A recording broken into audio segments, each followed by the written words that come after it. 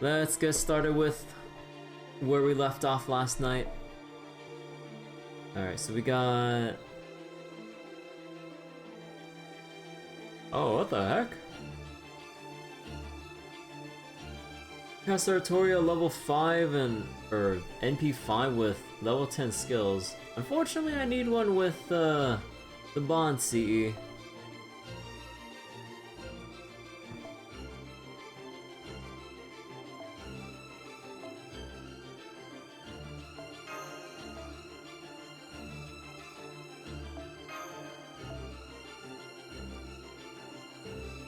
Oh, whoops.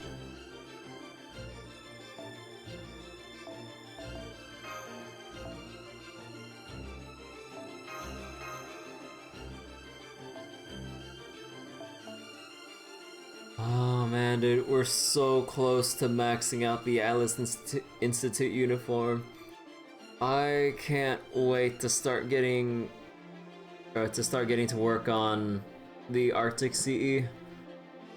Oh my god, dude. We're so close. Oh. Takes so goddamn long to work on these mystic codes. Oh, and we're just jumping straight into battle. Alright.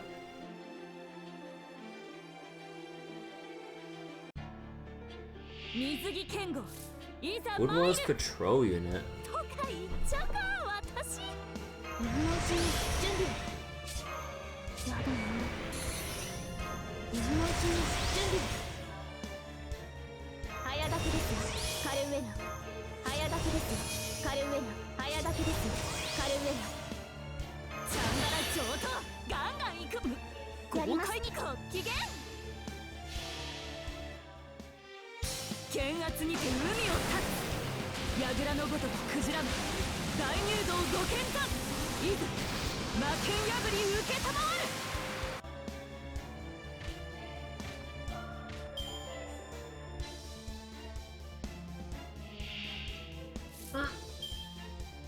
Wait, what do you mean it's a 2-waver?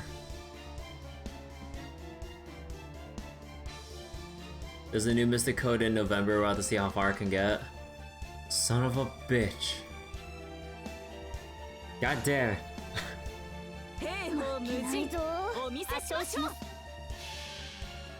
Eventually, I can work on the Arctic Mystic Code. How you doing, Bretsu?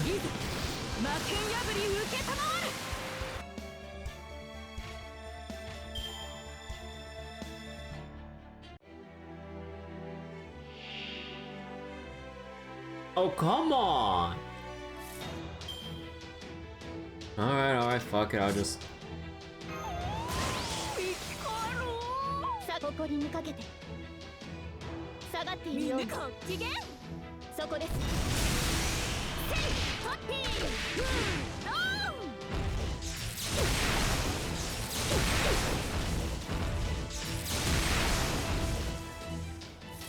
You barely squeaked past the terrible quest in section 16. Oh boy.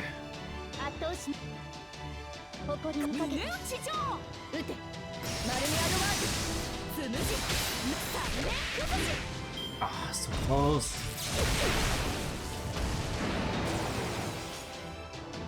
Oh, what?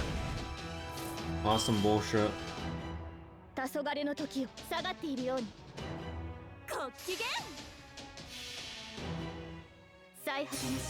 Can't be that bad. Not for mine. I'm not kidding. We'll have to see what the gimmick is.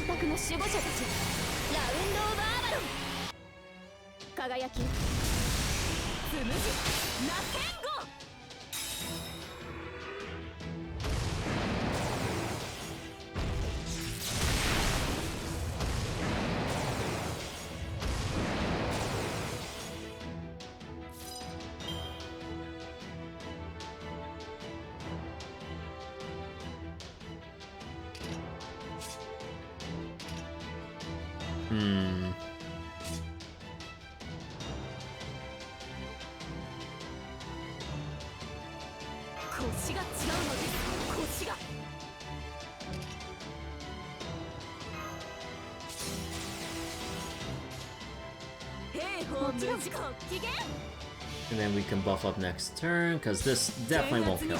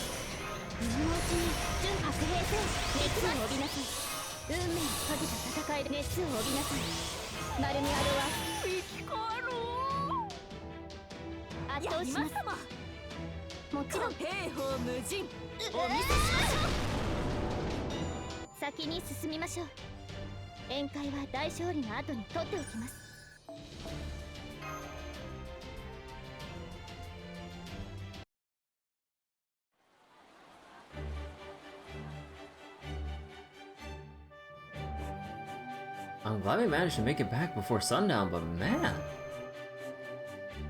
is it just me, or are there way more people here now than before? It's not just you. There have been people pouring in from the east and south gates since morning. And it's all because you guys beat a Tamlin. Can't believe the news, I couldn't believe the news when I heard either. I'm glad you're all back safe and sound. I wasn't worried when you wouldn't make it, but it's still good to see you're all well. Is all this commotion because... That's right, they're all from Norwich. Some want to join our army, others just want to live here. Even this is only about half of everyone who showed up. There's so many that we've had to have the rest stay at Norwich for the time being. That's right.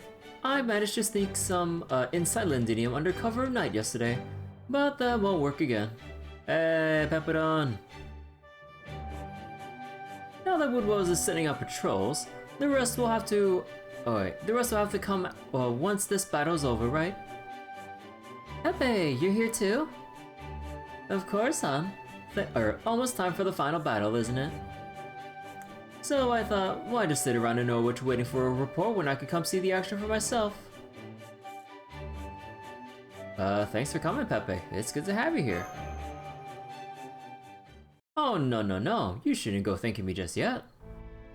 I have my own goals, after all. I'm really just using you as bait here. Once the fighting begins in earnest, you're staying in Londinium until it's over, right? And if Barrow knows where his target is, he's bound to turn up sooner or later. For some reason, I could just tell when and where he'll try to strike. He loves going after his victims when their guard is down, right after they won a hard battle. So you're both cut from the same dirty cloth, huh? Well, as long as this gets him out of our hair, you won't hear me complaining. But don't go taking any serious risks, alright? If you die now, we're gonna have to go through the rigmarole of unifying Norwich again. Oh my, you're worried about me, Muramasa. That makes coming to Britain all the more worthwhile. Don't be an idiot. Since I'm the Child of Prophecy's bodyguard right now, I'd rather just be dealing with you than Spriggan. Sure thing, hon. Whatever you say. Alright, since I'm technically affiliated with Chaldea, maybe it's time I got down to serious business. First of all, Artoria, Kirby, and Da Vinci. Would you come to the war room with me? I have a proposal for what comes after the prophecy. After the prophecy? Oh.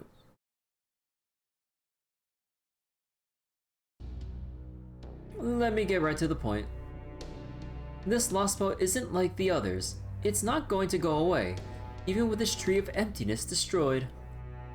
It was never part of human history long enough to be pruned away in the first place. Never part of it long enough to be pruned away? Rather, this world is just as strong as proper human history. A new proper human history. Not an empty one. Ironic that fantastical creatures like fairies became their own human history, isn't it? So you're saying this place isn't a Lostbelt, but a lost world, huh? I can buy that. Britain's Tree of Emptiness may have burned down during the attack on Olympus, but it had long since stopped functioning. I think this Lostbelt escaped the Tree of Emptiness's cosmic fantasy about 2019 years ago. The first year of the era of the High Queen, when Morgan began ruling Britain. It's not the Tree of Emptiness keeping this Lostbelt going, it's Morgan herself. But that also means that once we defeat her, this Lostbelt will go back to the way it was. And that should mean it'll eventually be pruned away just like the others. That's true, at least for Britain, but not for its residents. In the other Lostbelts, the fates of the people who lived there were inextricably tied to their surroundings. But that's not the case for this Lostbelt. If nothing else, we can be sure that the fairies who were born during the era of the High Queen won't disappear even if they leave this Lostbelt. It makes sense, really, since this world is just as strong as proper human history. That's the difference I'm trying to point out. You mean, they can migrate? That's right. Humans who were born in the land of the Fae can only live here. But if they wanted to, the fairies of this land could immigrate to proper human history. Now do you get it? There's a possible future where you can all live together in peace and harmony. Oh! So... What does that all mean, Da Vinci?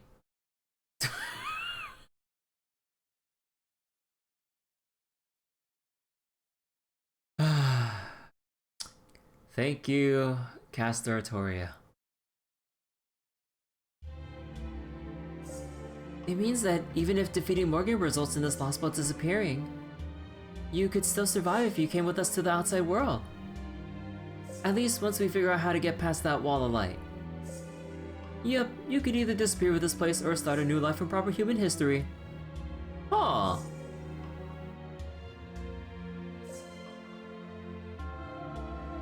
The choice is yours, Artoria. In fact, you could abandon this whole Child of Prophecy thing and just leave right now. There's a whole other life waiting for you on Chaldea's storm border if you want it. I'm kind of amazed you said that, Pepe. Especially with Percival standing right here.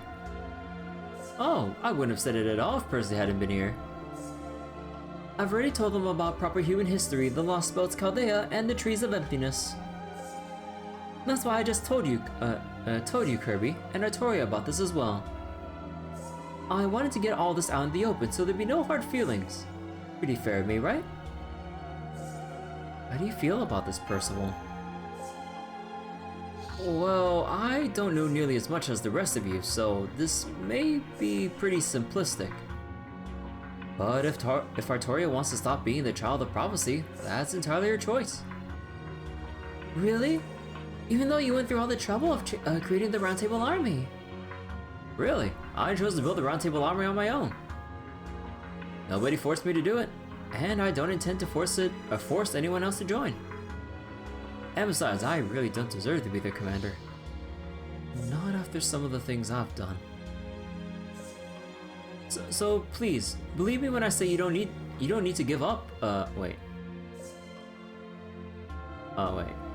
So please, believe me when I say you don't need to give up when you want, or give up, wait.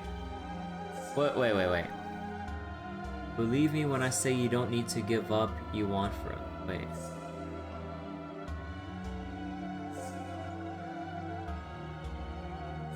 Is there a word missing here, or am I crazy? Besides, now we know that we can still help the fairies of Britain escape to the outside world, even without defeating the Queen. And isn't just knowing that an option a big step forward for Fairy Britain? Well, yeah, I guess so. But I still don't think that's good enough. Morgan would never just sit back and let everyone just walk away. If we're really going to save the fairies of Britain, there's no getting around the fact we'll have to defeat Morgan Le Fae. Where'd the Le Fae part come from? I'm pretty sure that means the fairy in The Legend of King Arthur.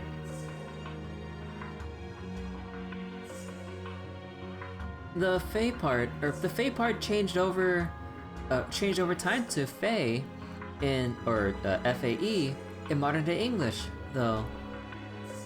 I haven't seen a single other fairy called Morgan since I've been here. I see. So you still want to defeat Queen Morgan just like the prophecy said, huh, Artoria? Looks like I'm with you to the bitter end then. If as a cryptor I'm gonna settle things with Beryl, then I guess, as Kirby's, nosy senpai, I have a right to interfere in your affairs too. Okay, that's enough serious talk for now, and while I trust this goes without saying for the record, if Artoria plans to continue her path as a child of prophecy, we'd best keep this conversation between ourselves. It wouldn't be very good for morale if rebels found out they could just escape the world itself, would it?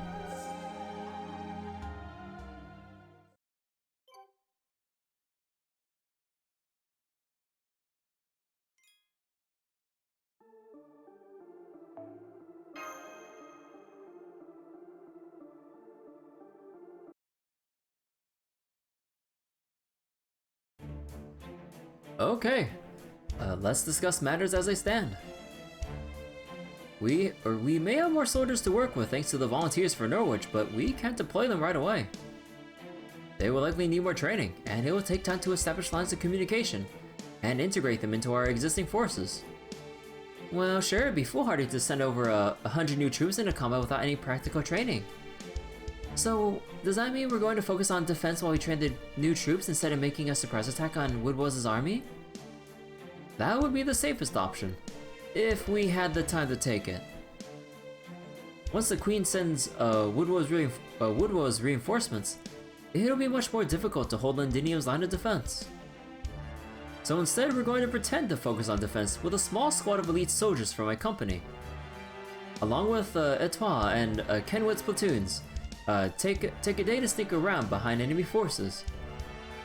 Once they're ready, I'll send my company along with the volunteer soldiers from Londinium to pad their numbers. Then while the enemy is focused on Londinium, our unit will ambush Woodwells himself and take him out. Once their clan head has fallen, the other fairies should lose their sense of purpose. It's one of the weaknesses shared by all clan-affiliated fairies. I'm not a huge fan of the strategy, but exploiting that weakness is our best move. Then does that mean we're going to settle this tomorrow night? That's right. Our assault unit will set off from Londinium before dawn. As for all of you, I'd like you to stay here and protect the castle walls, just in case. What if we went with you? I appreciate the offer, but you see, we'll be marching upstream through the river. Since none of you are used to traversing that kind of terrain, I'm afraid you'd exhaust yourselves before we even reached our destination. Okay, you got it. I think we can be of help defending Londinium. You obviously know what you're doing when it comes to skirmishing on level ground.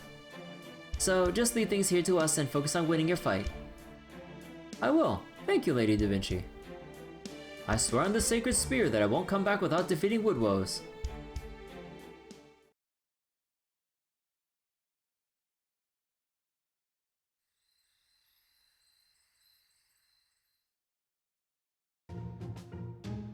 But yeah. What? Ta-da! Wait. Oh. What I feel I was like crossing my eyes for a second there. Is that Oberon? Surprised? I might be a half-wit with a perpetual, princely smile plastered across his face, but even I fly into a rage if you burn down my domain. But oh, Oberon doesn't play fair. The trap he planted in the woods makes a big mess of Barga's shin. Huh? Why are you sitting on that desk with a quill pen? Huh, oh, it's you, Kirby. I'm just writing in my diary. I have a atrocious memory, so I always write the day's events as entertainingly as possible. What about you? Why'd you come to the war room when nobody else was around? Did you feel so guilty about the festivities going on in the town plaza you thought you'd escape up here? You can tell. You're worried about MASH, right? I get it. It's easy not to think about it during a battle, but at times like this, you can't help it.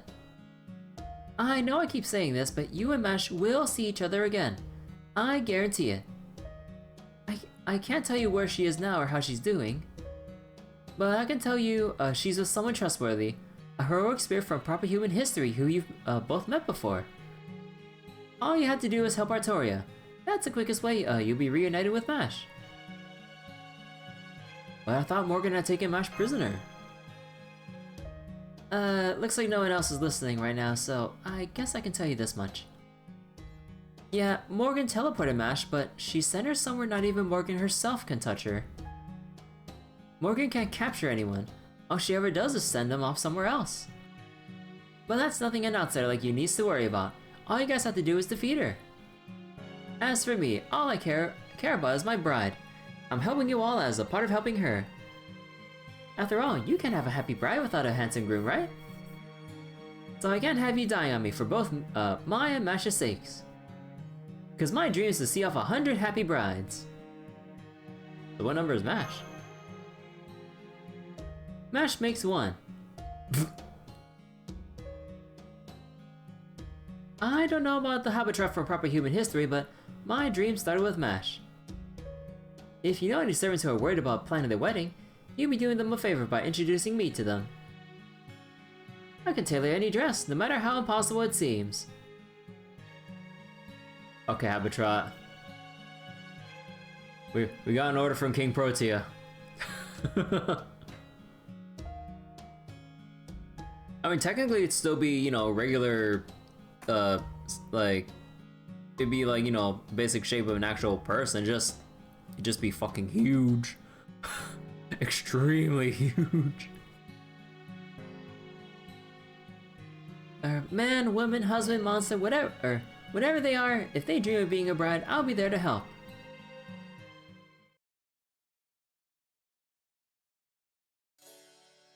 There she is! Hey! Hey you! The really energetic fairy! Are you talking to me? Do you not know my name's Gareth? Gareth, huh? What a great name! It's short, but it's also really courageous sounding. Thanks, but it's actually just the name I'm going by. Nobody actually gave it to me. Oh. Anyway, you're probably here to see Artoria, right? It must have been too hard for a kid to break through the throng of soldiers that were surrounding her in the town square earlier, huh? Wait here, I'll go get her. Nah, we don't want to see her. The Child of Prophecy's already got Percival and the grown-ups. We just want to talk to you. Me? But why would you want to... Just come with me, okay? Everyone's waiting for you. Don't talk on my sleeve. I'll go with you, okay?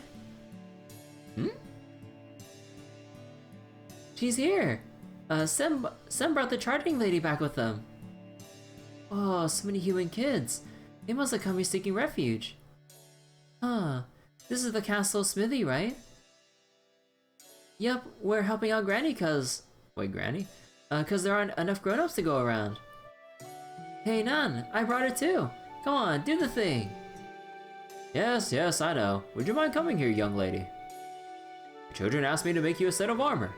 I tried to tell them no, but they weren't having it. Oh, Garrett's armor. Armor? For me? Is this a Mithra shield? Not even the Queen's Knights get to use these. What were you thinking? I can't accept something so valuable. You should be giving this to Artoria, someone as worthless me doesn't deserve. Worthless? Oh, that's not nice. You don't believe what these children saw in you. They were all abandoned by Norwich, but they scraped everything together together everything they had to buy the materials for me to make this for you.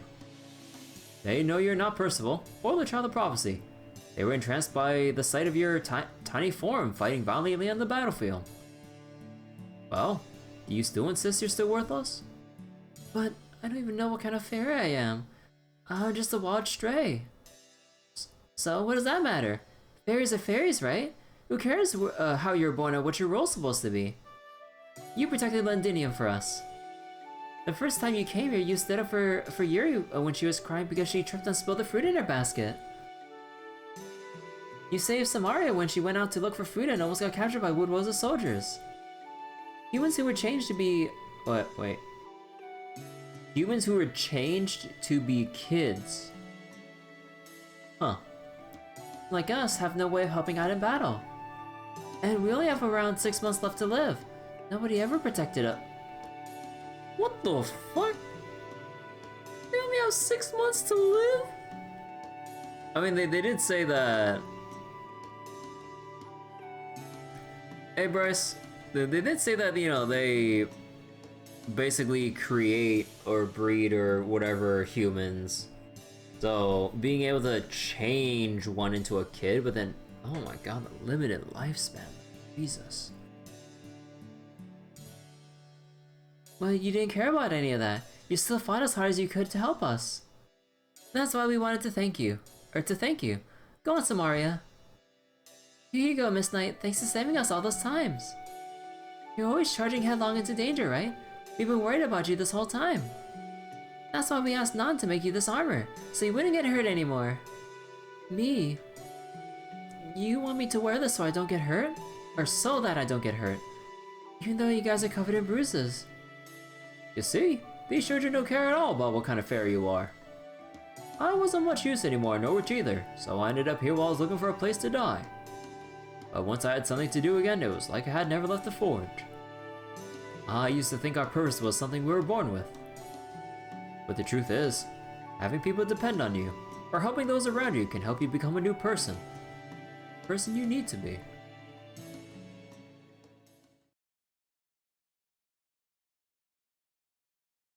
There you are, Gareth. Shall we get started with your training?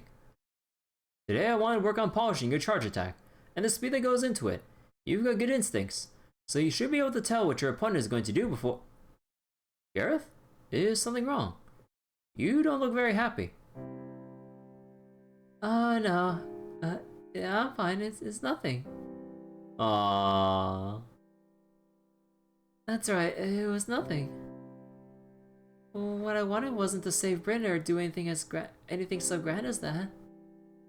It really was nothing. The kind of ordinary thing anyone can do. I see. So those are tears of happiness.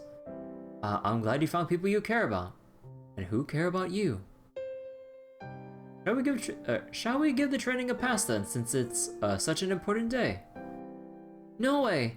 I'm going to train twice as hard now. I still have a lot of fighting left to do. I'm a Knight of Londinium after all. A Knight of Londinium, huh? What a thing to say. You never failed to surprise. Don't laugh at me just because you're stronger than I am. It's rude, I'm serious about this. Oh right, I'm sorry. I guess you wouldn't know about this. Huh? See, the Knight of Londinium was actually a specific person back in the Fae era. He was a human king known as the Last Knight who fought the fairy clans and won. And he was Ace the Savior's lover. Oh my gosh, I'm sorry. I had no idea. I guess I was the one being rude. Hey, there's nothing wrong with Knight of Londinium. It's a lot better than Round Table Army. And for what it's worth, I think it suits you better too. After all, you really are trying to protect Londinium. I didn't say anything back then because I could tell it wasn't a good time. But you never did tell Artoria and Kirby what happened when you fought Lancelot in the Welsh woods, did you? Back then. Oh. I can read her next move, but I'm too slow to guard against it. She's just too fast for human eyes to follow. Huh. I'm surprised your arm's still attached. You've grown. If only a little. You've grown? You've fallen the past?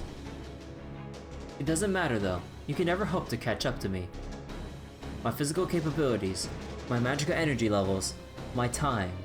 I surpass you in every way, so come on, just give up already. I guess that's too much to ask though. You can never listen even when you were a child. There's no point in me saying this, but I'll say it anyway. Don't use that spear, Percival. It's too much for a human to handle. Oh. Huh. This is just a hunch, but... Do you happen to know Lancelot from somewhere, Percival?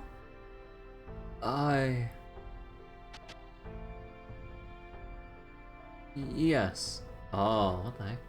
What was that CG? Lancelot and I were actually students at the same place. We trained together for a few years, but that's all. I'm sorry for making you worry over nothing. Now I'm just Percival. the commander of the Round Table Army. Lancelot and I are enemies now. We have nothing to say to each other, and no intention of holding back. Don't worry, the next time we fight, I'll beat her. Especially since I'm sure you and all the others will be there to help me too.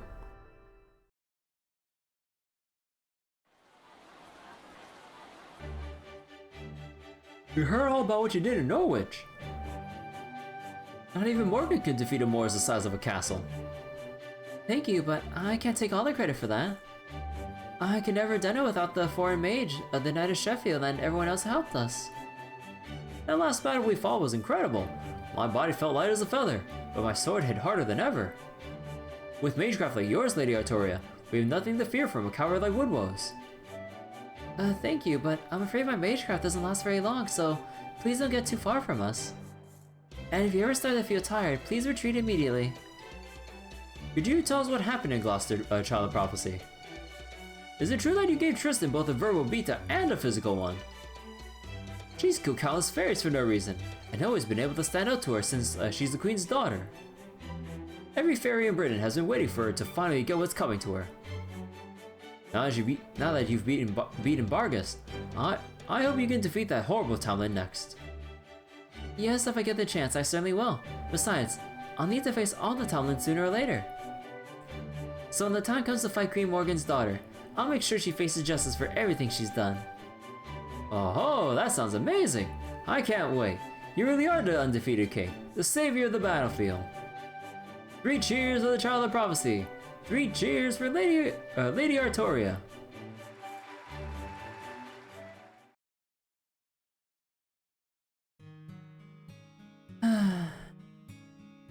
The fact that they're all so nice makes this twice as tiring as usual. I haven't had to do this stuff since Tyndagal. I'd forgotten how hard it is. I hope I did okay. I hope they didn't realize I actually had no idea what I'm doing. Don't worry. None of them had a clue. That was some great acting. I should have known the Child of Prophecy would know how to work a crowd. Is that how you handle them back in your hometown too? I wouldn't say that. Yikes, you must have had it even worse than I thought. Usually you'd be biting my head off for that remark. What's going on? Something got you so down you can't even snap at me? Now you're being all considerate, Muramasa? He was even worse than your teasing.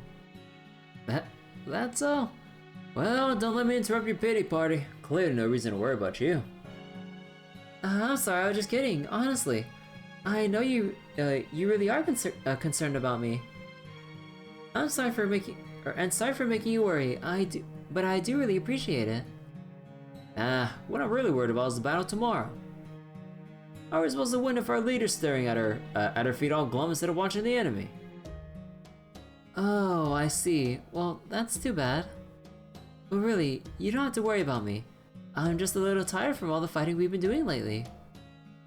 Plus, all these Round Table Army people are just a lot more excited about this than I am.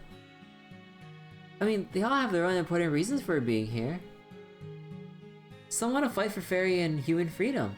Some want revenge on the Queen. Some want a better tomorrow. Those are all great reasons, but they're so serious it's hard for me to keep up. I mean, I'm only here because I'm the Child of Prophecy. Sure, I like to fight and I'm good at it, but it's embarrassing to be put on so high a pedestal. You're good at it.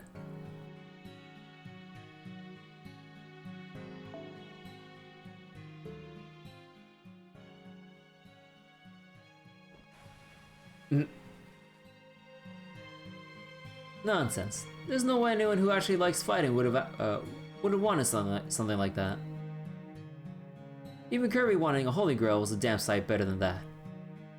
Huh? You saw what it was I wanted, Muramasa? Of all the things you could have desired, that was all you wanted? So what if you're the Child of Prophecy? If you want to act how you think everyone expects, fine. But if no one else will say this, I will. Artoria, you're not cut out for fighting. But if I quit, I'd be letting everyone down, right? So it's okay, I'll be fine. I I know I'm in over my head, and I still have no more confidence in my ability to actually pull this off. But I'm sure I can at least figure out how to ring the bells of pilgrimage, so I'm gonna keep doing my best to be a good child of prophecy. Huh.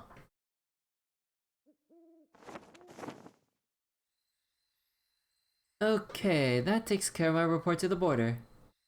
Huh, what are you doing up this late, Kirby? Everyone besides the lookouts is sleeping now. I was just about to turn in too. Well, if you're having trouble sleeping, do you want to talk about whatever's on your mind? What do you think Pepe meant by humans not being able to migrate outside this Lostbelt? Oh, that. Okay, I guess this was bound to come up eventually. When Pepperoncino said that humans born here can only lie here, I think what he really meant to say was, humans who were made in Fairy Britain can't survive outside it. You've seen a lot of different sides of the Land of Fae by now. Well, one of those is, one of them is those prisons they call human ranches. You do know what's really going on at those places, right? They're factories where humans are made.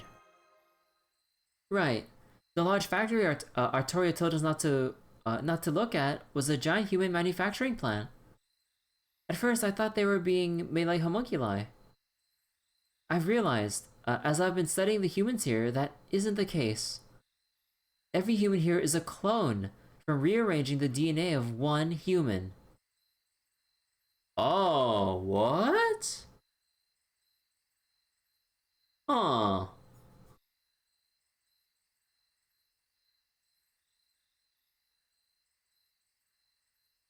Even though they started out with only one human for the base material, they're able to come up with hundreds of millions of variations repeated over repeated rearrangements and duplications. Enough variations to rival the sheer variety of people found in proper human history. The difference is that humans made here can't reproduce, and their lifespans are predetermined. I don't think the lifespan part was intentional. There's probably only so much their cells can take. When I first got to Salisbury, I remember finding it odd that there weren't any I can't read elderly humans around. There were plenty of elderly fairies, sure, but no elderly humans. But that alone isn't enough reason that to say they can't survive, right? True, the real proof rests in the era that original human was born. The era of the High Queen, Morgan's reign, began after the Tree of Emptiness died. When she took over Britain, it became a lost world instead of a lost belt. A whole other chronicle-theoretical phenomenon, basically. That means anything born in this era could survive in proper human history too. But the Fae era Britain was a lost belt supported by a Tree of Emptiness, and subject to the pruning theoretical phenomenon. Anything born in the Lost Belt can't survive outside it. Of course, if a being is able to cross that boundary into a higher level phenomenon, like being inscribed to the Throne of Heroes, that'll let them survive in proper human history as well. But obviously that's not the kind of thing just anyone can do. This is just speculation on my part, but I guess this Britain didn't originally have humans. Now that they've been essentially created here, fairies and humans have switched roles. Here, fairies are real, and humans are the fantastical made-up creatures. That's why humans from Fairy Britain can't survive in reality-based proper human history.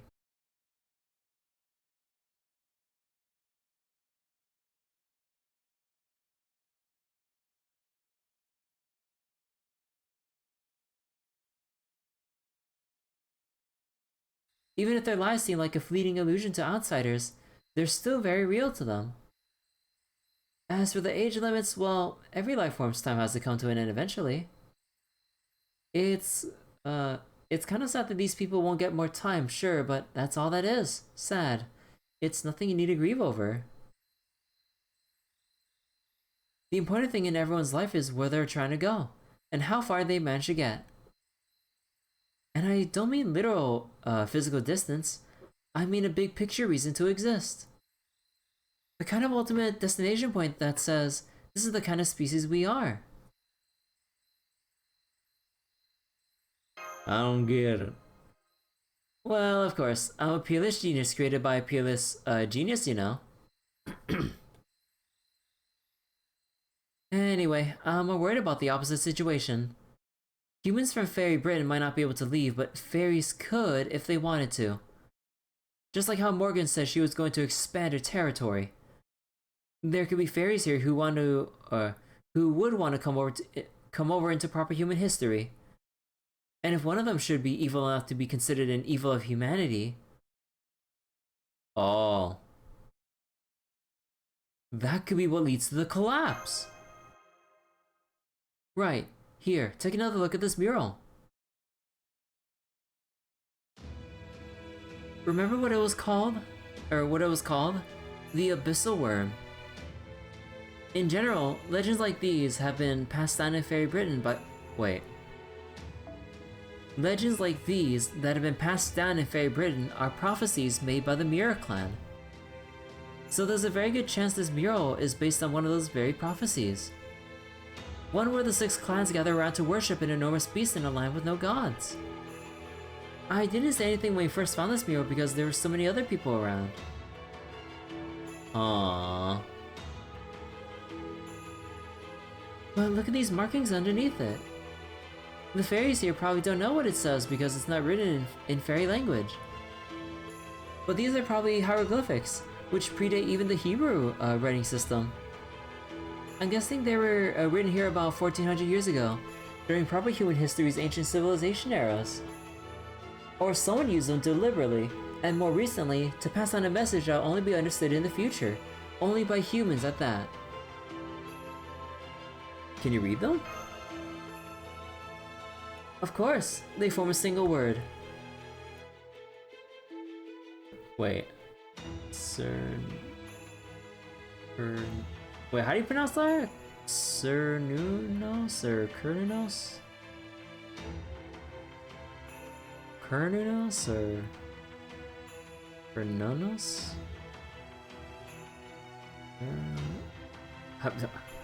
Huh.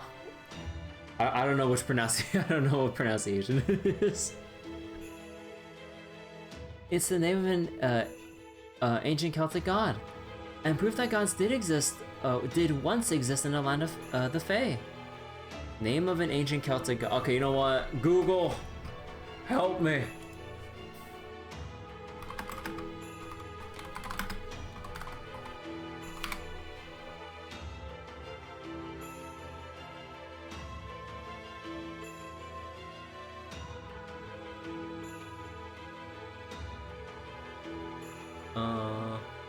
Cernanos. Oh.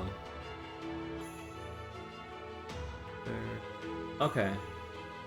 Cernanos. Okay. Thank you, Google.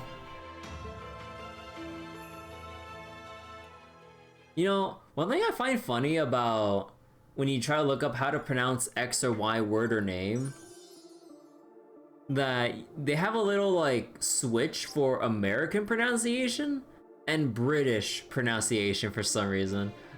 I kind of find it funny like how I kind of find it amusing that that they have that.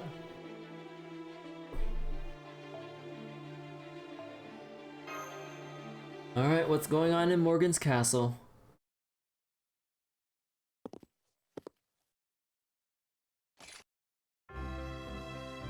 Oh yeah, wait, I forgot to push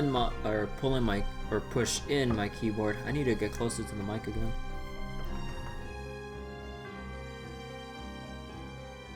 Tomlin Lancelot, Lady Barghest, Nay? Nee? Wait, how do you... Okay, fuck it.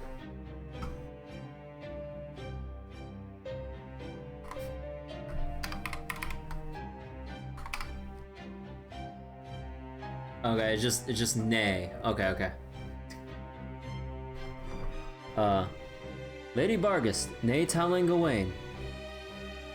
As of this moment, both have returned from the mission in the Welsh woods. Tomlin, make your reports to Her Majesty. Tell me all. I will have only the unabridged truth. Yes, High Queen.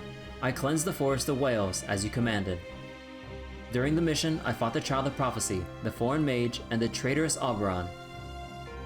In doing so, I lost the name you gifted me, and I return to you now as simply as Bargist. This is hilarious! How the mighty Sir Gawain has fallen. You know, running back here with your tail between your legs is kind of charming, at least for a dog duchess. So, this is the second time you let the Child of Prophecy get away from you, you know. Nothing to say for yourself. Mother may be kind and understanding, but even she has her limits. We completed the mission you gave us, Your Majesty. The forest is cleansed. Bargis stopped fighting simply because she no longer needed to. Tomlin Gawain suffered no defeat, unlike you, Tristan. Was that a shot at me, Lancelot? You're still lousy at it, I'm honestly not sure. And lose the freaking mask already. Why should I listen to you talking back to me if you don't even have the guts to show your face? I was only stating a fact. Rabble, rabble, rabble, rabble. Whoa! Lady Lancelot just showed her face! She usually only does that during ceremonies. What an incredible stroke of luck! That long silvery hair, those golden eyes that shine like crystals. She truly is a one-of-a-kind dragon fairy. Don't worry about me, Lancelot. This has nothing to do with you. I wasn't trying to help you. I just took it off because it was in the way. So what? You're on Team Loser 2, Lancelot? I can't believe you'd even try to defend yourself. If something happened to Lancelot, she's usually so unflappable. Your Majesty, I cannot deny that I was defeated. I have betrayed your trust in me, and besmirched the name of all Tomlin. I'll accept whatever punishment you judge to be fitting. Indeed, it is unthinkable that a Tomlin should be defeated by the Child of Prophecy. You are therefore commanded to remain in your own lands and reflect on your failure. You have worked tirelessly to keep peace and order in Fairy Britain these past 2 centuries. Now is the time for you to rest. So the Black Dog Duchess is being relegated to Manchester. She's no longer going to be on the front line. Now is our chance to find the most promising upcoming knight in our ranks and have them bestowed with the Tomlin's gifted name in her place. Idiots, there's not another fairy in Britain who could possibly take Bargis' place. Still, are you sure it's a good idea to give her a leave, Mother? Shouldn't she be out backing up Woodrose? May I please say something, Your Majesty? I believe Bargis should atone for her sins on the battlefield. We receive reports that the rebel forces in Londinium are continuing to grow in number. The Fang clan alone may not be enough to stop them. We should send Bargis out there and have her defeat the Child of Prophecy once and for all. You are, I assume, joking, yes? Do you truly believe mere humans are capable of beating Woodrose? But Lord Woodrose is over 1,000 years old. Surely he still can't be in any shape to... Absurd. Ignorance truly would seem to be bliss. Huh? I have already sent reinforcements to Oxford. They should rendezvous with Woodrose's forces tomorrow. Together they will be more than enough to raise Londinium. Bargis will not be needed there. I see. Now I understand, Your Majesty. An excellent decision as always. Bargis, where is Knight Portune? He still has yet to report to me. Did he somehow perish in battle? Huh? Portune hasn't returned. What could have happened to him after I last saw him? Knight Portune and I went our separate ways once the forest was cleansed. He did not tell me where he was going. I see. If you do not know where he is either, then he must have fallen to the Foreign Mage or encountered a group of Moors. Regardless, the cessation of his reports must mean he has died. Fairies have declined so deplorably, even those who survived the war against the Moors. Very well. Leave me now, officers. I can stomach your incompetence no longer. Yes, High Queen. I'm so sorry we couldn't be more useful. Your Majesty, wait. May I speak? So you are willing to risk your life to do so? You are still earnest to a fault, I see. Very well. I know what you have to say. I know what you have to say will be nonsense, but say it anyway.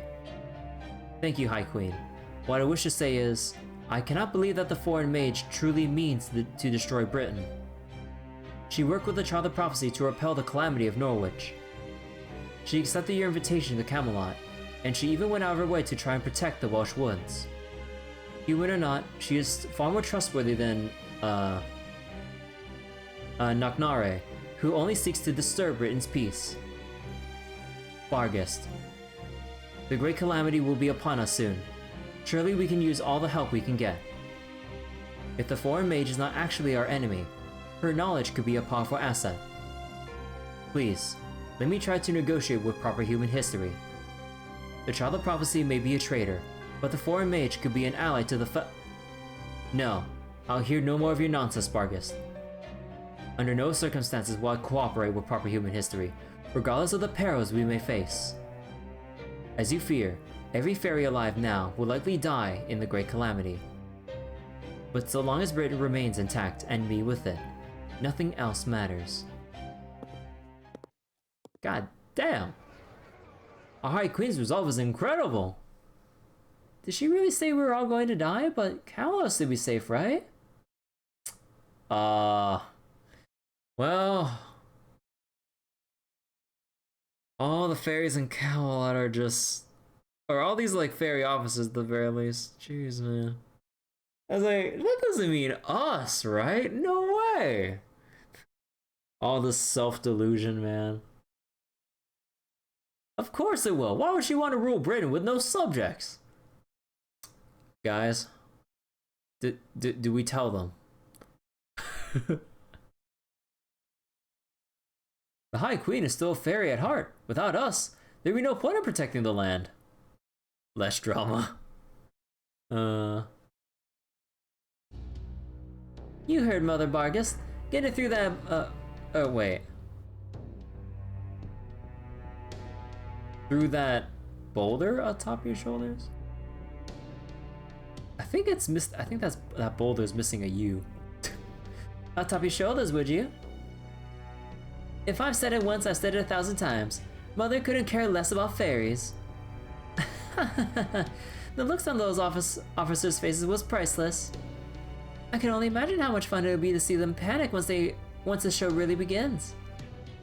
Is she serious? Then the High Queen truly has no intention of saving her subjects' lives. So, does that mean Barghest can come over to help us? Gotcha. So that's the scoop with the High Queen's reinforcements. I have nothing more to say. I'll just keep an eye on things and play it by ear. My next entree is Kirby. I don't care about the battle between Woodrose and the Round Table Art. Whoa, you're kidding me. Pepperoncinos in Londinium too? Damn, that was close. I'd have blundered right into a minefield if you hadn't warned me. Thanks for telling me this. I owe you one. Huh? Don't worry, I'll keep my distance from Londinium. There'll be plenty of other chances in the future.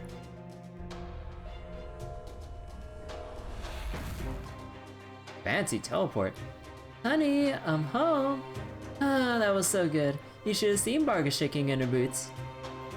You'll never guess what awesomely horrible thing about her. Hey, was someone just here?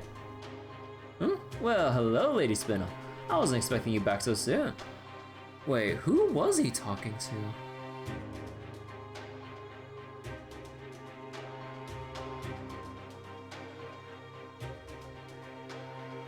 Wait. So, it's someone... Even Barrow doesn't want to fight Pepe? Only the most guaranteed and underhanded of conditions does Barrow wanna, like, go in for the kill. If Pepe's around, nah. Wait, so that's the scoop of the Queen's troops? Okay, wait, who... So it's not, like, anyone within Londinium and not anyone from Camelot. Someone that knows the Queen's army's movements. but also kept track of what happened in Londinium, and knows that Pepperoncino moved in.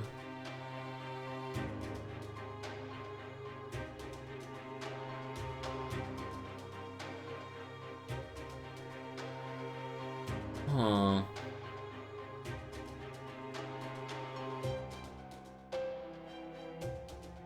Someone who's keeping tabs on both.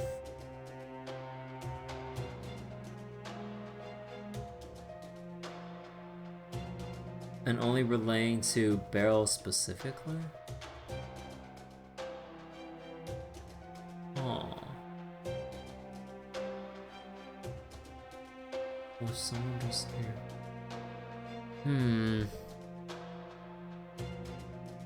Man, that infinity mirror of Morgan's is something else. Hell, it's practically magic. Probably human history sure never had such a quick and easy method of transportation. And even if there was one, only a witch who's way behind the times would be able to use it. That alone makes it worthy of respect. These fairies still have no idea what makes Morgan real scary. It's literally magic. Deep down, they still dismiss her as an insolent upstart of a fairy who can't even make sacraments without using magecraft. If you ask me, it's the other way around. She's a scary, powerful fairy who supplements her already insane fairy powers with even crazier magecraft. She's got a teleportation spell that's practically a dimensional connector made by linking a base mirror with a bunch of sub-mirrors. She's got 12 lances that shine to the end of the world all around Camelot's main gate. She's got a huge tower bounded field covering all of Britain. She's got the garden where she sealed Merlin. The garden? Oh, right. And on top of all that, she can even perform race shifts without coffins. Not even Chaldea could ever pull that off.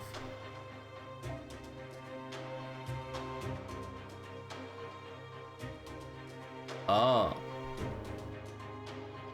That explains the blue mirror. Or whatever it was called again.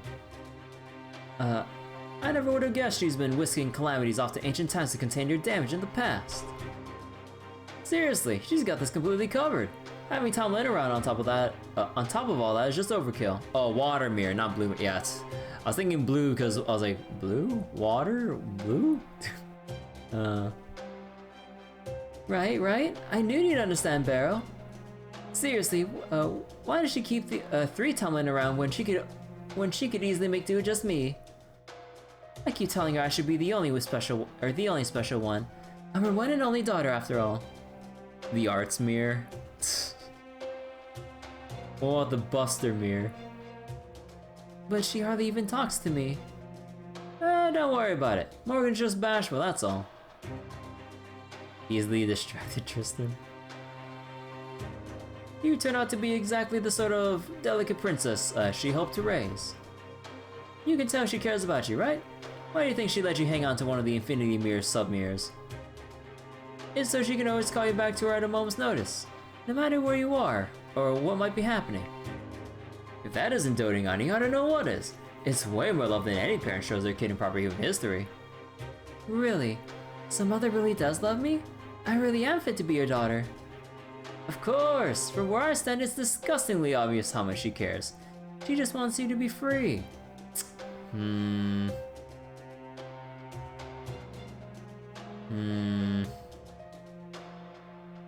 Who cares what those other dumb fairies say about you? You should just cut loose and do whatever you feel like, princess. Of course I will. There's nothing I love more than hearing fairies scream in pain.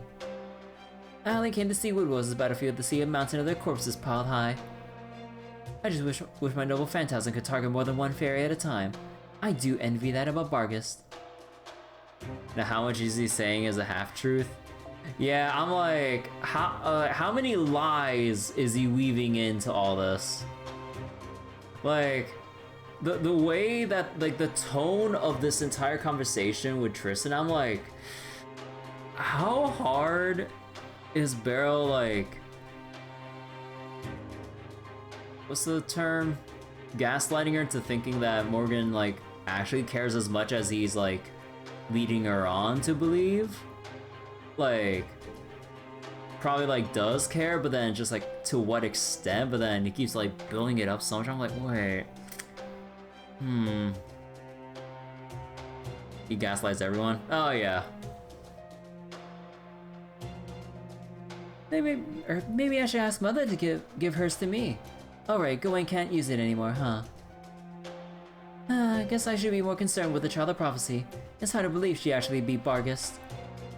Is the Master Chaldea really strong enough to defeat a Tomlin? Good question. Now that she's made it this far, I guess I own her a fair shake. Whatever her skills are as a mage, she's gotta be one of the best masters out there. Really, when you think about it, she's got an absolute shit ton of experience. Oh yeah. And let's not count the seasonal or the events in between all the Lostbelts and Singularities too. Have you seen the shit we have to go through every single time like a Nobunaga comes running around? God damn.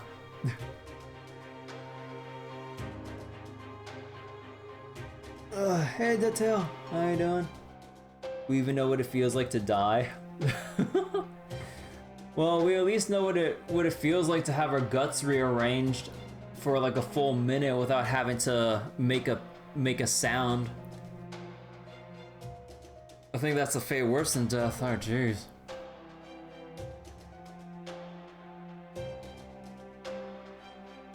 You don't beat Kishari Wodime by accident.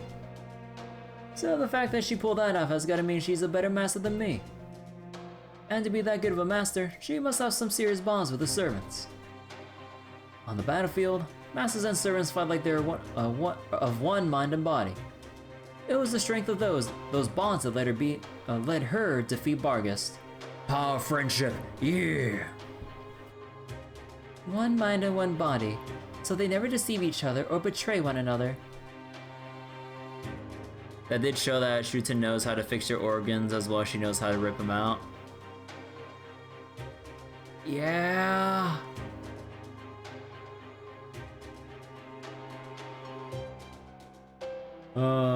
That scene still sticks out to me. We literally had power friendship for Solomon. Yeah. Like, cue the fucking Smash Bros thing, like literally everyone was here, even all the event servants. That was really an awesome moment though. You're a master too, right, Beryl? Do you have a servant of your own? Who knows? I still haven't formed the contract yet. Oh. Yeah, because Morgan was born way before, and then...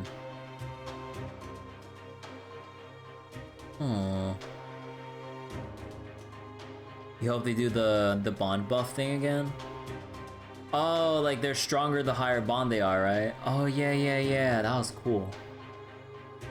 What, seriously? Come on, Red Barrel, I know you like slacking off, but this is ridiculous. Still, this must be fate. It's so totally fate.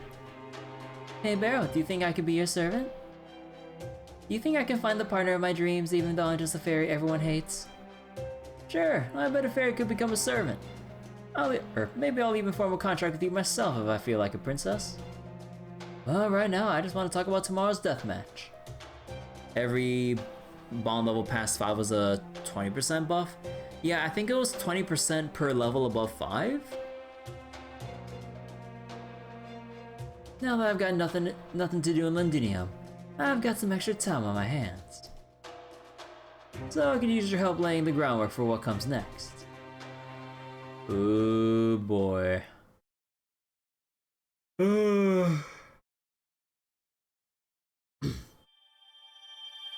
Can't wait till we beat the shit out of Beryl. It's gonna feel so good by, I would assume. Hey! Login bonus. If you're to somehow have a servant above bond 10, they will not get anything more. What do you mean? They should get like a 50% buff per bond level above 10. Give us that tree 50% extra damage. Look, they put in the time and stamina.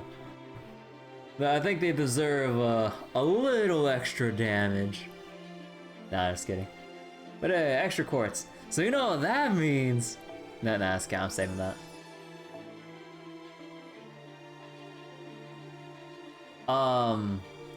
Man, again, I know I can't really fault the localization team for missing a couple errors here and there, but like Londinium, defending Lodinium. Oh man. So let's be real, Bond 15 should be 200 buff total. Yeah. Yeah, I think that's probably a more reasonable number to expect, because you know how things go when attack buffs are a thing. It's either like the magic numbers of like 20, 50, 100, 200. Those are like roughly the magic numbers they go by. Or is it like 20, 30, 50, 100, and you know.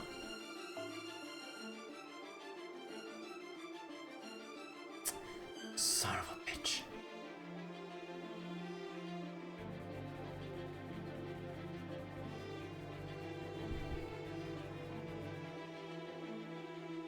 Not again.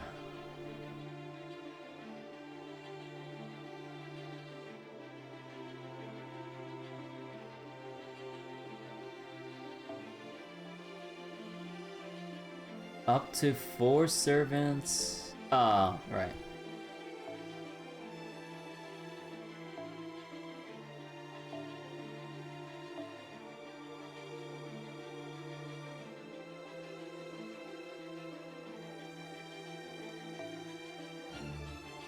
At least Castoria's 10-10-10 this time. Yeah, thank God. Unfortunately, they don't even try to like give her. Nah, they never do it for any story servant. But I really wish they gave them like extra, like faux stats. But you know they never do that.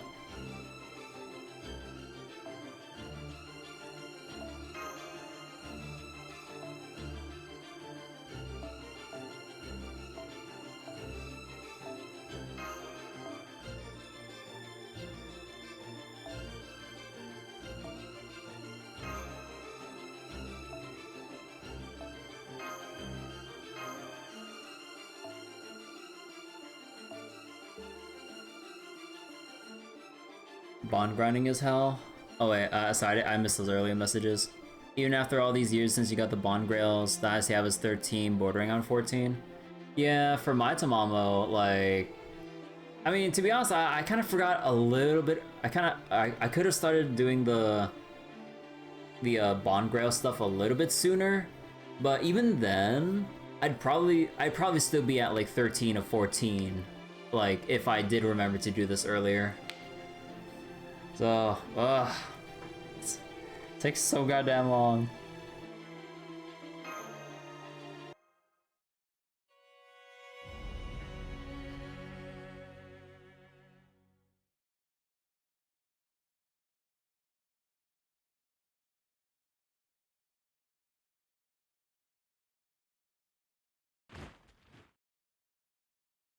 Well, there they go.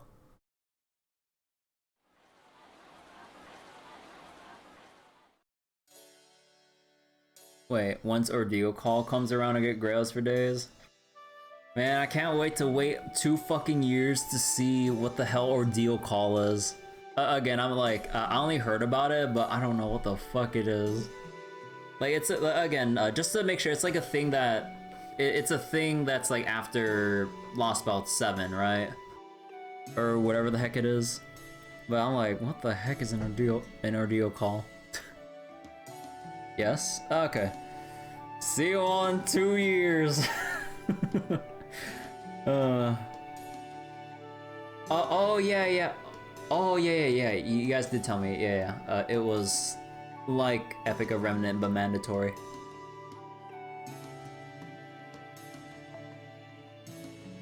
Wow. Seeing all these soldiers eating together in the town square like this really drives home the idea that they're about to go to battle. And you're all here too. How come? I thought you weren't going to be fighting yet. We're not. We just didn't think it'd be right to be the only ones relaxing in the war room. I can see that Garrett's like in a movie right now, actually. Just noticed. Want some of this bread with jam? Have it meow? It's really sweet.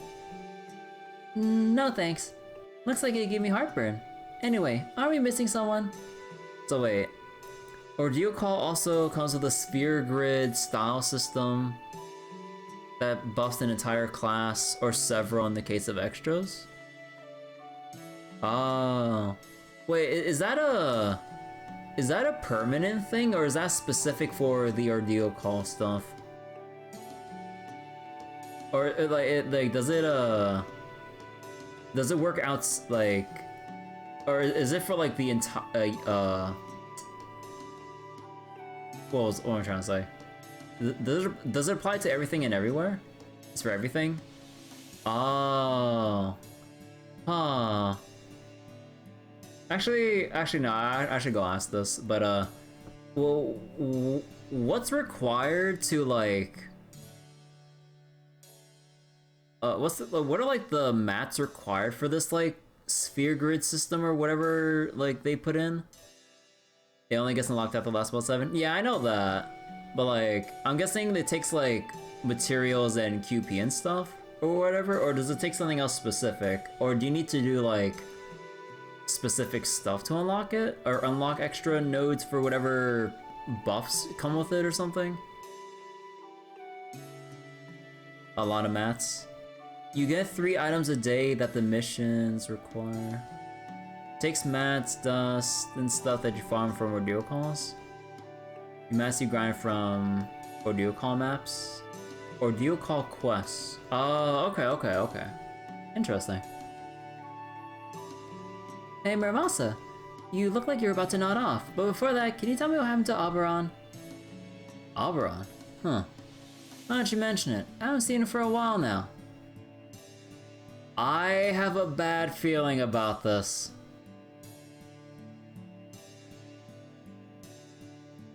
And it might be because I was holed up in the forge all night all last night, working on something a little out of my wheelhouse. Ain't exactly the first time he's just flown off on his own. Not a whole lot of women in Londinium, you know? No, he's probably off in Salisbury putting the moves on Aurora or something. I wish I could say he'd never do that since he's not a lowlife like you, but... close but no cigar, Muramasa. Korra's more my type. Oh,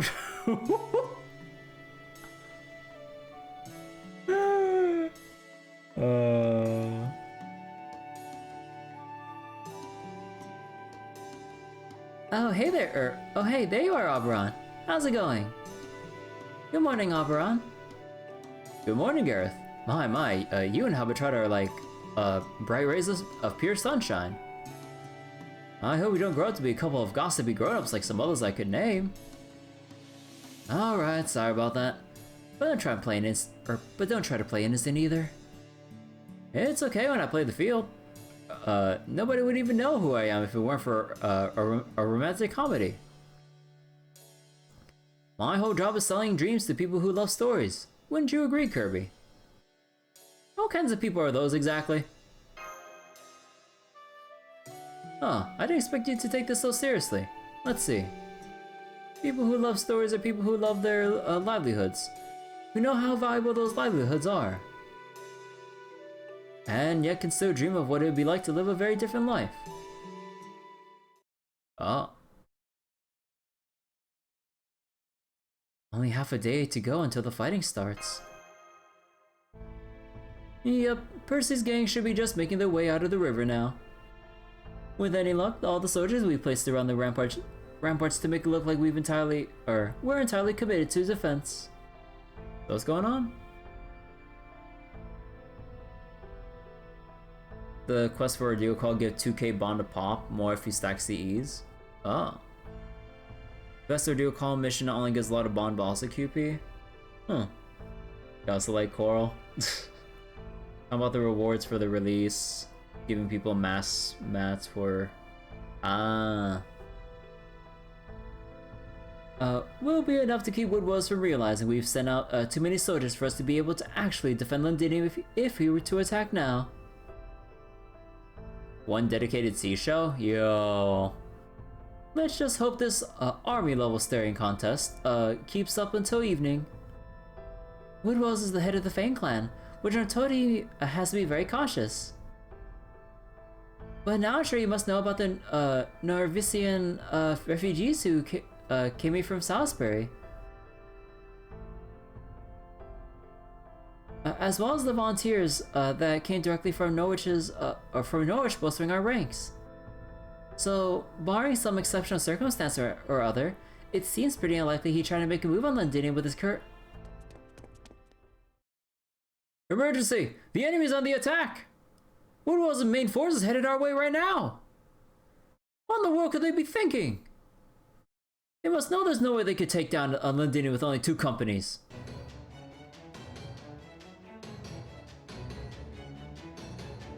Yes, we found those exceptional circumstances. We know, we can't stay up hold up any longer. We'll head on to the field to meet them. Our archers almost ran out of arrows yesterday. They won't be able to maintain fire for an hour now. Aurelia, have your platoon charge straight into them. Landon, have your platoon ride out from the east gate, and hurry! Count, do you think you can command the volunteer soldiers for Norwich? Leave it to me, hon. I'll send them out from the west gate and have them flank Woodwell's forces. I don't think they'll be very effective, but they should take some pressure off of the other 2 platoons. So long as Aurelia and Landon's troops can buy some time, that'd give Percival's squad a chance to sneak up behind Woodwell's. That's right, if Woodwell's is attacking because he's getting antsy for a victory, then we'll just have to keep him from scratching that itch. If they make it through the main gate, we'll lose. If we can keep them out of the castle, we'll win. Artoria, Kirby, I'd like you to back up Aurelia's... No, on second thought, I'd like you to defend Londinium as our primary fighters. Will do. Hold down the fort while we're gone, Oberon. Excuse me there.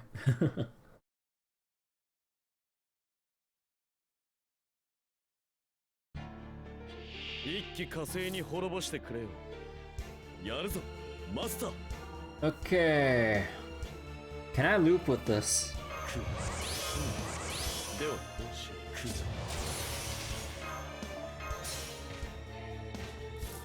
白兵戦行きます。白兵戦行きます。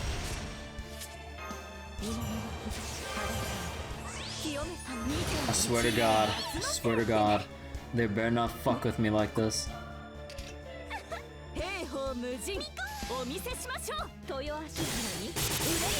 If I had to ask, look, I have like all the NP gain CDs in the world right now.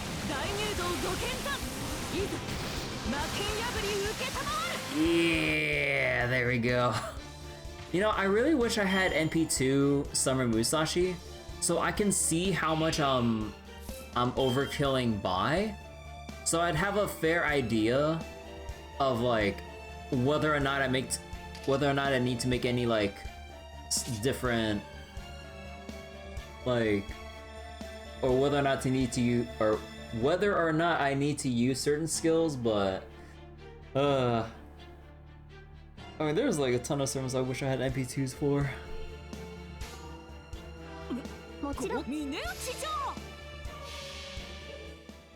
MP2 Summer Musashi was useful back when you used her. Hacking Space Ishtar Havers.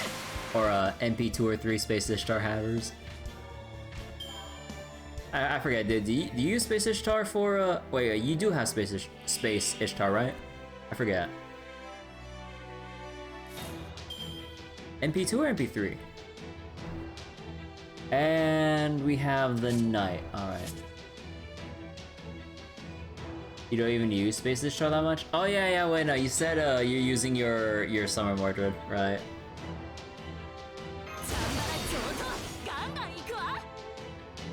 Yeah, I forgot about that.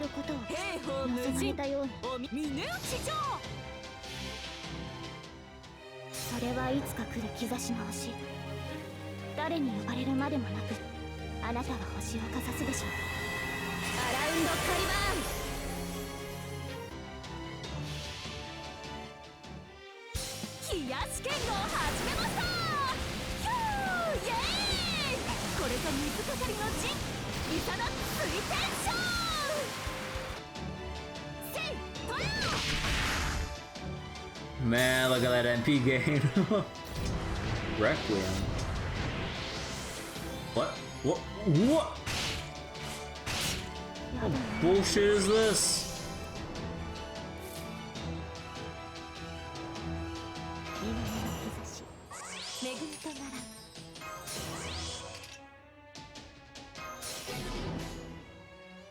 大結果峰打ちご所望でございます Oh, wait, what did I do with that order? みそぎ払うは我が I mean, it shouldn't really matter, 私 but what I do tomorrow first? Whoops. My brain is on autopilot. 剣圧にて海を立つ櫓のごとくクジラの So wait, 120 MP5 2K foe. That would probably let you do a lot of Diablo, right, too? You don't have enough coins to get your Summon Mordred to 120? Saving Mordred's all the above, though.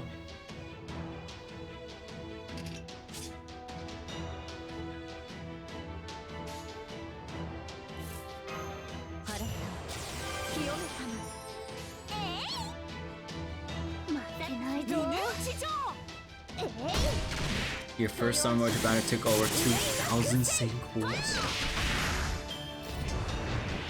Oh my god, not again! What the fuck?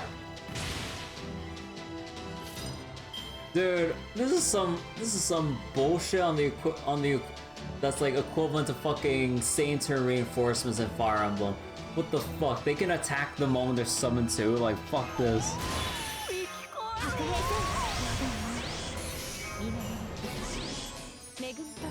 Fucking same turn reinforcements, man.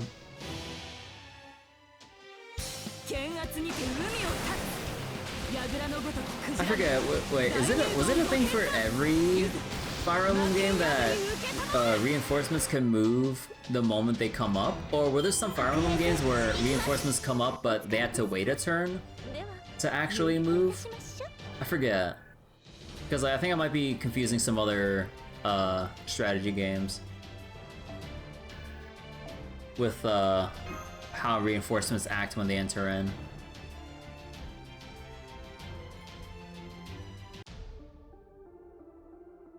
Unknown?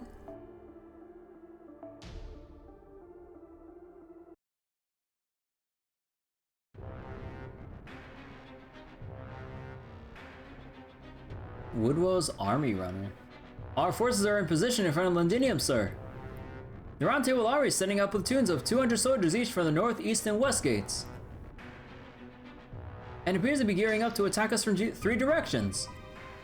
Understood. You seem to have a good head on your shoulders, at least for a human.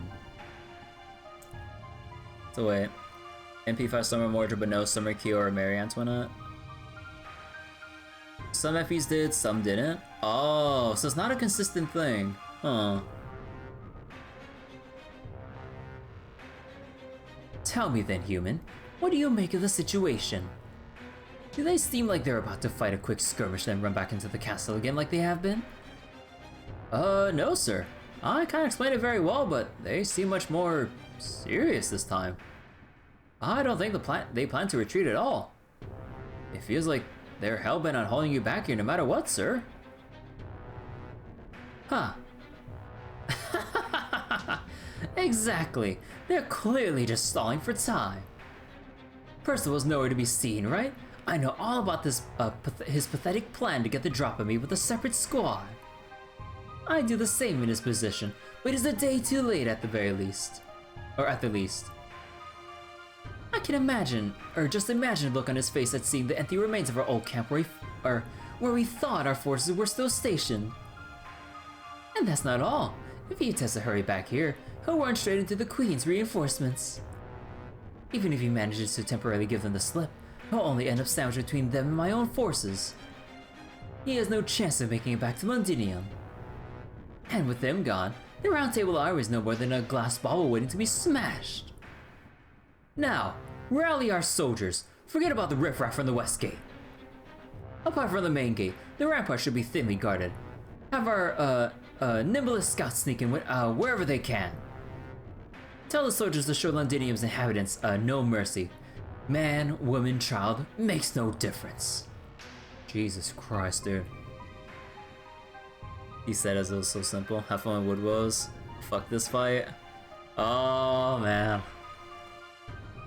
Anyone who would spurn Her Majesty's protection, after she has kept Britain safe for 2,000 years is no more than a common criminal. Kill them all! Don't let a single one of Londinium's residents escape with their lives.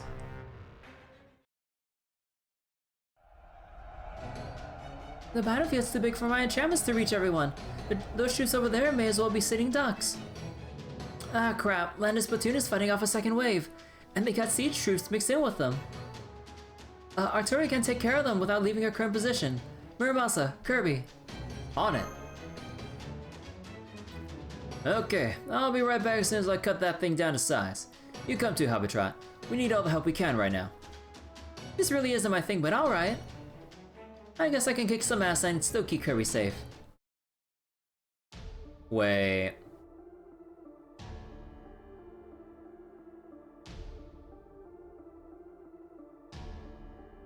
Okay, so we could still use... Oh.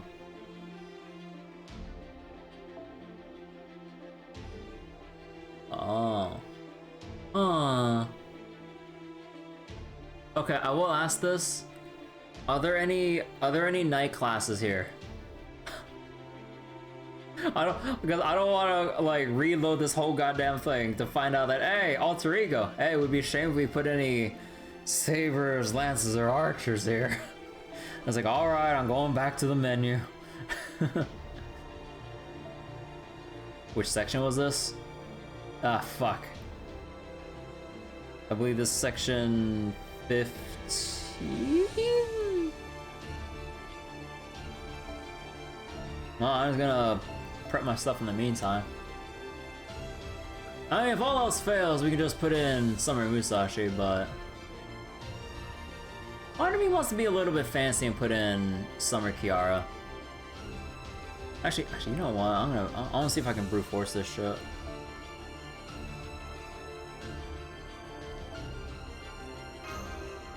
All sabers? Oops, all sabers? Are you serious?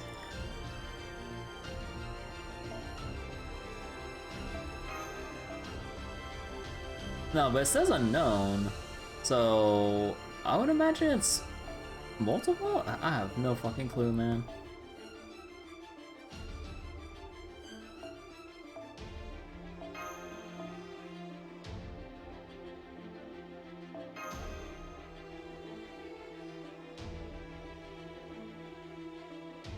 Saber, Archer, Zerkers. Son of a bitch.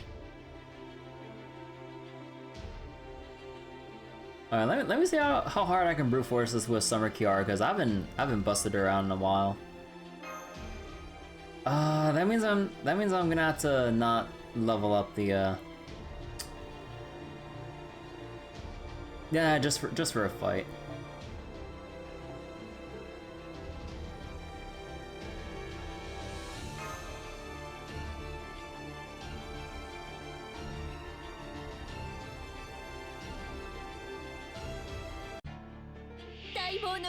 Ah.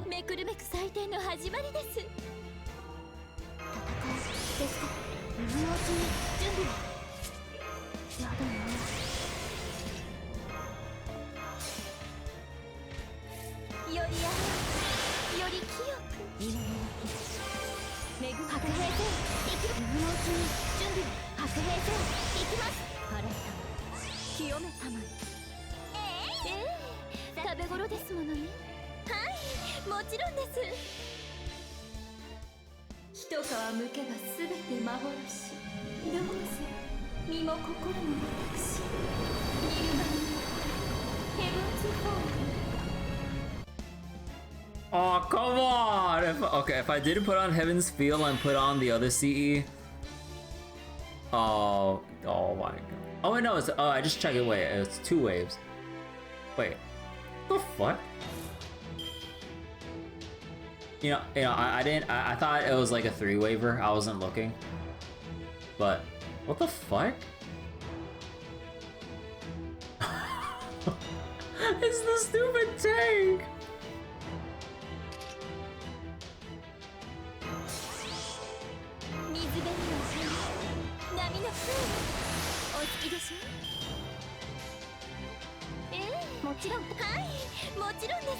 Tamamo tank? Yeah, why is it called Tamamo tank? せっかく夏ですので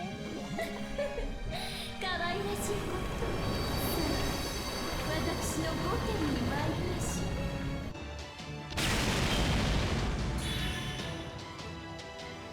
ょう。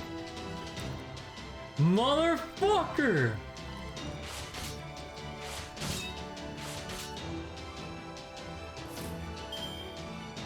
Well, to be fair, they're all Zerkers, but... I mean, there had to be something piloting the tank. Going Sky just stealing other people's brand names. It's a trap moment. I'm just gonna face card it. I know I'm gonna need a command seal later tonight. Or I'm assuming I'm gonna need a command seal later tonight.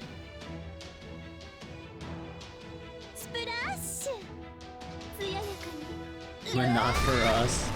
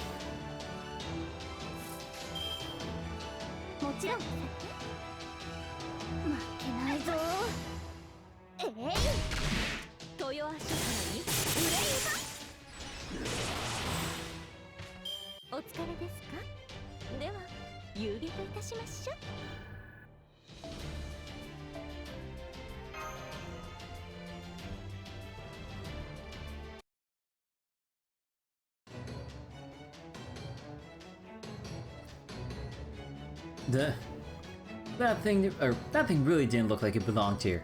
The Coin Sky sell it to him. I swear, is there anyone that damn fox won't sell to?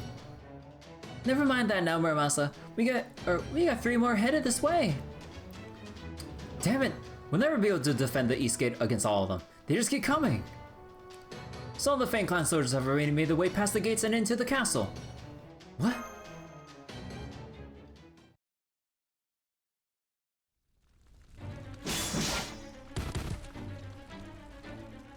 Too easy. You humans are nothing without your poisoned weapons. Saboteurs, find a way to remove the rampart's magical energy barriers. Oh, he said the thing. There must be a control board somewhere around here. Hold on. There we go. Tear any human who tries to interfere limb from limb. They don't have much longer to live anyway. Aha! Perfect. There's a human who should be willing to talk. You there, boy. Where's your commander? Tell us what you know, and we'll make your death quick and painless. Oh man, they're headed this way. What do I do? I have to find a way to get rid of them before they find Nani, Yuri, and the others. Never mind. You're shaking so much you can't get a word out. This is a waste of time. I'm amazed a defective one like you survived this long outside of the ranch. So, all your scurrying about finally led you to this rat hole of a city. How revolting. Even in the last moments of your miserable life, you just can't help but make trouble for us. Huh?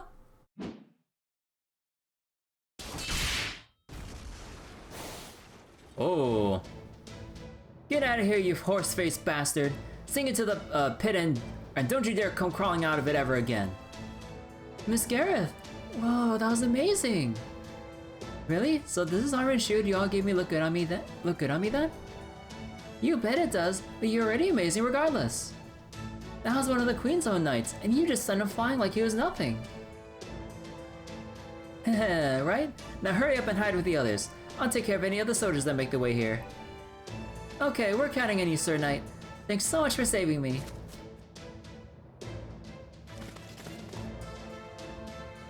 He was nothing. That's right. This is war. Death is an unavoidable part of war. But the ones doing the dying should be soldiers, not unarmed children. If there aren't any true knights left in Britain, then I'll just have to fill in the role myself.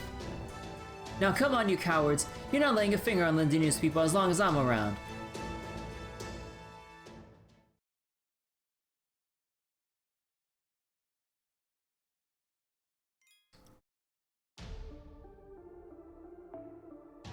Saber, huh? Oh, no, not again. Not again.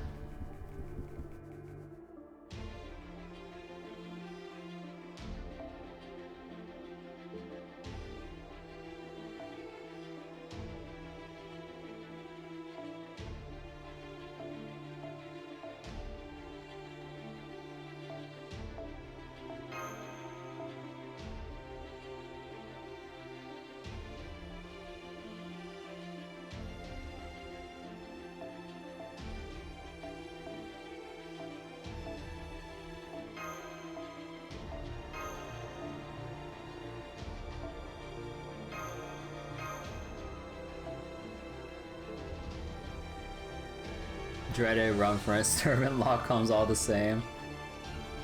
On another note, how close is my Tamamo cat? 400k. Oh my god, I really wish we had a better bond farming. I really wish I had good nodes to bond farm off of. I mean, to be honest, I need to be burning my AP on regen.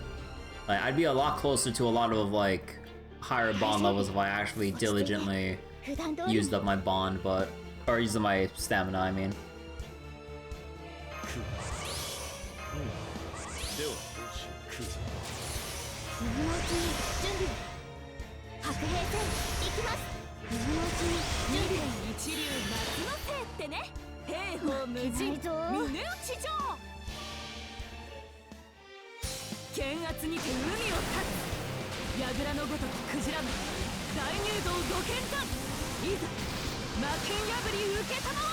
No.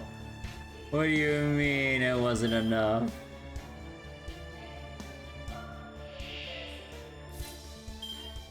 No, we don't have any. No, we don't have any arts. We don't have any summer arts cards. Alright, I'll just go press buttons then. 望まれることをもちろんやりますとも。あれはいつか見た終わりの星。どれほど遠く汚れても私は星を探すのです。さあ幕を開けてアラウンドカリバーン。ここでまっすぐせいトヨ。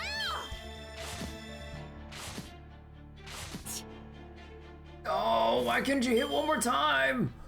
Please.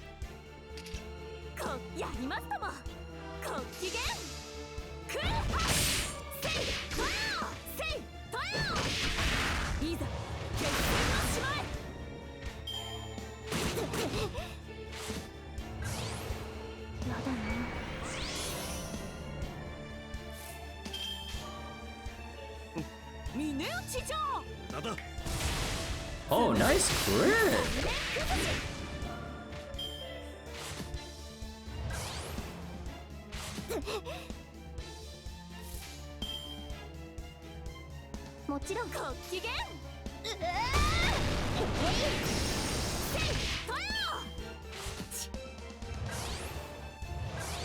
Holy attack stacks though.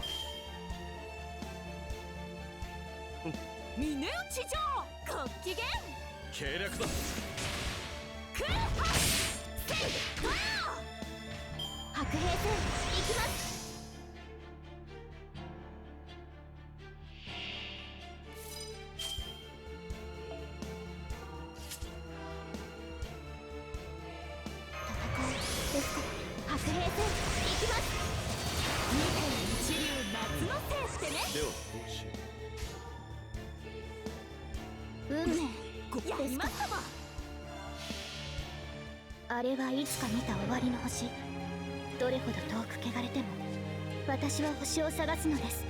さあ幕を開けてアラウンドカリバーン。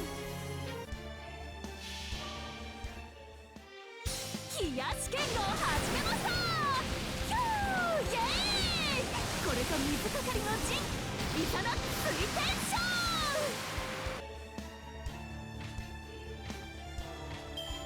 ー。犠牲が少なければそれでも勝利。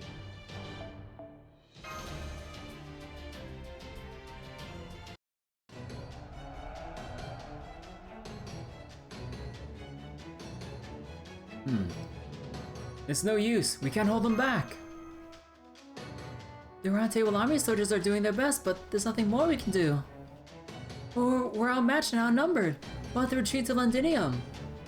We can't. If we fall back now, the castle's as good as theirs. Once Percival gets back, he'd have to lead the Round Table Army in a siege against their own castle. Besides, Woodwalls isn't taking any prisoners. If he makes it inside, there won't be anyone left to protect. Yeah, you're right. Then we'll just have to fight it to the last. Oh man, I can't believe it. How many times am I going to have to do this sort of thing? Try to stay calm, Artoria. You calm down, Kirk. How am I supposed to stay calm under these conditions? I mean, how much fighting have you done if this doesn't faze you? That's not normal, you know? Well... I mean... just look at Woodwell's smirking over there, standing in the middle of his troops in his stupid suit. He's pissing me off. He better hope I don't throw a bomb at him. I can totally reach him from here, you know. Wait. You can hit him from here? Ah.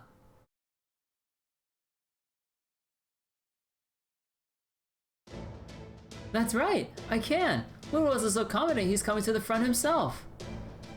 Wait, then does this mean those troops heading toward the enemies by the main gate aren't actually Woodwells' main force? That's right, it's Percival. Percival's company made it.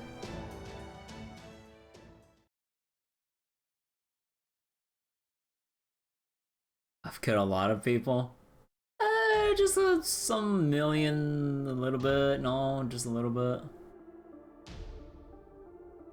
Man, I love how they let you use Muramasa even though it's against sabers. I know it's for, you know, story stuff and all, but I just like, man.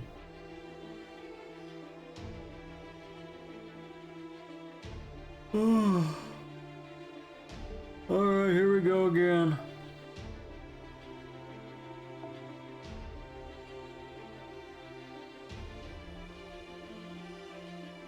Wait, I'm assuming this is still gonna be more soldier waves, right? So I'm just gonna do this instead.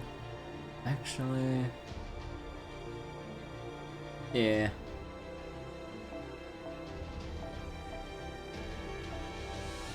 Just gonna keep suffering.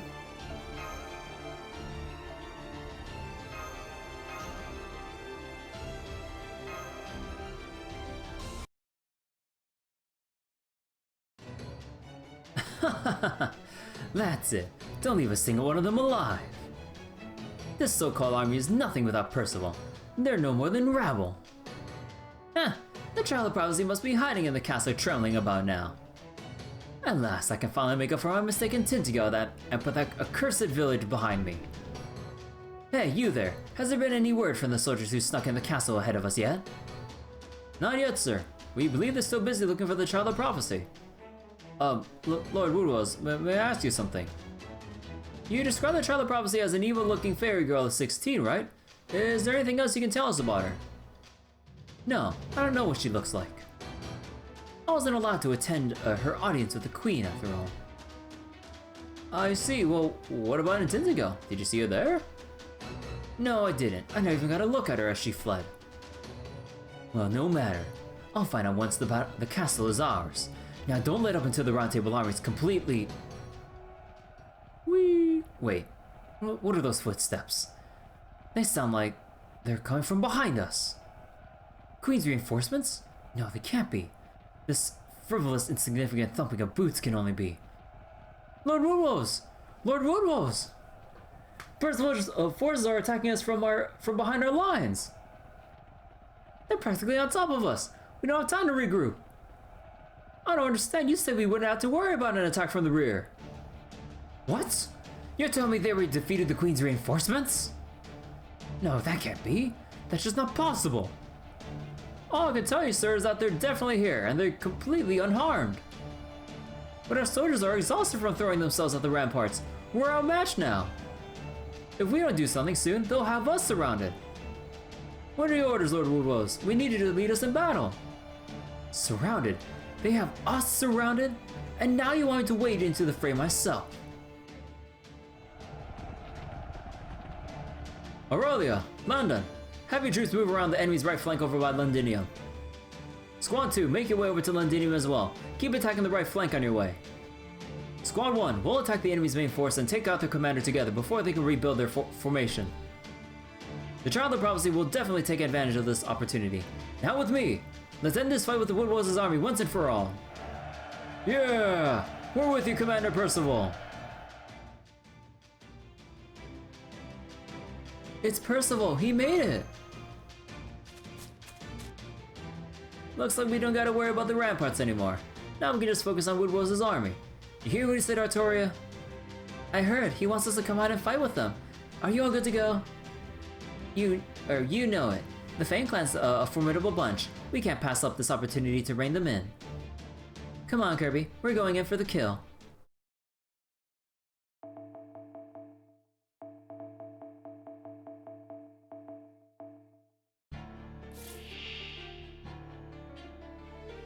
Alright.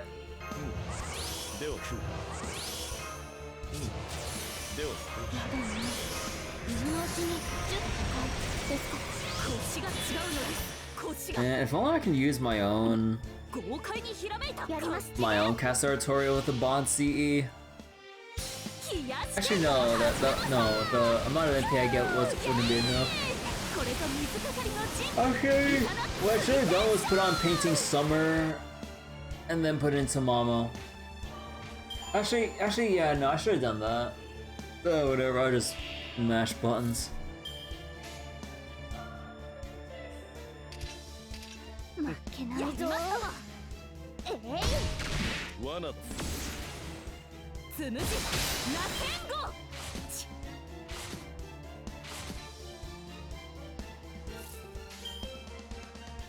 もちろん。峰打ち状。冷やし剣を始めました。ヒューイエーイ。これぞ水かかりの陣。イサナ水天将。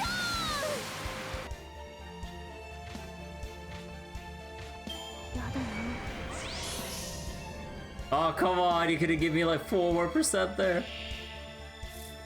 Nah, either way, I'm on turn 4. 何のために物理で殴る。望まれることを望まれたように。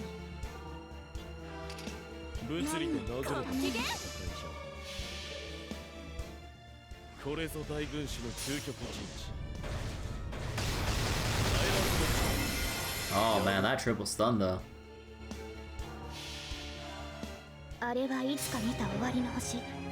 どれほど遠く汚れても私は星を探すのです。さあ幕を開けてアラウンドカリバーン。つむじ螺旋号。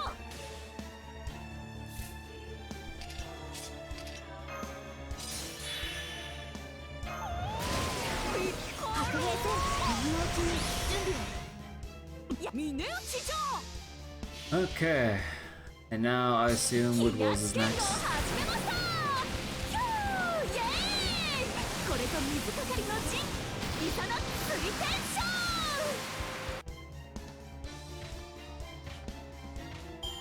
犠牲が少なければそれでも勝利。 Actually, is he gonna wait? Is he gonna be by himself or be with soldiers? Wait, caster? Huh. Interesting. Actually, before we get into this one, let me go on a quick little restroom break. I've been like downing a whole lot of tea to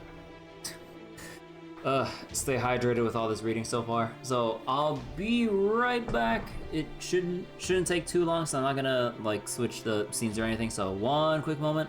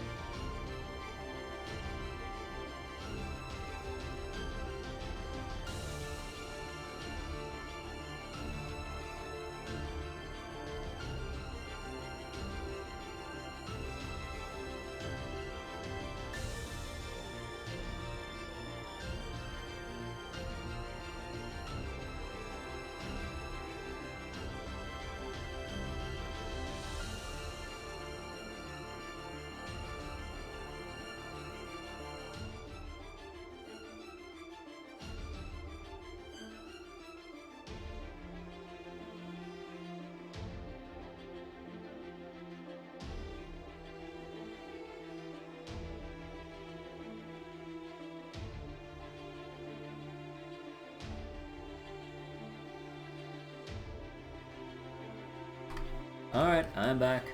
Idle meeting? Sure. Alright. Let's go.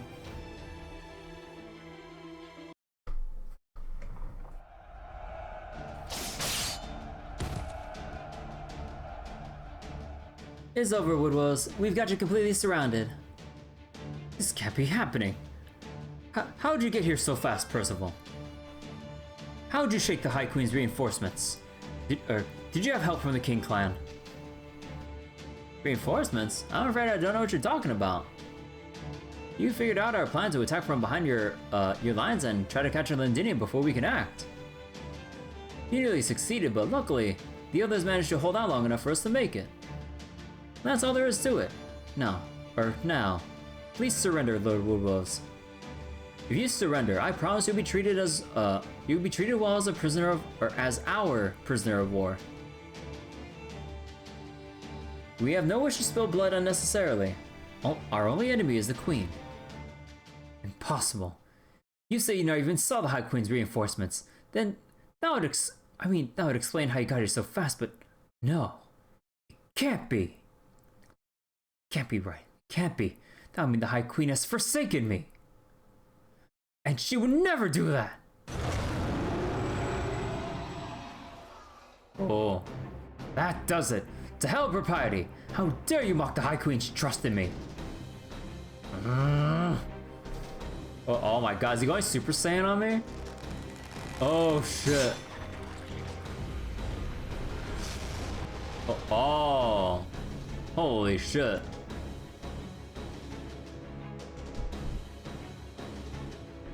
Very well, humans. You want to fight me? So be it. I, Woodwell's head of the Fang clan, shall kill you all with my own hands. Alright then.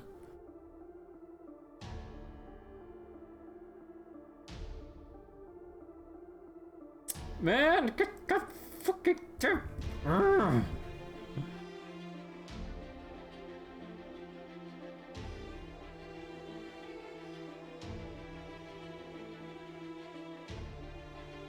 Well, actually, you know what? I might as well take someone else, let me say. Wait, who put up... Okay, look, I know it's not like a good use of like math, so I understand. But who left this as a 4? Let's see. Let's do... let's have cool auto support in the back here. Wait. Wait. Okay, no, we can put him back. Okay. Still no MP.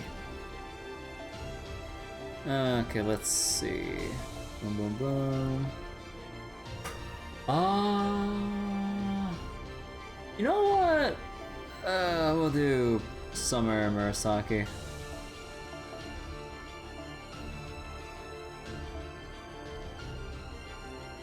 And probably Prisma Cosmos.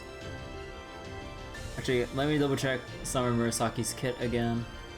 NP Seal, defense down, debuff resist, skill seal, decrease art attack resist for 1 turn, increase NP gauge for yourself each turn, gain crit stars. Okay. So let's see.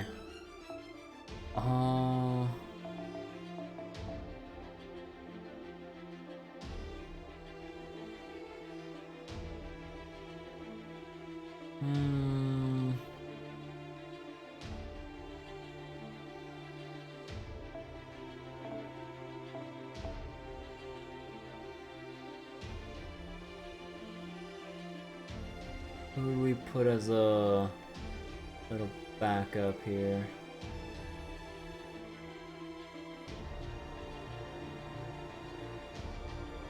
I mean, any of the alter egos would be a good choice.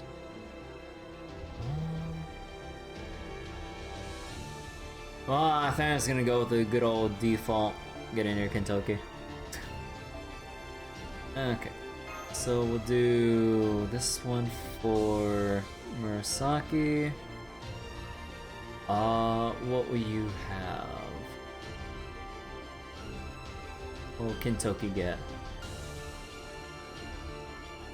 Maybe K-scope.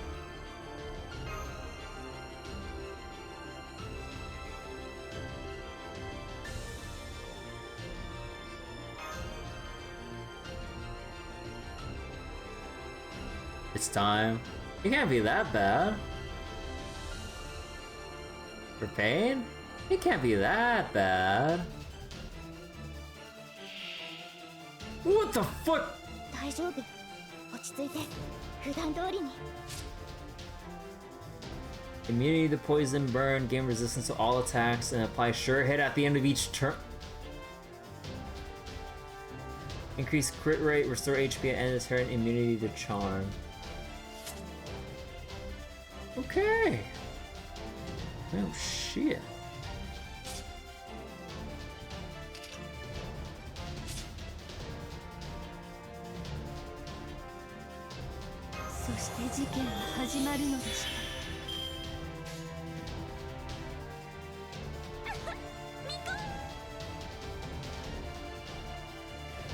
The rare 4-bar boss. I'm fucked. 天罰言っときますこのようなものが Terror? Ow! What the fuck?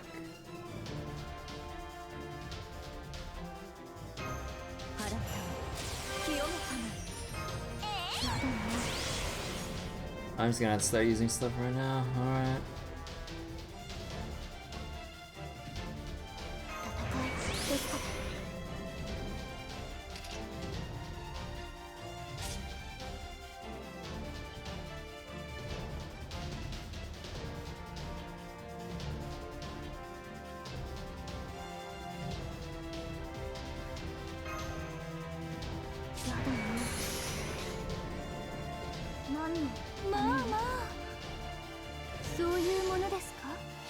Oh boy.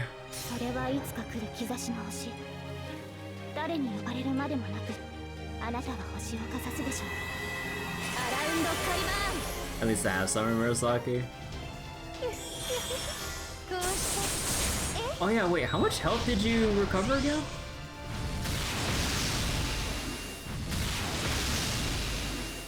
$30K? Oh my, jeez. Oh, yeah, you have to go for the big damage.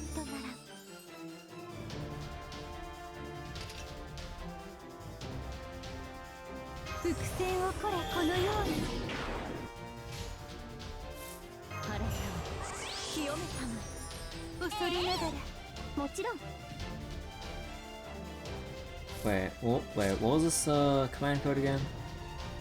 Restore 200 HP to all allies. Well, I'll take what I can get, honestly. Wait, do I have everything ready? So, what was this one again? NP Steel, decrease defense for 3 turns. Hey Mel, how you doing? Welcome to Pain. This fight sucks already.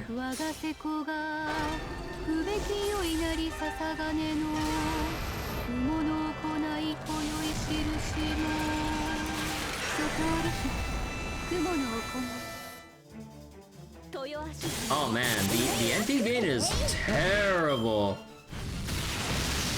Oh! Woo! And also, what do you mean it's still fucking alive?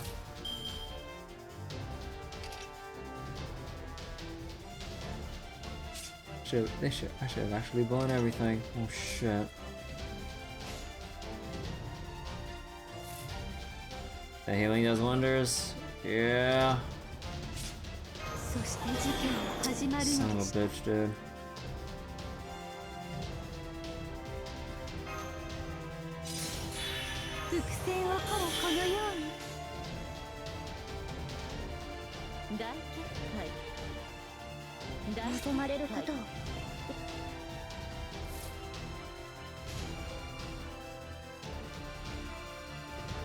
Oh, I better believe. ご所望でございますね。この世にはびこる面のジャイみそぎ払うは我が雫。私全開でご奉仕いたします。水天日光、ここに見参。それはいつか来る兆しの星。誰に呼ばれるまでもなくあなたは星をかざすでしょう。アラウンドカリバーン。 Oh, what do you mean? What do you mean? That's bullshit!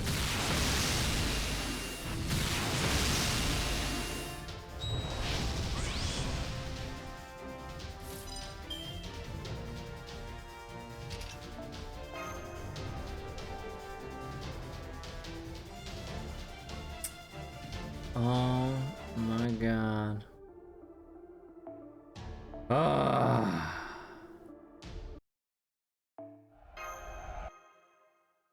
What the fuck, dude?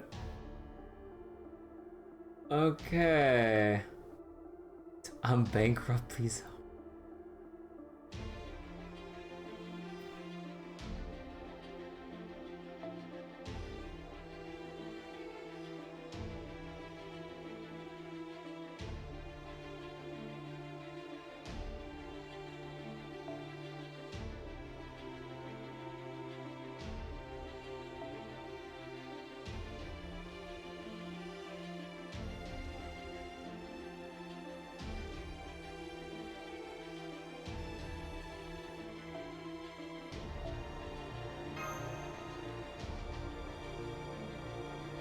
Fun as a Dwarf Fortress players who call it. Hold up.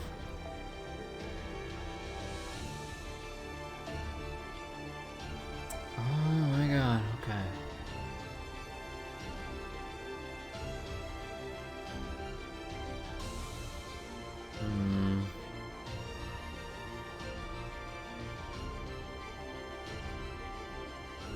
If it's for flames that sleep through the whole town.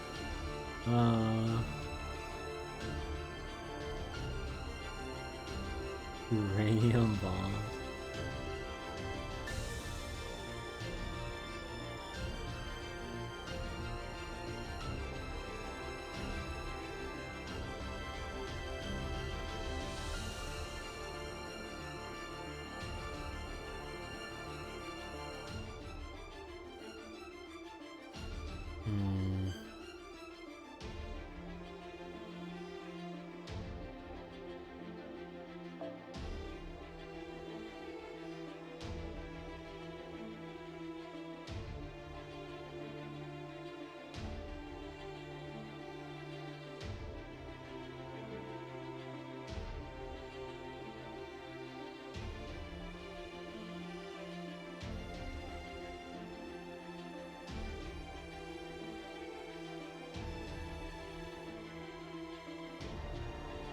Technically we have mash, but even then.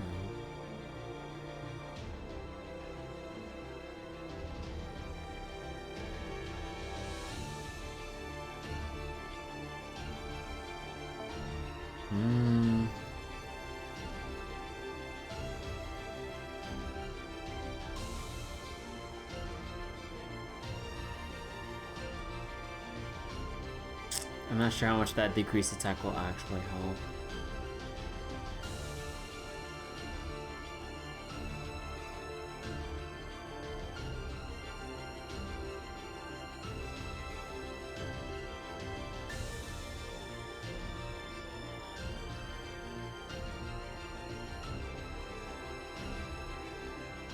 Da Vinci only has a self regen and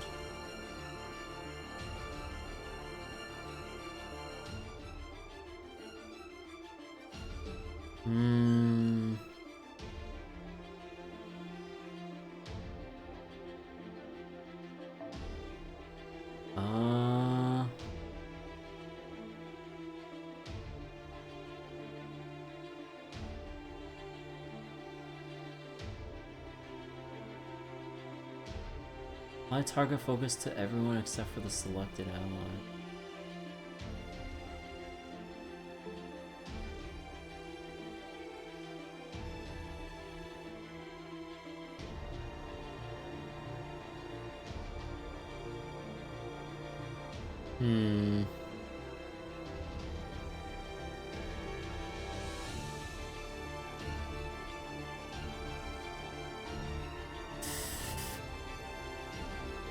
Oh.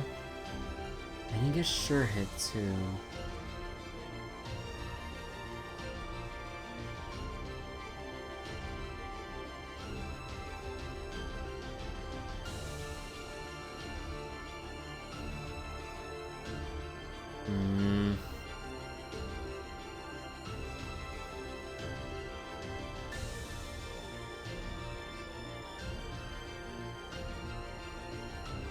Oh, I can't look up Percival's kit from here, right?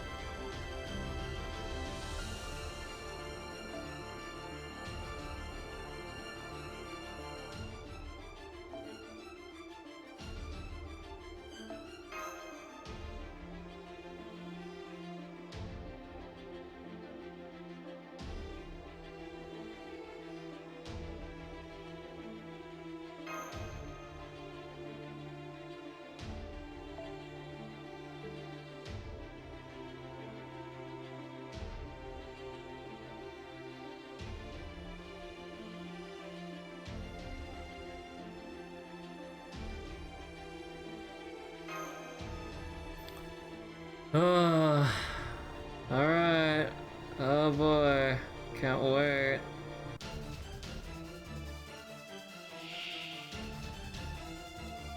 一気火星に滅ぼしてくれよ。やるぞマスター。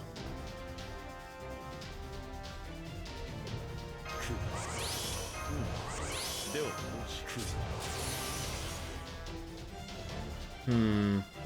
I wanna give...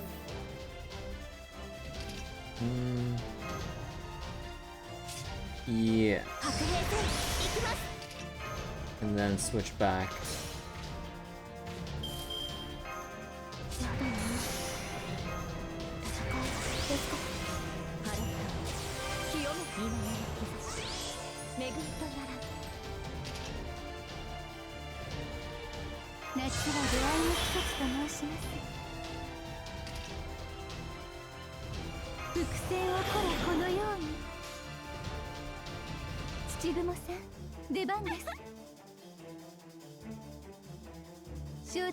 I swear to God.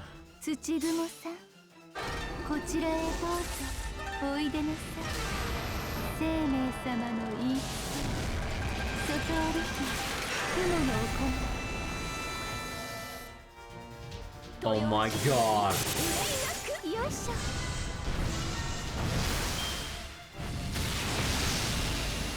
I hate everything right now. Hold on.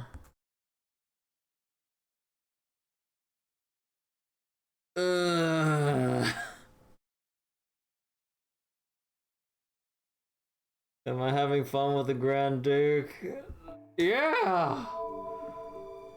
I love how absurdly tanky he is, and how much fucking damage he can dish out.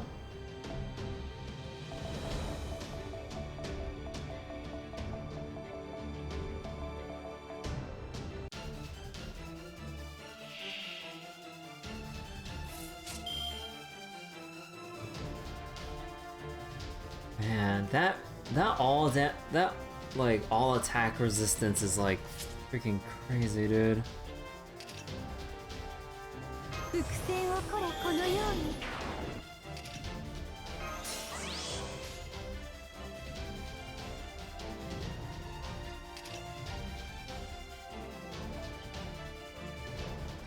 それでは、土雲さんですか。出番です。恐れながら。もう土雲さん、こちらへどうぞおいでなさい。生命様の言いつけ、外歩き雲の行い。豊足。 Oh my God. よいしょ。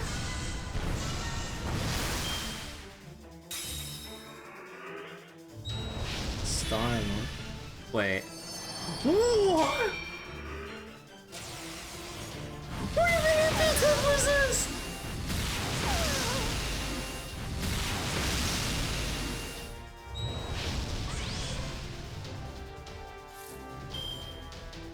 What do you mean it beat attack resist? Oh, you're not meant to win? Okay, I think... Okay.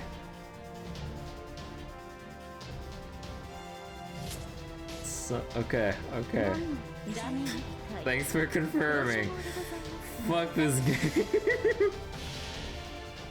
You know how boss fights go in FGO?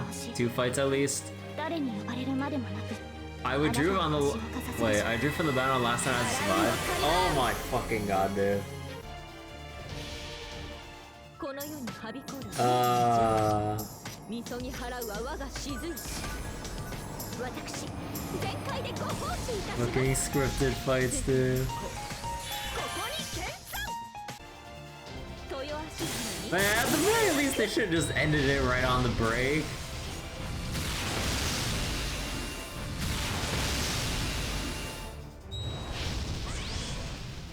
This really was not the right chapter to go into with without a guide.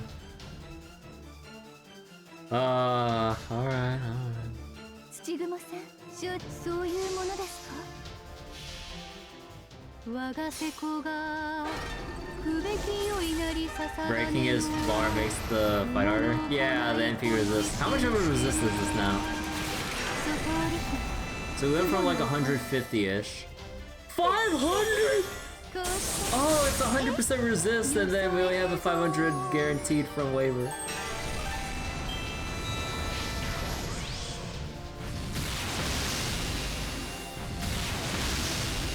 Okay, yeah, that is 100% resist.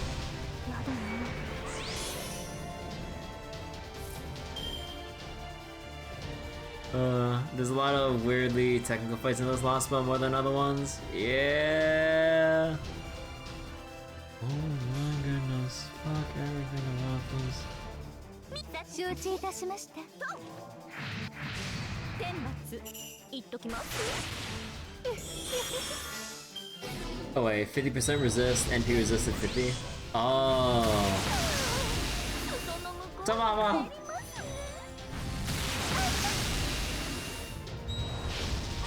Should you just drop me the wiki for the main quest? Nah, I'll just go suffer for a while. 物理で殴るオセロ承知いたしましたとこれぞ大軍師の究極 Only when I'm like really desperate. 破ってみせる Or that, or I'm just like really lazy and I'm just done with like whatever annoying, unfun gimmicks there is gonna be next. Well, we'll see. Oh, we'll see how it goes.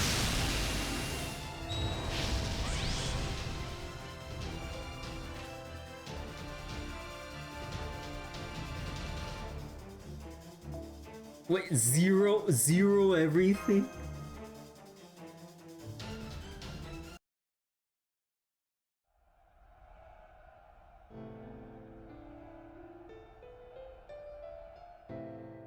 Just as I expected. Dust piled to the peak of a mountain will never be more than dust.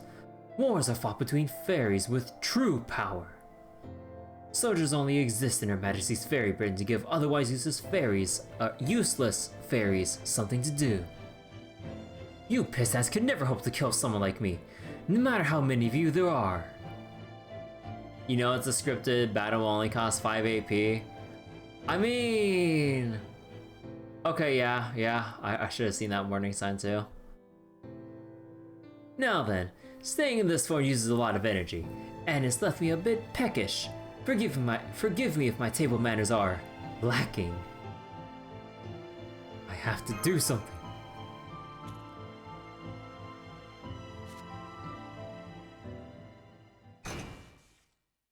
I'm definitely going to get another earful about this later.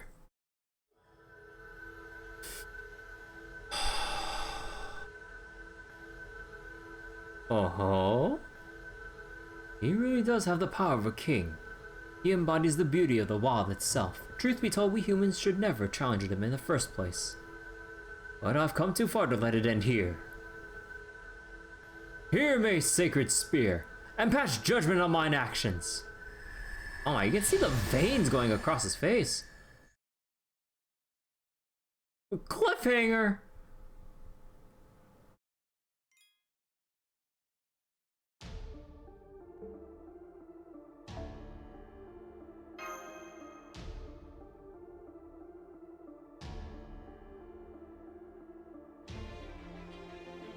Alright.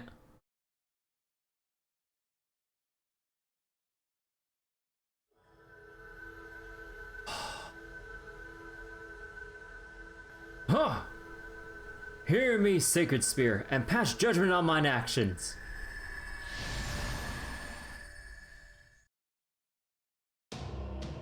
What? 選定の槍よ、今一度私に力をぜい。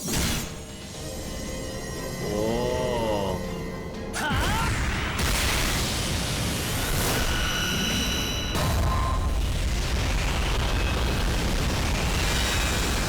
Crack the barrier. Oh. Oh, never mind. Well, so much for that, we're fucked. Oh! Of course I know of that spear's power. Aurora told me all about it. Personally, I wish you had just used it during the Robin, Redbreast tournament, so I could have seen Lancelot begging for mercy. Speaking of that tournament, did you know I gave it its name, you pathetic worm? I named it after a toy bird who dreamed of defeating a dragon. Seems unlikely to happen now, though. Percival! Wait a second. Wait a second.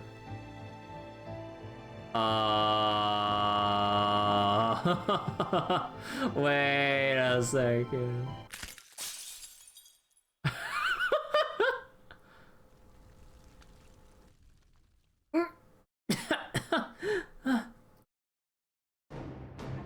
What is it, Gareth? Did an arrow hit you? Let me see. It's not that. I don't see a single arrow in her back or her head. That said, obviously, something's obviously not right. I died after it was over. I'm free. I'm free. No, we're never free. Hang in there, Gareth. Stay calm. Deep breaths. Redra? Auron, you're both alive. Thank goodness. No, what am I saying? That was honestly another vision. Come on, Gareth, think. What can you do to stop everyone from getting killed? Gareth, what are you talking about? Aha, I got it. Redra, I need your help, please. You've been jealous of Percival for the way he fights on this fairy steed, right? Well, now's your chance to be the country to my Percival. Whoa!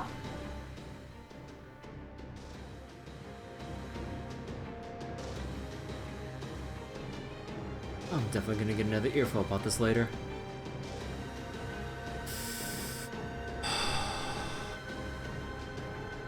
Oh, he really does have the power of a king. He embodies the beauty of the wild itself. Truth be told, we humans should never challenge him in the first place. But I have to defeat him. I will never be able to save her. Forgive me, head of the Fang Clan. Hear me, Sacred Spear, and pass judgment on my— Stop! I know you're about to do something cool, but just hang on a second. Gareth? No, it's me! And me! Redrabit. Why would one of the servants I gave Aurora dare to defy me, unless— No. It couldn't be. Aurora, don't tell me you of all fairies had chosen to side with the child of prophecy. Yeah? You fool! Not even iron weapons can hope to defeat me. I'm simply far too strong for like to— Ow! That actually hurts? Now, Percival! Got it. Thank you, Gareth. Hear me, Sacred Spear. In light of my friend's bravery, please, forgive mine actions. Cutscene again. Proper cutscene. 選定の槍よ、今一度私に力を。 The Brave and Bogart just bat on the winner.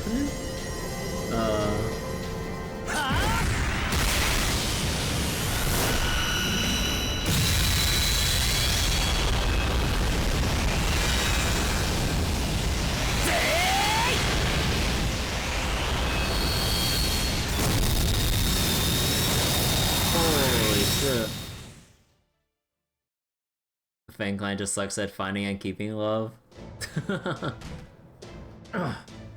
What is this? Chills? Dizziness? How insolent! Using the spear of selection! You would pass judge on my clan with your filthy voice of paradise? Get his ass! Right, we can't waste this opportunity Gareth gave us. Come on, everyone! Get him ass.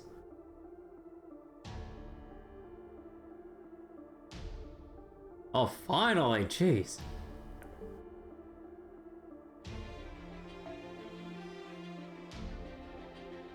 Actually, hold on real quick, let me double check something.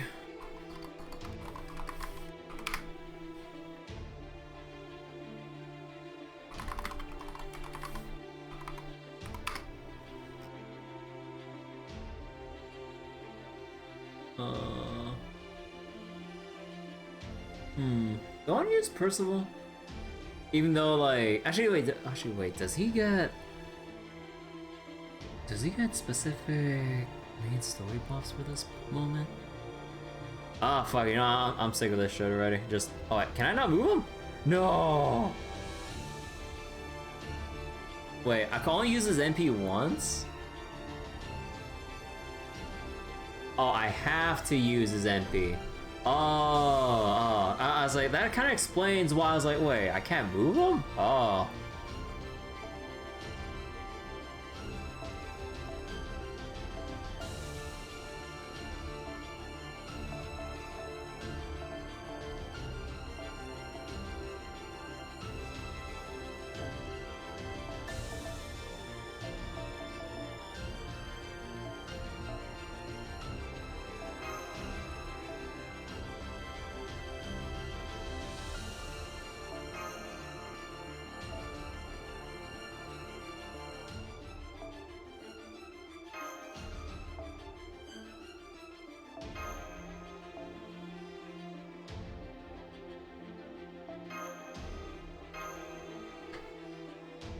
Check out the in-game buff. Ah.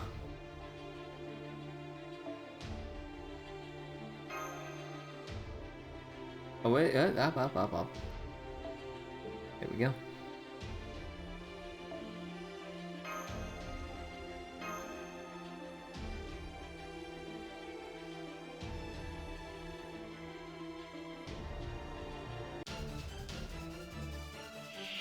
So let's see, how's it gonna go?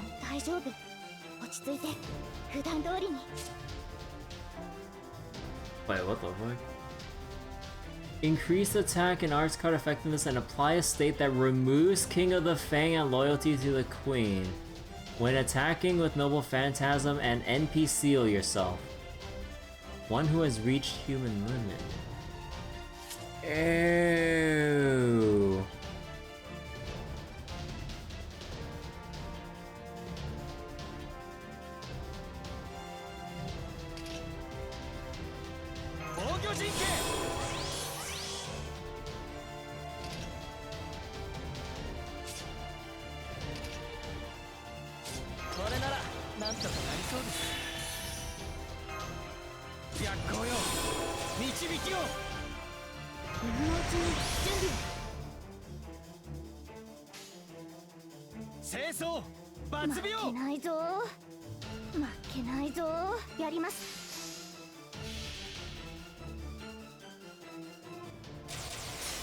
この槍が人に許されたものではないとしても我が魂を込めて暗き世の灯台とならん耐熱最高破れたり Oh.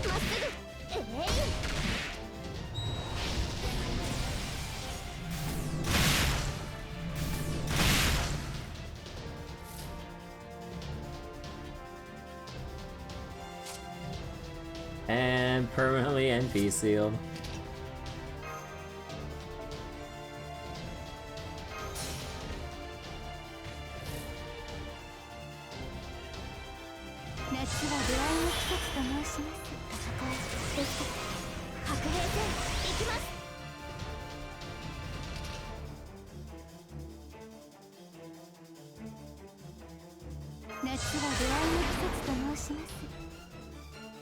ちぐもさん出番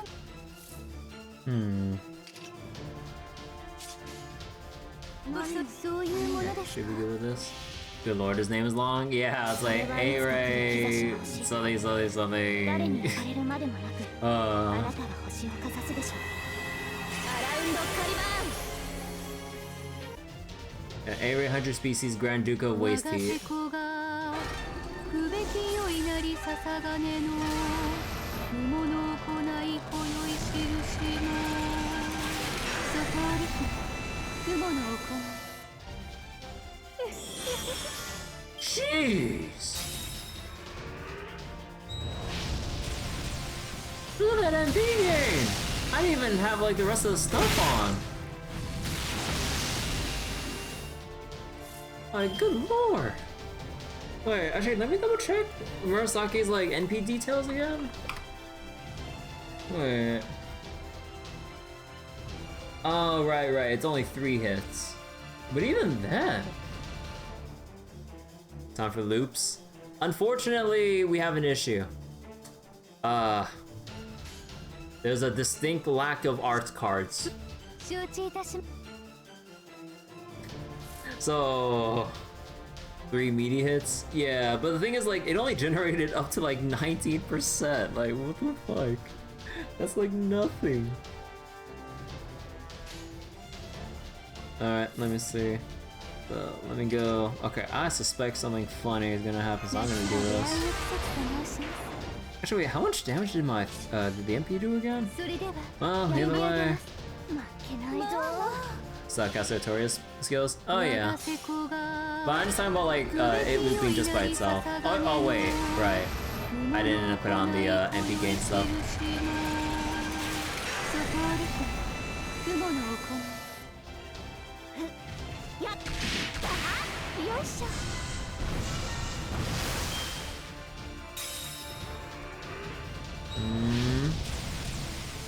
You're invincible.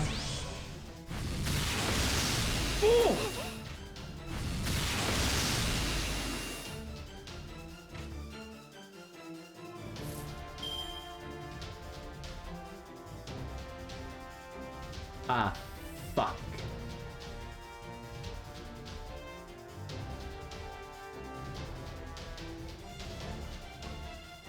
Yeah, about her skills.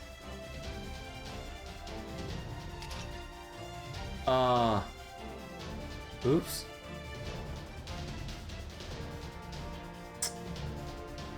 Well.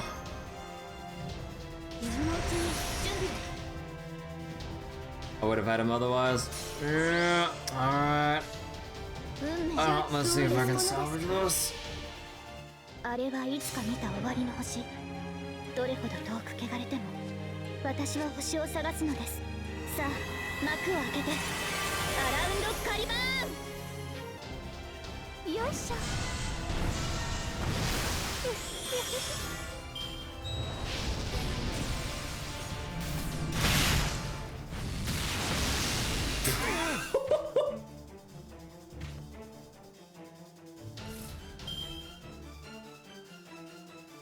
Good news is there's nothing else worth using command spells on for a bit. Oh, okay, thank God.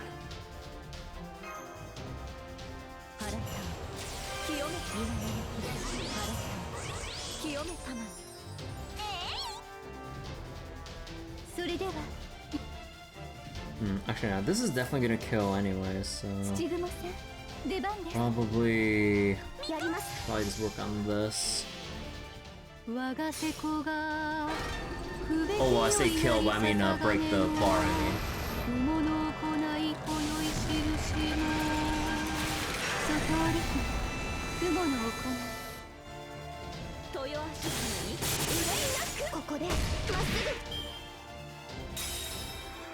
Whoa, wait. Oh, I only just noticed the charge bar get shorter.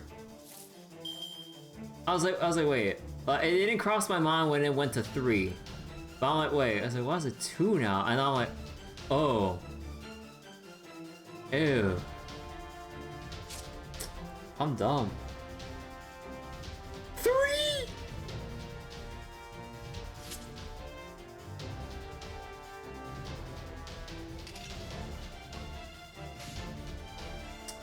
Okay, I'm gonna have to survive for one more fucking turn. Alright then. も負けないぞミカここでまっすぐ豊足 We're gonna get one shot, right? Oh yeah.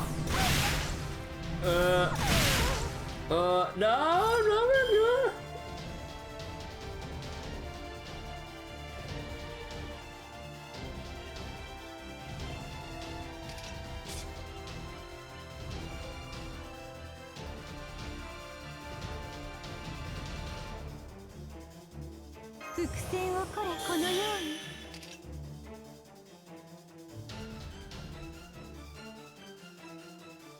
Wait, we're gonna have to.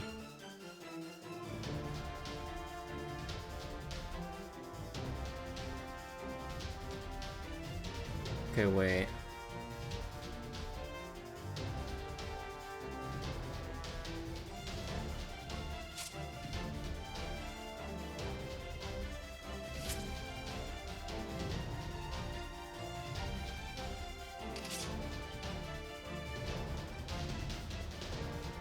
Let's go see. 夏は出会いの季節と申します。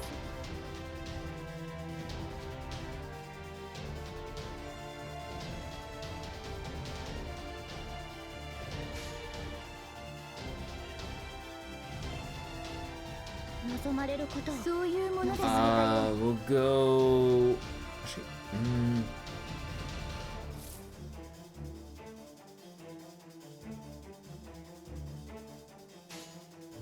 Go this route. 承知いたしました。あれはいつか見た終わりの星。どれほど遠く汚れても、私は星を探すのです。さあ、幕を開けて、アラウンドカリバーン。こうして、Yeah, I figured it wouldn't do that much. Remove defense bomb. Oh, how nice of you to spread out your attacks. Still have to deal with 3 guts, though.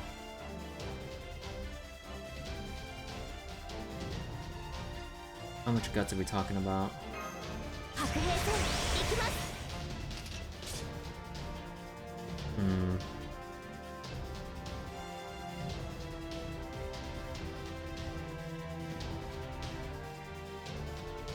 Actually, wait, with only... Hold on.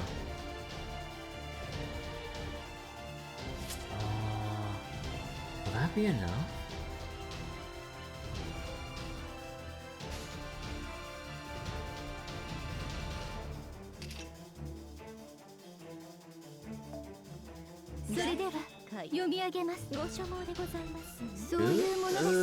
I don't know how strong that defense up is.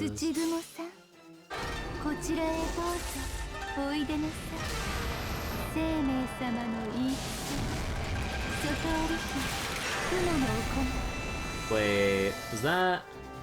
Ah. Actually, wait, no. Would that have? Wait, would that have been enough if I buffed up with? No, that wouldn't be. Actually, wait. No, that wouldn't be enough if I, even if I did buff up with the thing. Yeah, no, I would have needed the full set of buffs and debuffs and everything to get rid of the rest of that. Now I'm gonna have to like slog through this. You know, like one slight alteration is not gonna be enough to overpower like, what was it, the remaining 45-ish K HP. Yeah, no, the single attack up's not gonna finish it, so...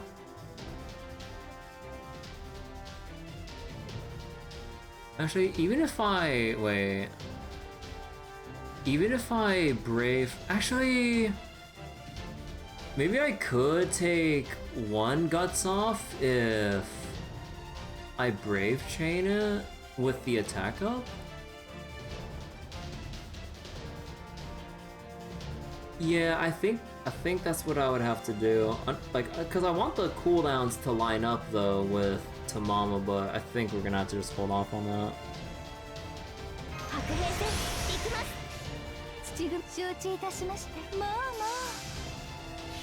Yeah, I think we're just gonna have to do it like this. 生命様の言いつけ外ありき雲の行 Let's see, so that goes down to like このような 14. Oh my god. Well, at least we get some extra MP back. 10k, okay. Ow.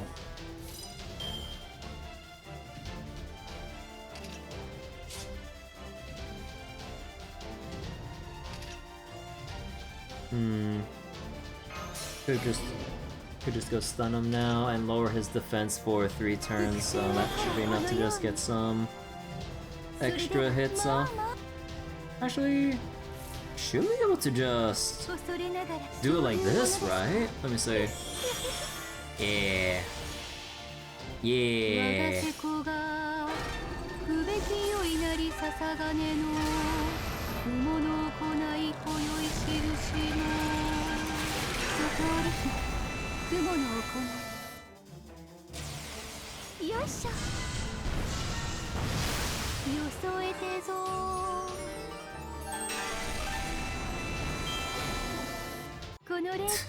And the terror stun applied after that, okay. Oh my god, finally.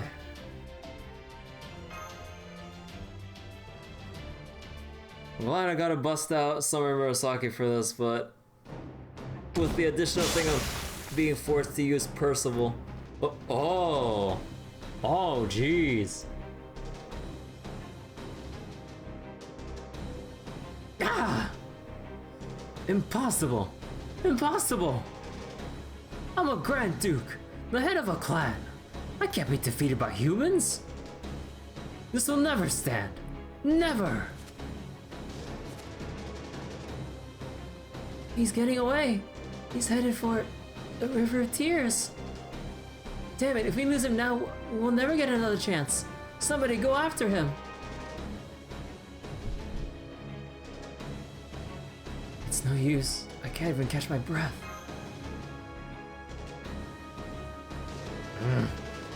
Oh!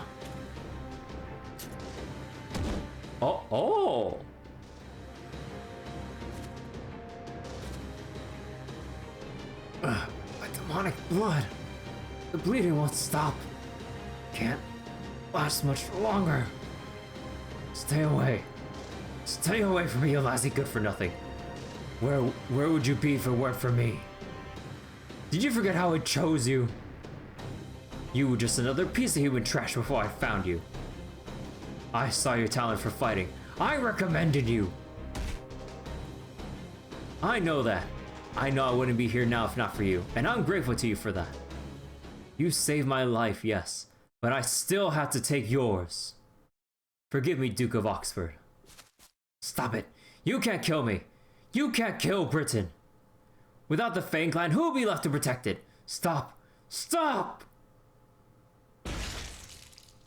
Ugh. Farewell, Father. I'll pay for this sit in paradise one day. Promise.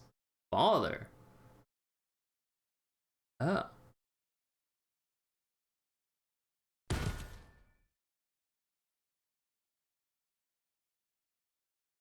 Funny how, despite all the fairies were shit talking him, he was stronger than Vargas. Father? Yeah, I'm like, oh. Well then. Also, what's my battery? Half-life? Okay.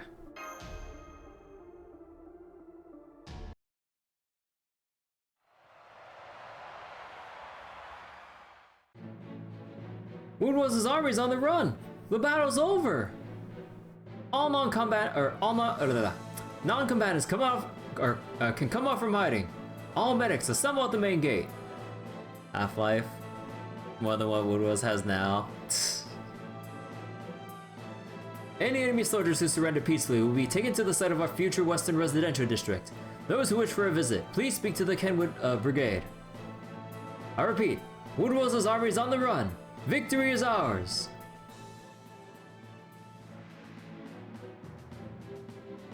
It's finally over. Yes, somehow. Thank goodness everyone is No wait, everyone's not okay. Percival still hasn't moved since he collapsed. We had to treat her right away. Gareth! Gareth! Did you bring Retrobit over here now? We have to hurry to Percival.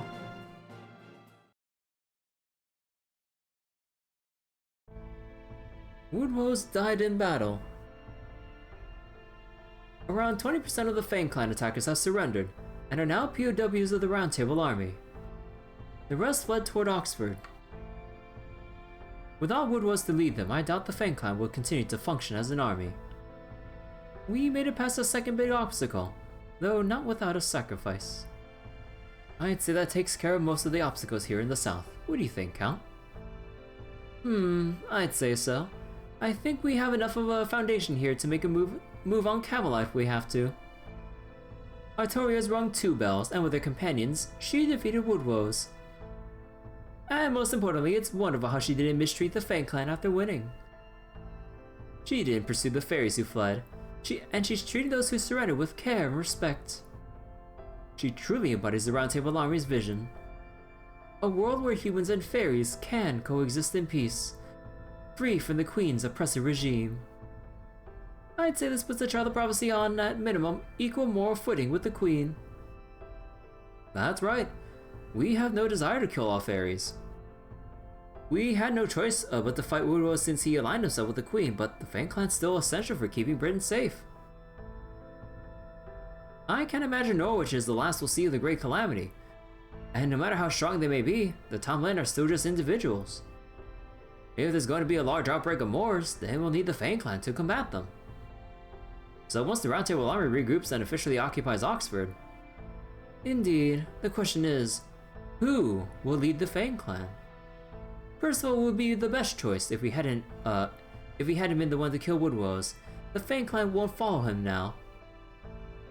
Or Lord Bogar, who was banished to Sheffield, would have been a good choice too, if he were still alive. Well, don't you worry, I'll find someone who can fill the position. After all, Artori is now the Child of Prophecy who will defeat the Queen in both name and deed. So we're only going to get more supporters, and not just from Norwich and Salisbury. All we have to do is find a natural leader who's familiar with the Fang clan from among them. No, the real question is what comes next. We may no longer have to worry about being backstabbed, but we do need to decide whether to march on Camelot or go ring the other bells. You do have to weigh your options very carefully when you're only working with half an army.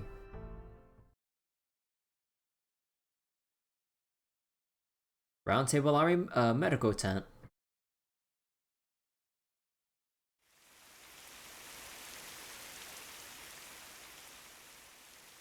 I can hear the rain. It's 2013.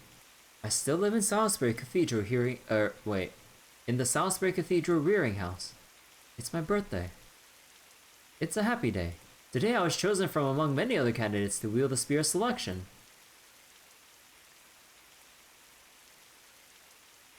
It's the day the Mirror Clan, who predicted the advent of the Child of Prophecy, disappeared from Britain.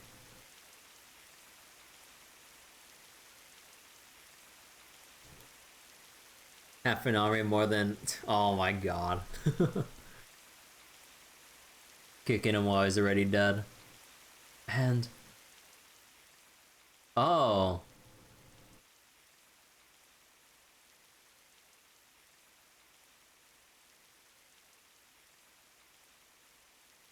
It's the day the person I love most despaired over the thing she loves most.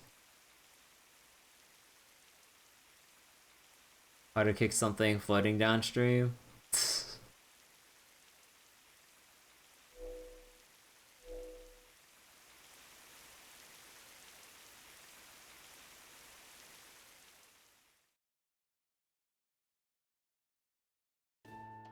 Sorry to keep you waiting, Lady Artoria. Also, wait, let me double check something again. The day the person I love most despaired over the thing she loves most. Oh. Don't worry, I have good news. Commander Percival has regained consciousness. He's recovered at an incredible rate. In fact, he says he's as good as new. He really has reached the limits of human ability. Anyway, when I told him you like to see him, he asked me to let you in right away. Oh, thank goodness. He really had me worried for a while. That's great. Let's go celebrate our victory. Yeah, he deserves all the credit in the world for securing the Round Table Army's victory.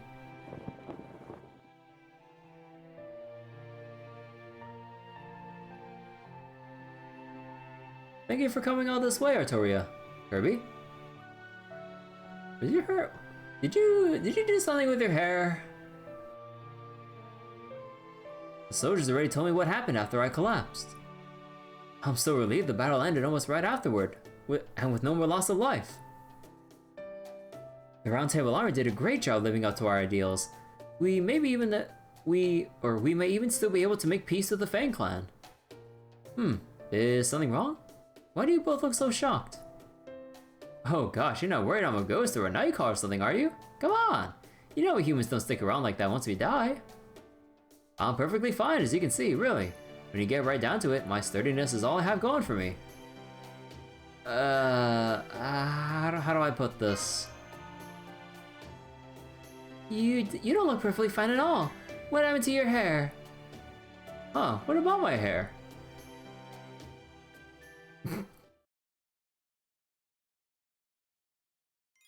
We do. We've killed so many ghosts.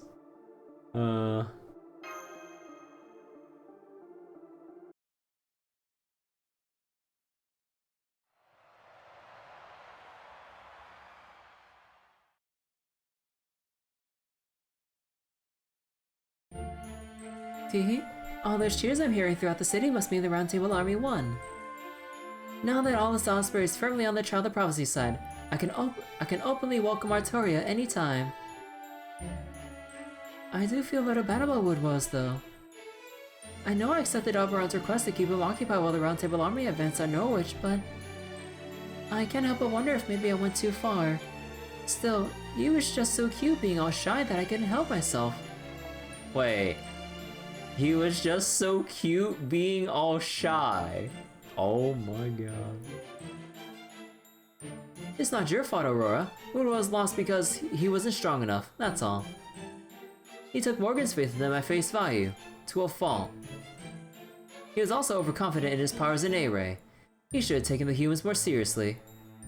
Now, my darling. Even if it's just the two of us here, you mustn't speak ill of the Queen. The Wind Clan's ears, aren't just for show. You never know who might be listening. You're right. I'm sure Cora will give me an earful if she heard me.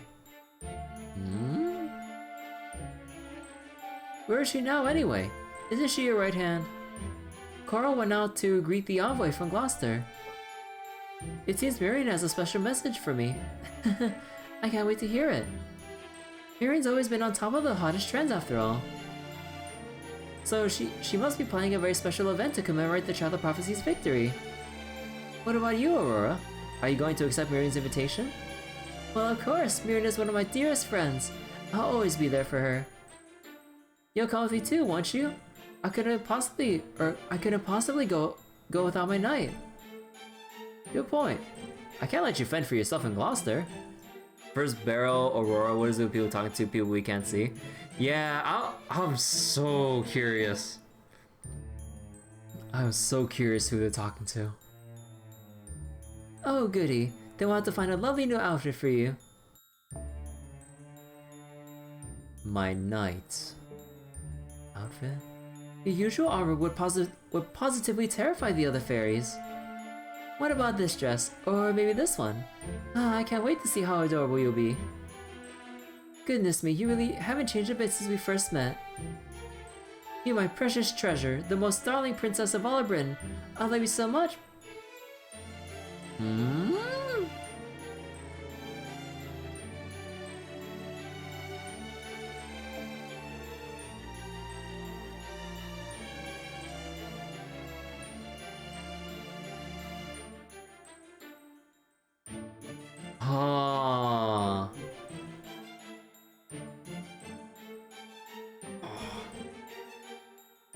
Thank you, Aurora, but you're wrong. You're the most beautiful being in the world. Remember, I'm your knight. I exist only to serve you, not Morgan. You're right, that's true, isn't it? I'm so delighted to hear you say that. Pronounce that name for you guys. I don't know about that one. But you really shouldn't say such things. You're misunderstood enough as it is. Britain is about to enter an age centered on the Child of Prophecy. What's my prediction? I have no clue on what to base my prediction on. You can't say on the most anything. Please, dear one, don't back the wrong horse here, especially now when Morgan's reign is near its end. None of that matters to me. You are my only star, Aurora. I don't know anything about about fairy trends or authority, and I don't need to.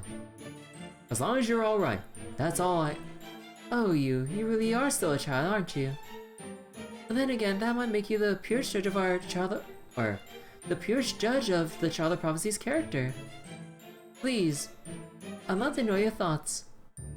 Do you think the Child of Prophecy would truly shine brighter than anyone else in Britain like the prophecy says? No.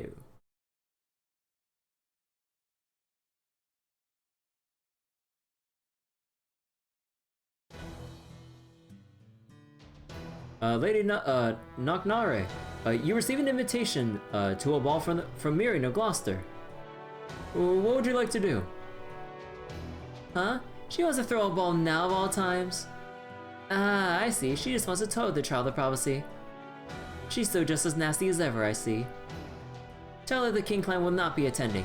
Besides, do you really think I'd be caught dead in a city full of humans? I'll understand, my lady. Milady, we have a report for the 32nd Army. Excuse me. The Round Table Army and the Child of Prophecy have defeated Woodwells and his army.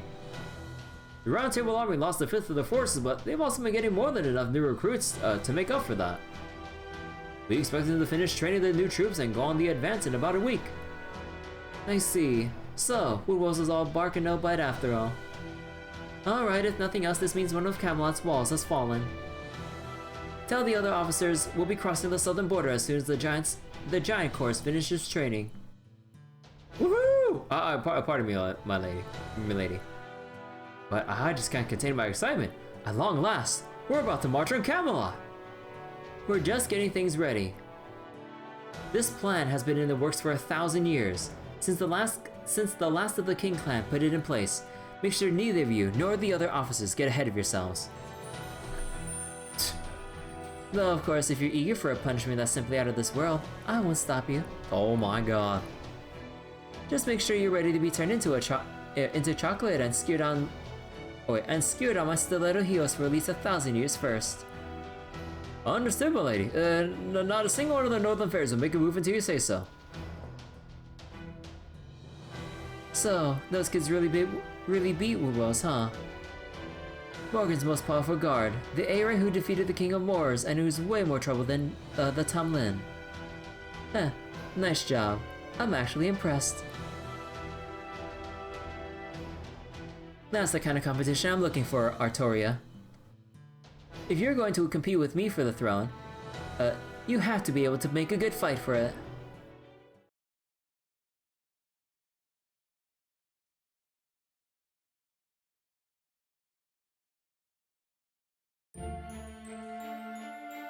I'm back, Lady Marian. Did anything happen while I was gone? Oh yes, preparations for the ball coming along nicely. In fact, I just sent out the invitations. What about you? Were you able to handle the job even on such short notice? But of course, I haven't let my true colors show like that since Olympus. Oh. Between the bone crunching, the screams of terror, and their abject despair, I enjoyed myself immensely. Oh. The job.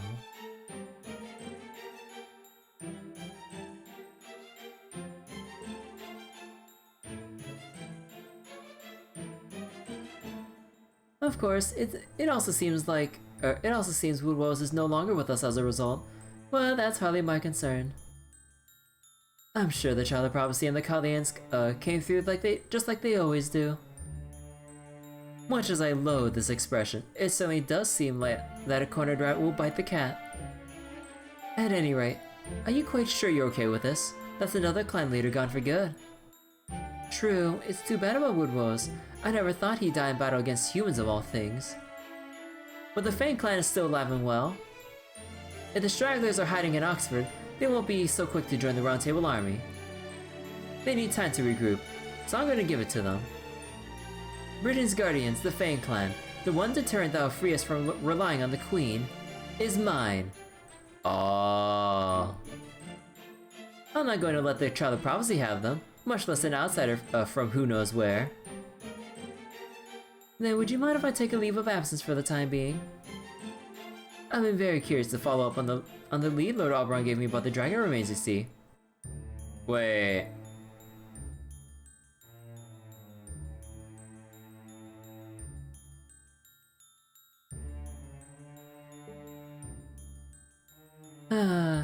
I do mind. But I also understand. Literally Game of Thrones Lostbelt. Avalon, what the fuck are you doing? Actually, wait, this wasn't mentioned before, right? Rulers scheming against each other? Pretty much. Every clan heads are moving their chess pieces? Yeah. I would have liked to talk with you more, but that's really not why you came to Britain, isn't it? Or is it? So, as your friend, I won't try to stop you. Good luck on your search. Still, do try to come back as soon as you can, okay? I can't wait to hear all the horribly good news. But of course, I always make it a point to never waste my time. Oh boy.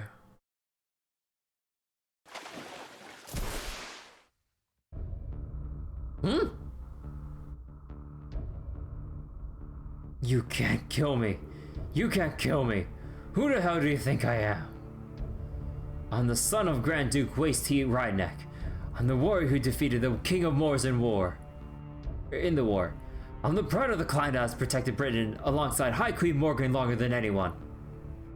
There's no way I could be defeated in a trifling battle like that.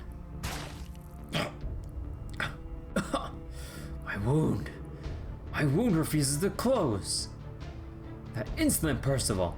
No, it wasn't just him. That fairy girl was responsible for this. How did her lance manage to pierce me? The only possible explanation is...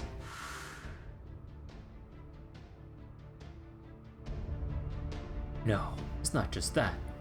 Redrapin, Aurora's escort. If he's allied with the Round Table army, then... You deserve better, Woodrose. As a High Queen's personal guard, you've seen it for yourself, right? High Queen Morgan has changed over the last 2 millennia. First she brought in the Tomlin. Then she adopted a fairy girl from who knows what clan. And now she's chosen an outsider. And a human at that. As her husband. Personally, I've always thought that you would be a perfect partner for her. Now I feel like such a fool for stepping back to let your relationship with her flourish. Aurora, do you really mean that? I always thought you despised me. Oh, silly. Why would I ever despise you? You're a hero. You saved Britain from disaster countless times. Of everyone in the 6 clans, you're the closest to the primordial fairies. There's not a fairy out there who doesn't admire you, but you swore loyalty to the High Queen. It wouldn't be right for a fairy like myself to come between you and Her Majesty. Still, I never stopped thinking of you as the one who truly kept Britain safe all these years. I don't know what Ainsel was thinking with that prophecy. It can't possibly be true. The true King of Britain is neither High Queen Morgan nor the Child of Prophecy. It's you, Woodrose. You're the one who truly deserves to be our king. Oh my god, Aurora. Oh my god, playing with this feeling so hard. No, that can't be. Aurora of all fairies would never betray me. Redrapin must have gone over to the enemy side on his own. Yes, he always was an odd one. That's it. I can go to Salisbury. I'm sure Aurora will put me up there. Now that I've been defeated, I'm sure Oxford will soon be occupied. But once I'm recovered from my wounds, I'll go right back there and give the Round Table Army the thrashing they deserve. I am Woodwose, the head of the Fang clan, and the strongest warrior in all of Britain. We don't need the Tomlin. If I kill them all myself, High Queen Morgan will see that I'm the one to... Oh please, that's never going to happen, Woodwose. What kind of chick do you think is gonna take you in after you had your ass handed to you this miserably? Barrel God, what are you doing here? Have you come to laugh at me? What? You think I have time for that? Huh?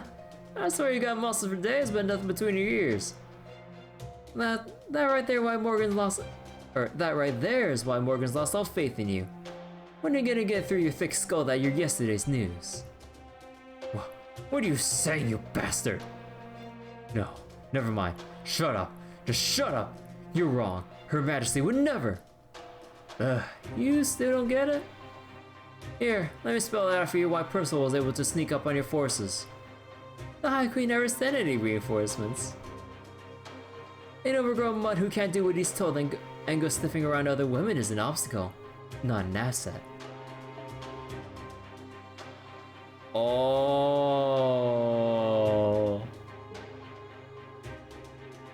You were cut loose, just like the Round Table Army. Stop it. Stop it. Her Majesty would. She would never.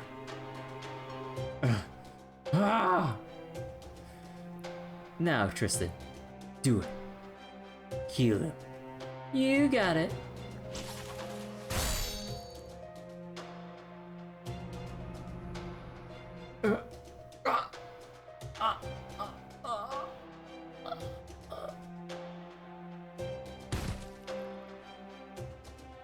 Alright! Way to go, Lady Spinel. That was perfect. I knew you had the makings of a witch in you. You pulled off my granny's old curse like it was nothing. Granny's curse? Really? I'm glad to hear that. But also, kind of not. Whatever I did, it felt super gross. I don't think I want to do that again. Don't worry, you can't. It was a secret art, and you can only cast it once in a lifetime. What the fuck? Once in a lifetime?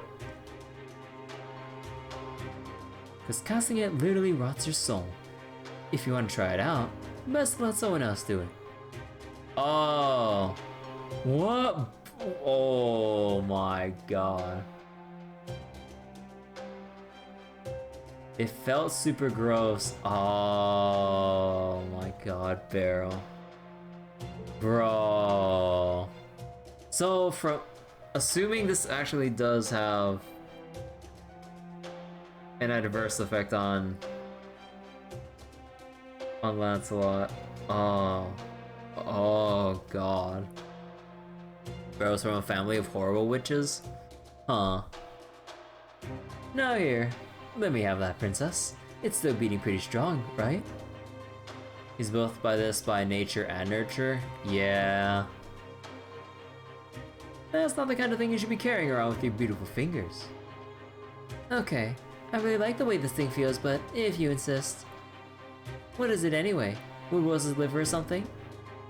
Something like that.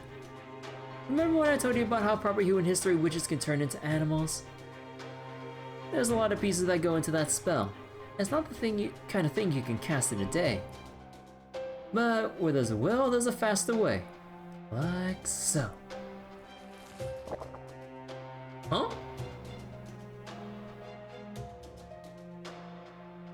Wait. What? He just ate? It's not easy collecting and eating the parts of the creatures you want to become, but it's definitely the quickest way. What the fuck?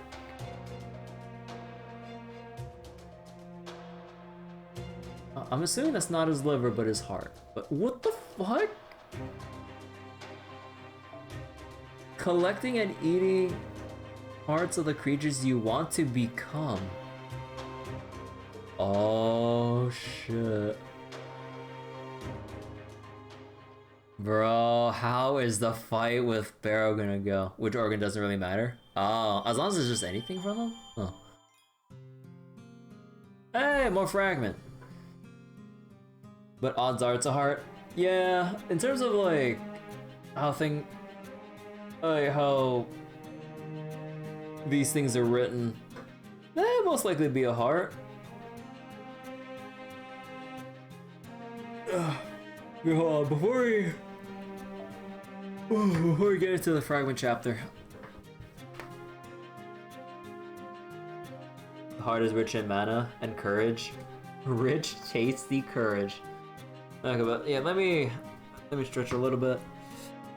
Still feeling my legs sore from my run the other day. Should be up and able to go for another jog tomorrow though. Ah, God. You prefer liquid courage? What about in the form of a cowardly dog?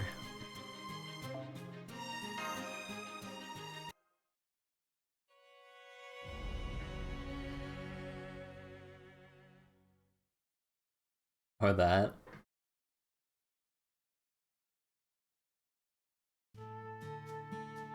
Ace the Savior, Hector the hard-headed Black Knight, Totoro the Tomlin, and Mash, the mysterious Shield Knight who claimed to have come from 2400 years in the future. He'll return the slab. What's your offer? Together, these four companions traveled the land of Britain, now free of clan warfare as they made their way towards the pit. The year was Fae Era 400, about 6 months before the coronation was to be held at Londinium. They revealed the Black Knight's name? Yeah. They did mention it, some while ago? I remember reading the name Hector. I think. So you haven't actually been reborn several times in it, Ace? You've just been alive for a really long time? That's right. Whenever I banished a calamity, I'd always hide out in a cave and rest in a coffin for a while. Just casually sleeping in the coffin. So wait, suffering or curse wouldn't matter much here. This island is hella cursed. Artoria mentioned Hector's receipt as how she knew Bargis's name. Oh, right. Let's see. I think I'd usually sleep for about 20 years or so. Anyway, disappearing like that, it's no wonder everyone thought I died in the fight. Yeah, no shit. So, why would you hide away from everyone like that? Wouldn't they want to shower you with gratitude for saving them from a calamity?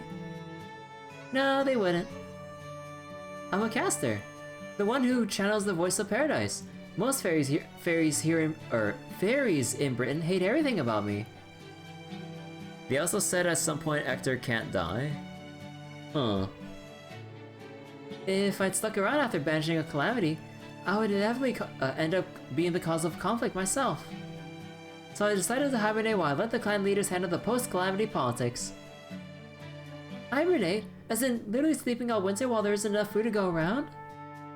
That's right, plus it was a great way to recover the magical energy I spent banishing the calamities. But I won't have to do that this time. Things are going to change a bit now that Uther is going to be king. This Lostbelt, this will no longer be a world where people kill each other for no reason. The fact that you said in the future it's the era of the High Queen is proof that the world must have changed. Well, I guess that's true. To the point, some fairies just threw him into the ocean. But given that receipt, we know how that went. The fairy Britain I knew was ruled by a single monarch, but still. Are things really that terrible in Britain right now, Ace? I know you said the clanheads were always fighting, but I just can't imagine that all fairies would be so aggressive. There's only so much land in Britain. These days, there's enough for each clan to have their own territory, but that wasn't always the case.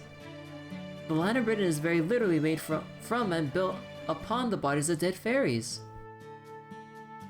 It only took the form it has now at the cost of thousands of fairies being killed every day in constant warfare. Right. So the very conflict the clans fought over the limited land in this world created more land to live upon. For that reason, hating and killing each other, or killing other clans became just not accepted, but encouraged. Had it not been, Britain would still be as small today as it once was. So I've always tried to just prevent the calamities from wiping everyone out while doing my best to stay away from the clan wars. I see. Totoro also told me how the Isle of Britain is made from the bodies of dead fairies. I suppose I can see how that might make waging war to expand livable territory here necessary, but why is it that Britain was so small in the first place? In the world I originally came from, the Isle of Britain was much more bigger than this. I can only imagine something strange must have happened long ago that made it necessary to rebuild the line with fairy corpses.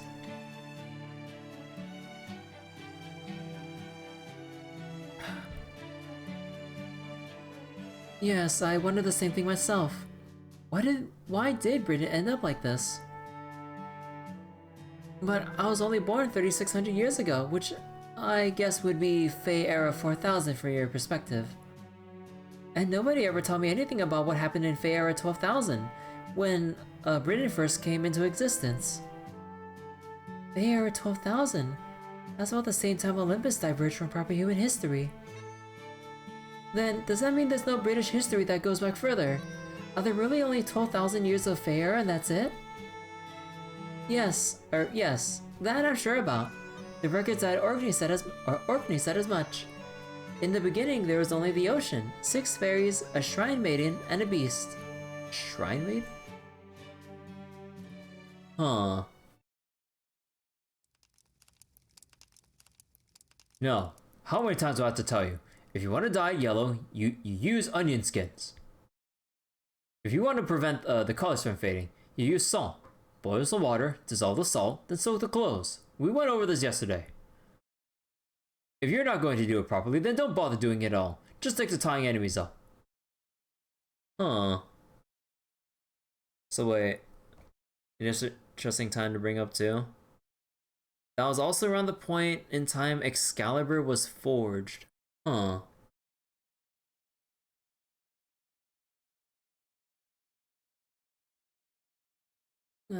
How'd it go again?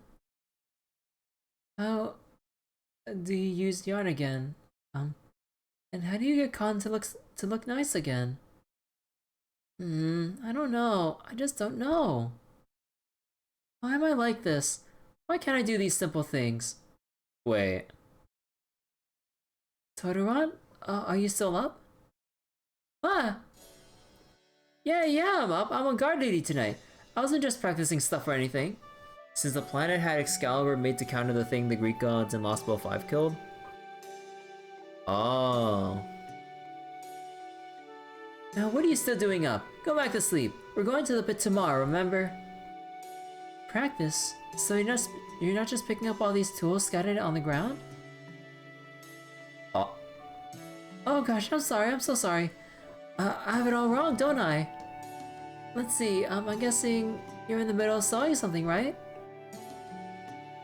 That's right, I'm making Ace's coronation gown.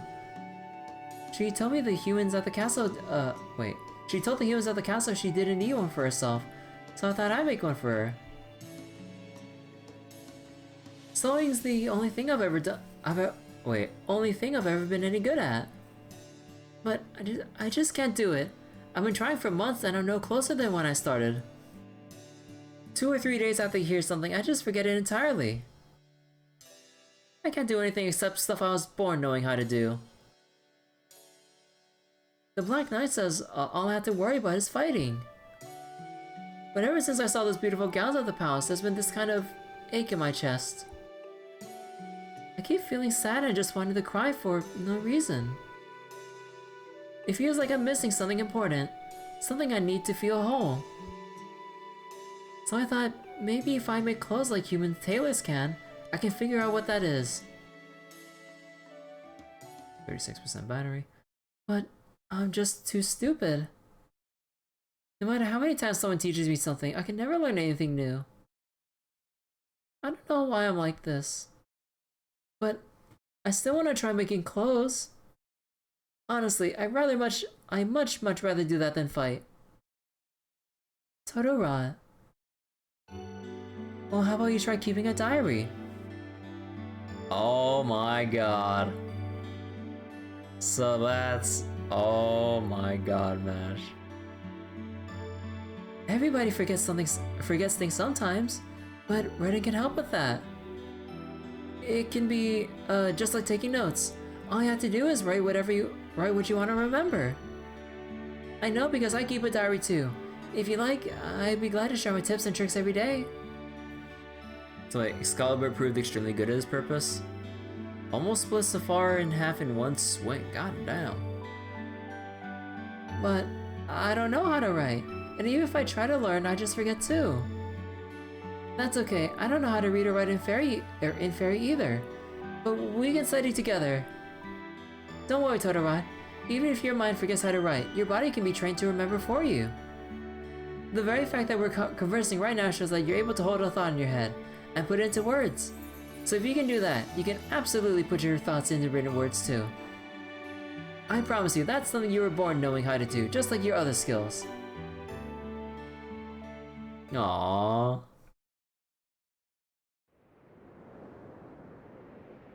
Back to the pit. So this is the pit. It makes sense that Camelot wouldn't be built here yet. Are you really going down there, Ace? I'm against this, it's creepy. It's quite safe, Totoro. There's no moors near the pit, and all the other fairies always keep their distance. We want to worry about being attacked by anyone from the anti-Londinium faction here. All you have to do is keep hold of your thread, Keep hold of your thread while I reinforce it with Magecraft. And all Mash has to do is hold on so tight she doesn't fall to the bottom. Me? You want Mash to go down there? They're not going to. It's not fair to make her go by herself. I'm afraid you have to be up here, Totoro. There's no one else who could raise or lower the thread after all. Oh, right, but then what do we do? It's okay, Totoro. This did come as a surprise, but I'll be fine. I've investigated old ruins like this a number of times before. And I know your thread is just as strong as a solid wire rope. So you don't have to worry about me. I promise I'll come back safe. So just watch over me from here. Okay, got it. You really are brave, aren't you, Mash? Okay, Mash, come this way, please.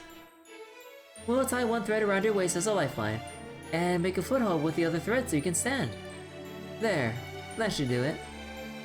We should be able to talk to each other through the thread too, so if you sense any danger, all you have to do is yell. Should the foothold thread come loose, we, by which I mean Hector, will pull you back up with the lifeline as fast as we can.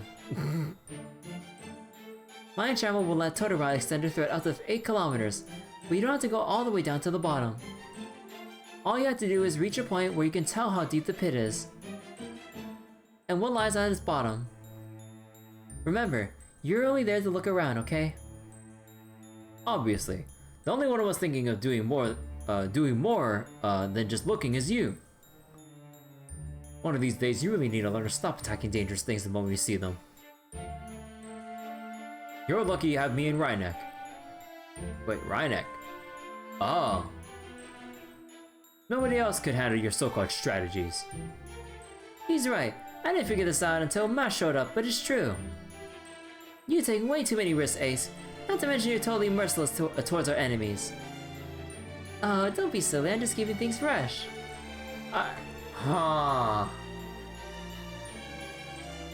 Keeping things fresh.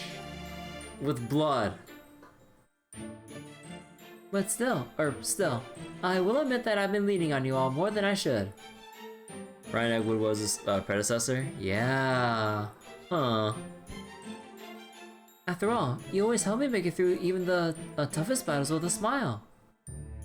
I've always felt like giving up many times, or so many times. If not for all of you, I never would have made it this far.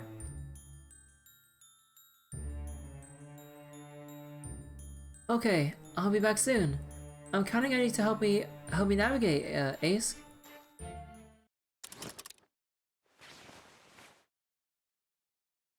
I've been going down for 60 minutes so far. I'm 7 kilometers down now. Still, no changes in scale. No signs of life.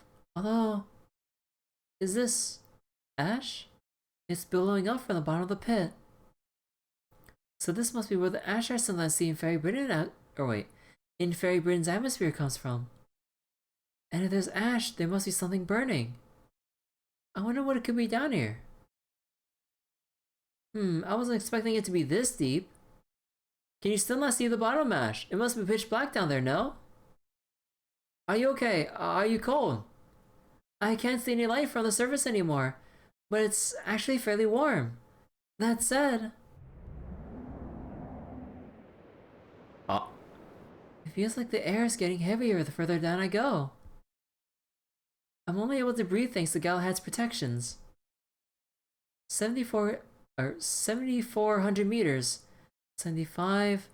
Still no change in the pit. Can you extend the thread any further, Ace? I won't be able to see what's going on unless I... Wait.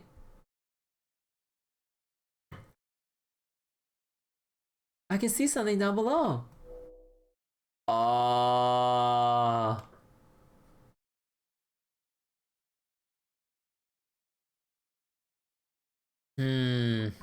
If there's ash, there must be something burning. There's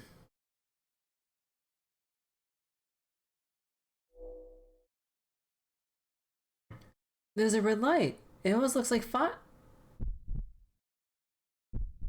Oh. Oh, what's that sound? What's going on, Ace? Mash, get out of the foothold. The thread's being corrupted. A fatal surge of magical elements is coming up from below. No way. There's enough cursed energy here in this Lostbelt to cover all of Britain. No. The entire planet. That place down there isn't of this world. Don't look it in the eye, or you'll... Mash? Mash! Oh no, she's lost consciousness. Get her out of here, Hector. Out of there, Hector. I can't believe it. That thing at the bottom, it's... Wait. Wait, how do you pronounce that again? Okay, hold on. I know I looked this up before, but okay, Google help me. Yeah. Cernanos. Why? What's an ancient Celtic god's corpse doing at the bottom of the pit? So wait, super deep pit in the earth deeper than Mariana Trench and it's burning? Sounds like literal hell.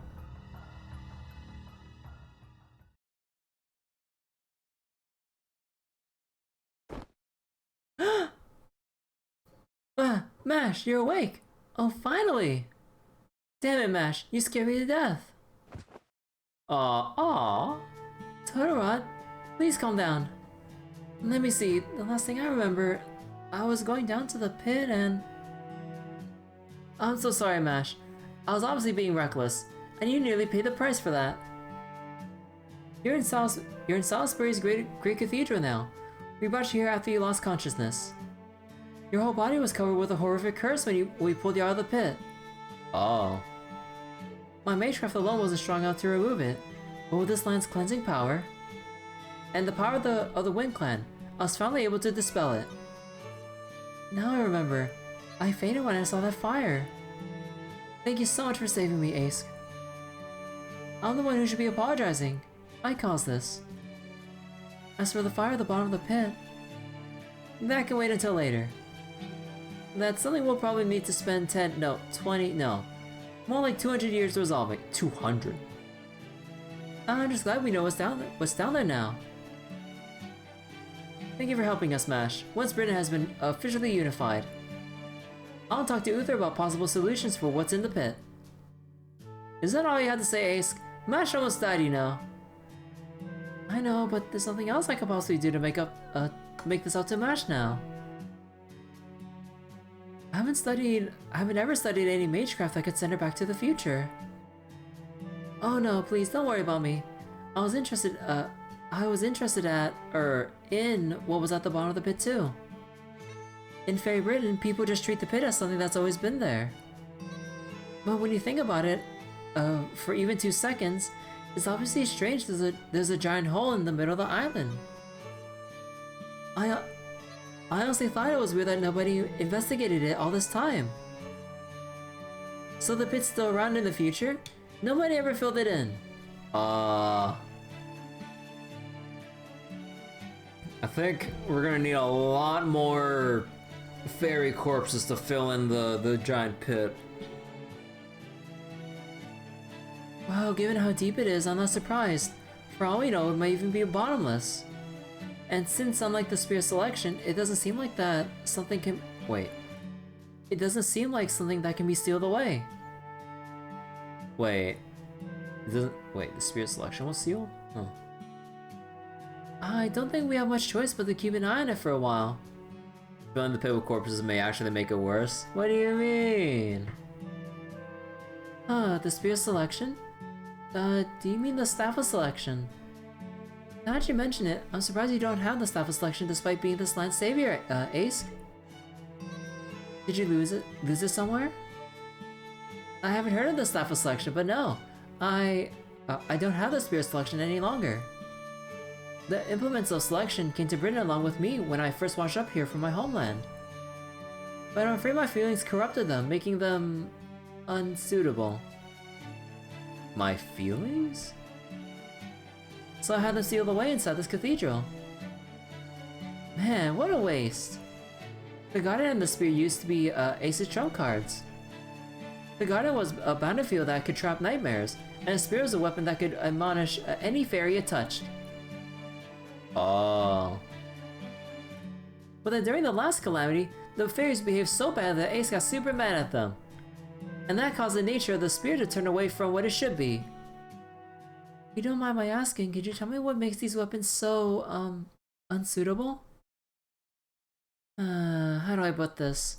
The Spear itself is still as strong as ever, but when it turned, its restraints were removed, and its capacity to recharge kinda went haywire.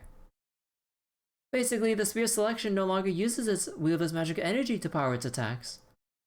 Huh. Now it does so by feeding on the life force, well, the youth, really, of its wielder. Oh.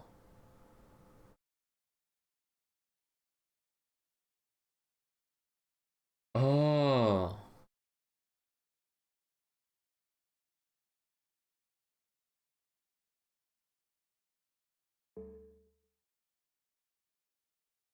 Yeah, and Percival used it and we've seen his hair color change. Oh. 32% battery.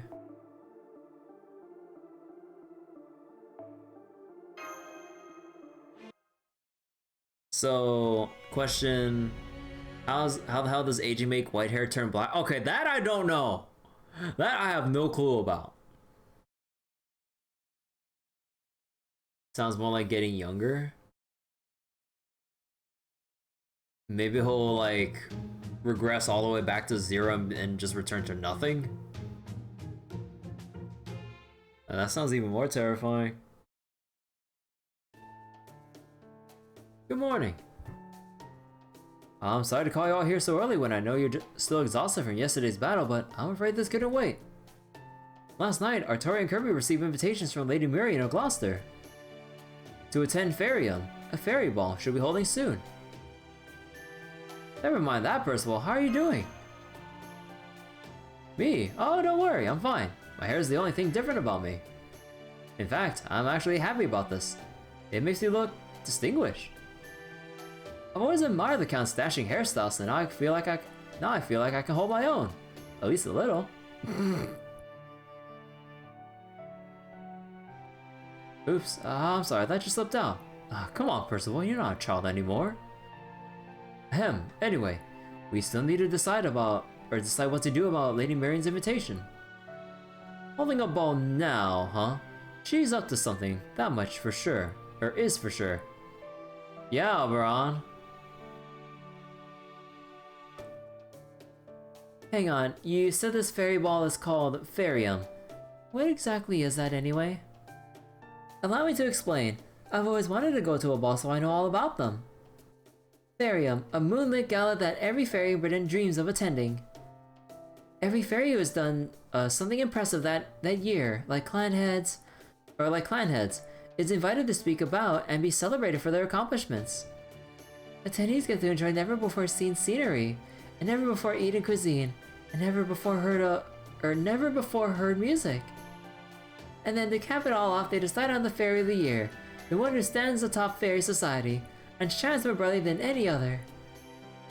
Isn't that right, Arturia? There's not a fairy in Britain who doesn't dream of attending Fairium, right? I guess? Maybe I suppose there was a time I dreamed about it myself. But... Wait, does it mean we're going? Because I was kind of hoping I'd never have to go to another Fairium if I could help it.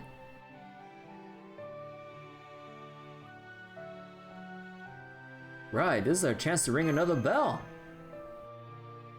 Yeah, and that's definitely what Miriam has in mind with this invitation. Though I still don't know why she's giving us this opportunity. That's right. This is Miriam's way of making her intentions known to both the Queen and the Child of Prophecy. Huh. Where'd the butterfly go on his hand?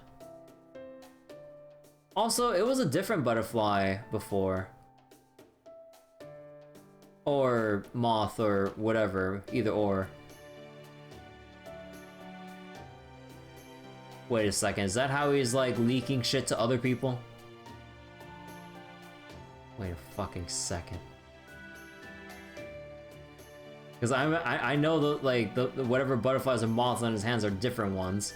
Or at least I remember two different ones. Son of a bitch.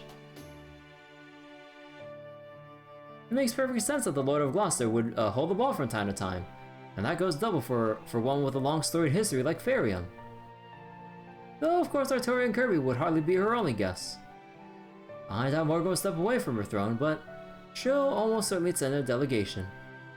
At minimum, Tristan and Lancelot will be among them. Right, of course. Lancelot always wins Fairy of the Year. That little blue bitch, huh?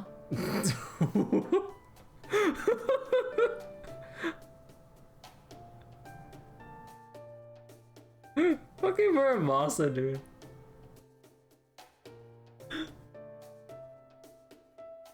I'd love a little payback over there, but Gloucester is bound by Miriam's rules. So no one from any faction can fight at this ball, right? That's right, which makes this a perfect opportunity. Under ordinary circumstances, we'd never be allowed into Gloucester now that we've defied the Queen by ringing 2 bells and defeating Woodwoes. Muramasa took it so personally. Bro, he was the one who started shit. Talk shit, get hit. Although more like it's get hit, talk shit for Muramasa. But for this occasion, we can proudly attend the ball as distinguished guests. And once we're inside, sneaking around and finding secret rooms is what you do best, right, Arturia? I knew it. Time to put those shady spells of yours to good use. Did you have to say it like that? Then it's settled. I'll ready your carriage right away. The ball is being held tonight, so we'll need to hurry if we're going to make it to Gloucester by evening.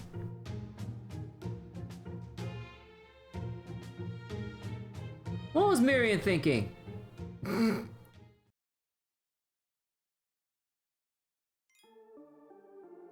Oh man, we're hauling ass. Wait a second. Berserker Avenger.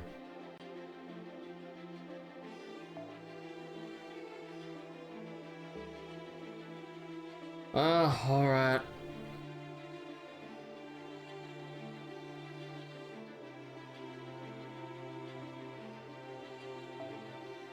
Moore's classes. Yeah, buddy. You know it.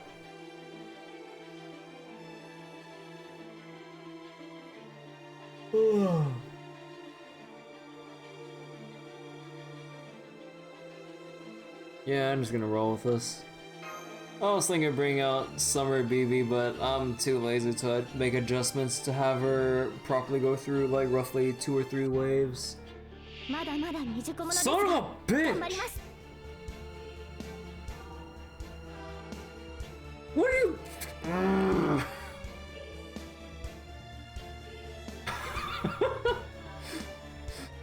What do you mean it's only 2?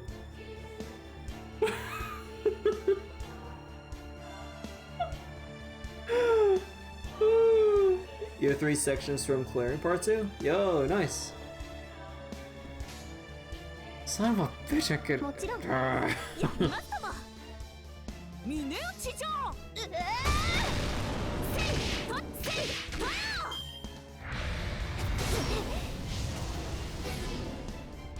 Nice tempo, Bryce.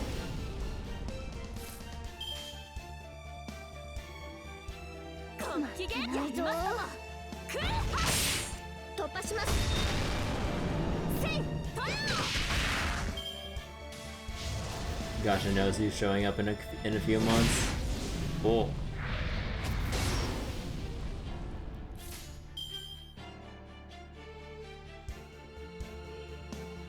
やりますもちろんご機嫌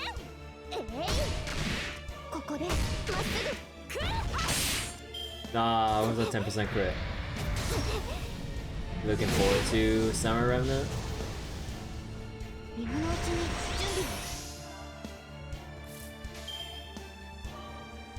備を望まれることをやります望まれたようにもちろん A game that's happening on like Relink or Extra. どれほど遠く汚れても私は Man, 星を I want to 探す see Relink so badly, dude, but I'm so scared about how it'll actually be in the long run. のここでまっすぐ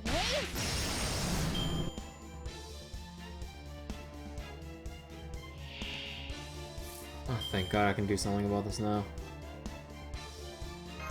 白兵戦行きます戦いですかジャンバラ上等ガンガン行くわですかやだよご機嫌 Imagine Relink comes out for so many years and it's shit. Bro, don't let it be like a Duke Nukem Forever thing. Please, that's like a fate worse than death for a game. You're thinking that too? Yeah.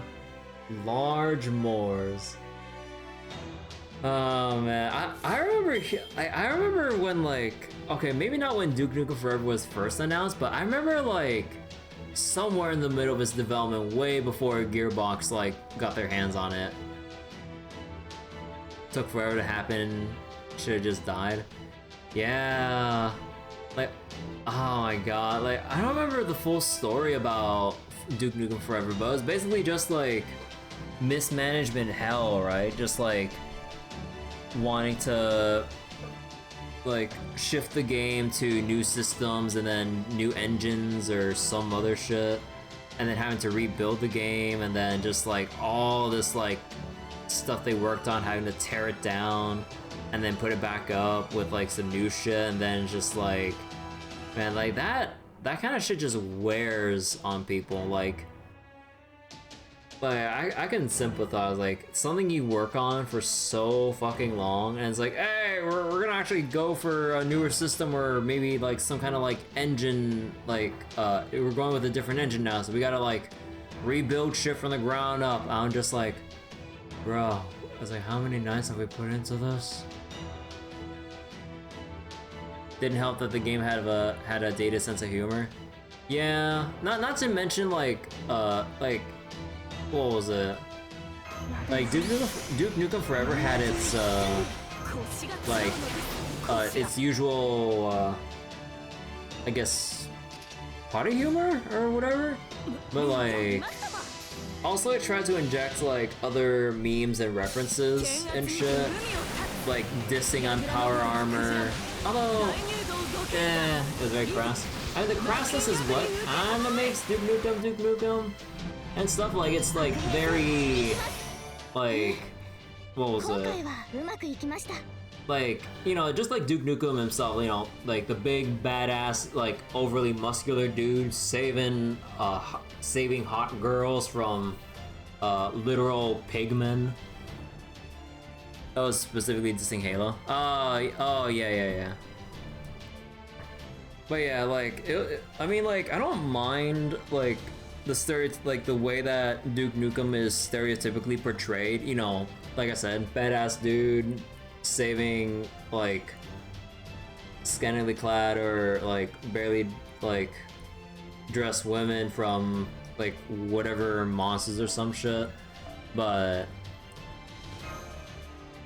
I'm pretty sure people wouldn't like how, I can't imagine like Duke Nukem being portrayed today compared to Duke Nukem in all of his iterations, or in all of his like other games like back then during the PS1 era or whatever else. They would have to defang him. Yeah, because he always does kind of regard like, or he does always kind of like treat women just, you know, the way he does. And then that wouldn't sit well with people today, or especially with the writers and or with the no, that wouldn't sit well with like with I guess the internet in general. So trying to like write Duke Nukem in today's social climate, like, I mean, it's not like Duke Nukem's like disrespecting women, but like the way he likes like oogling them and stuff, like that wouldn't sit right with people. Like I can understand like the stereotypicalness and all that, but yeah, I can see that's like, yeah, people aren't gonna be alright with that. People are on like certain kinds of, like, I can imagine like the outrage or some shit, even though it's like it shouldn't be, or I don't know, like it's like a bit, it's like very complicated thing.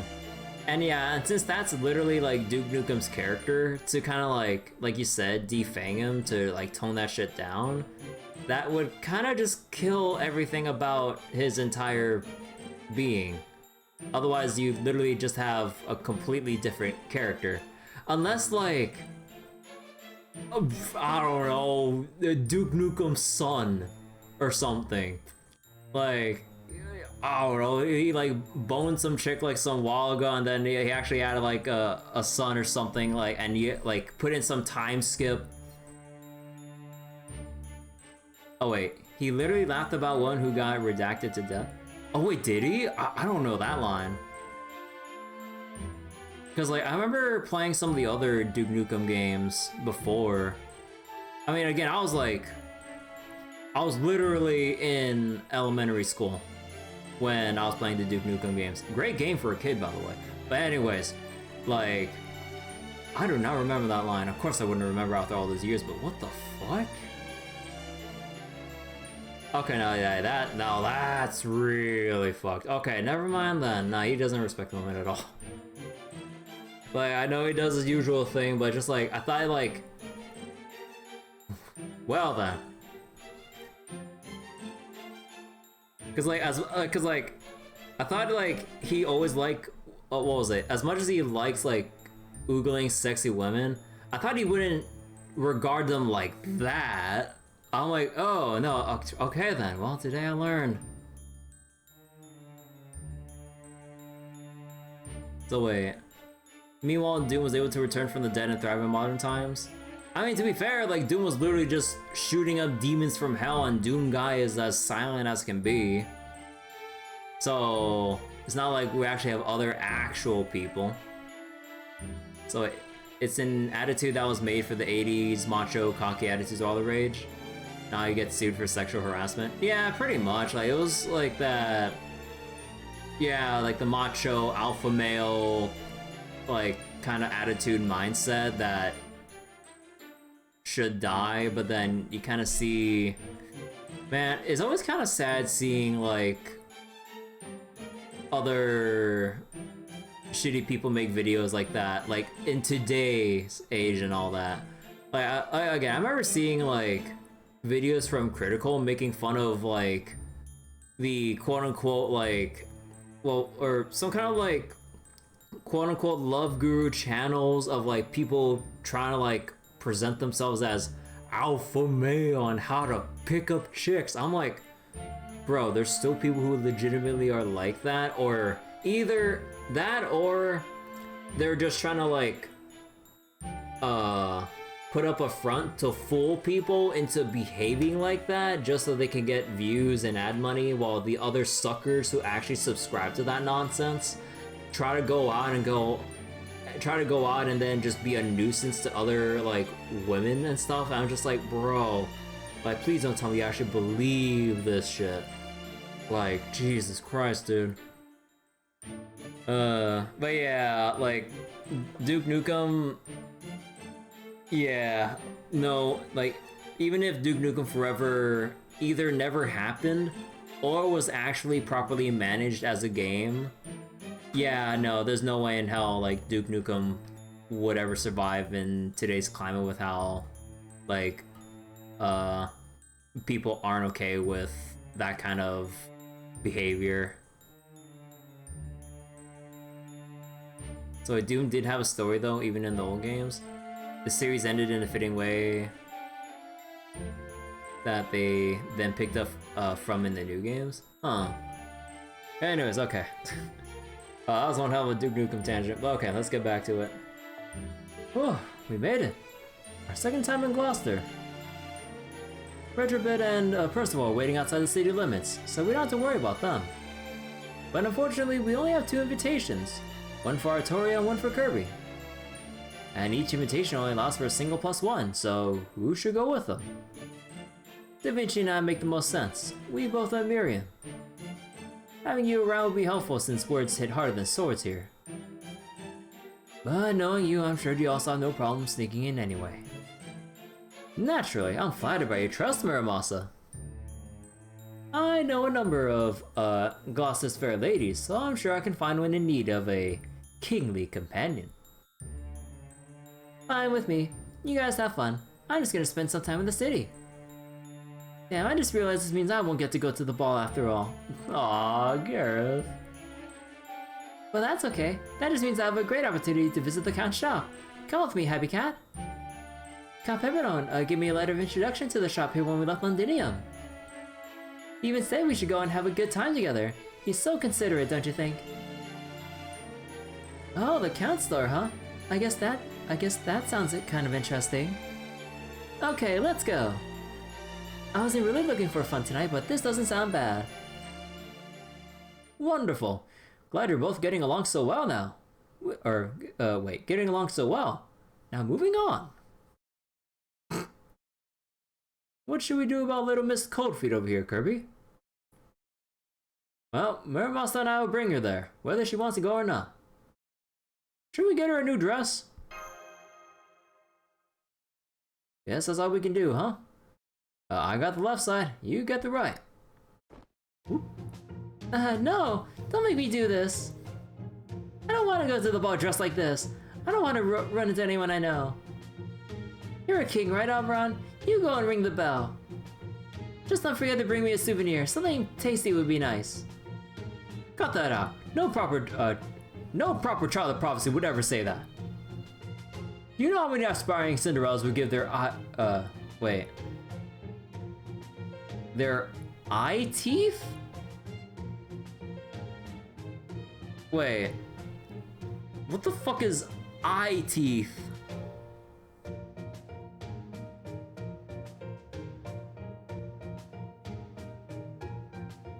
Unless there's something I actually should have read up on. What the fuck? Okay, hold the fuck up. I'm so bothered by this.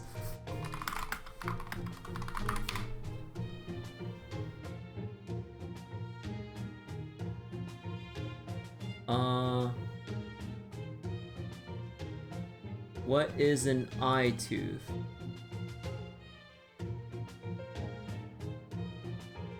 The longest, strongest, most stable, most prominent teeth in your mouth. The eye teeth are in particular your upper canine teeth or cuspids. Notice on each side of your upper mouth 2 large front teeth in the center. They and the teeth next door to them, your second teeth are called incisors.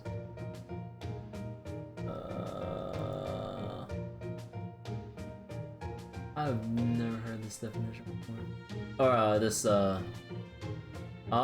so it's... Oh, Jesus Christ, Google. Why did I click on Google Images for eye teeth? Like, I was expecting just, like, a normal picture of teeth. No, that was some really fucked up teeth. What the fuck? That's more NSFW than, like, the shit you see, like... Ugh! Rookie mistake? Oh, yeah. So the eye teeth is, like, the teeth next to the... Ah... Look, I understand if that kind of image would be what I see if I scroll down further. Not like the first fucking row. Bro. I know I've seen a lot of shit in my time, but let's just be honest here. The mouth is one of the grossest things to see fucked up. More than anything else, the mouth is extremely fucked up to see if it's not all like perfectly clean and straightened and shit. Ugh. I kind of wonder how... I mean, obviously dentists are used to it, but man, I kind of wonder how they deal with it sometimes, especially if they have to work on like a really serious problem with someone's mouth, if it's like really misaligned and just whatever shit happens with like the gums and stuff. Human body's a disgusting thing. Yeah, I mean, I'm so used to seeing like other kinds of gore, but then like from other movies and games and shit like that. But like, obviously, hopefully not real life. Oh dear God.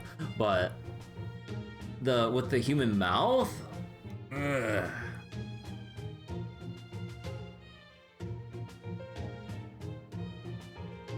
Wait, Oberon, was that you doing a wicked stepmother? I'm sorry, I just didn't expect Artori to be so stubborn about this. Did you have some ball-related trauma? Did you get mistaken for a server or something at one before? Don't be silly, of course I never had anything like that embarrassing happen to me. It's just, you know, I'm basically the face of the Round Table Army now, so I don't want to go there underdressed. Oh, is that all? Well, don't worry then. Nothing better or more formal for a warrior than to wear their battle dress. Then again, if you prefer, you could always have Kirby go on ahead. But I doubt you'll be able to find her again later. So just be you and Muramasa at the ball, in that case. I don't see a problem with that. Okay, I'll go already. Just don't leave me behind. Oh, did I say undressed? It's underdressed.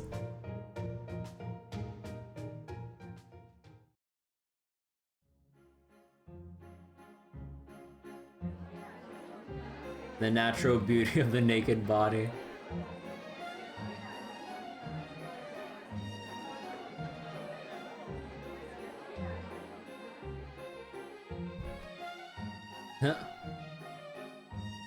So I don't want to go to a ball undressed either. What do you mean? It's beautiful. Yep, this is amazing. I never would have thought there was such a fancy ballroom next to the auction house. It's a Fae domain within a Fae domain.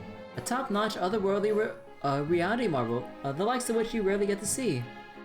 A ball implies formal clothes after all? Yeah. But you can tell since the inside of this building is clearly bigger than the outside. Whatever it is, it's damn impressive. If this place is any indication, Mirren just might be the best damn gardener I've ever seen. Hell, the view's so great he's even got Artori to calm down. I already know this is my second time here, so it's not like I was entranced by the scenery. And then there's half-naked Muramasa. Don't worry, the muscles are part of the outfit. Could you get away with wearing a top hat and nothing else? I mean... I was mostly wondering why Miriam hasn't bothered to greet us after she invited us. Whoop, Artori is pissed now. Once she gets over herself, she really is a dependable ally. Huh, you're right, now that you mention it, I don't see her anywhere. Well, like I said, we got played. So much for Oxford. I would have thought she'd be the first one to use the Child of Prophecy to liven things up at a part. May I have your attention, distinguished guests? On behalf of Lady Miriam, the owner of this beautiful building, I would like to apologize for her tardiness. I've been told she should arrive in about 1 hour, so please relax and enjoy yourselves in the meantime. So Miriam isn't here yet, and there's no sign of Oberon either. What do you think, Kirby? Should we just go sneak into the bell tower now? We may as well.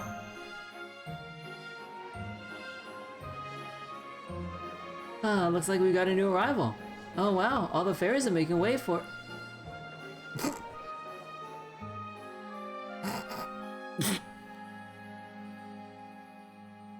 Oh, hell yeah!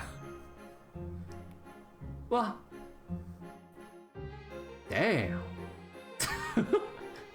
I wonder if Miramas saying damn he's surprised or damn for something else.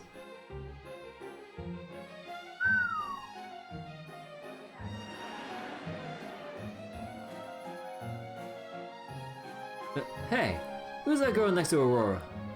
Both. Wait, hold on real quick.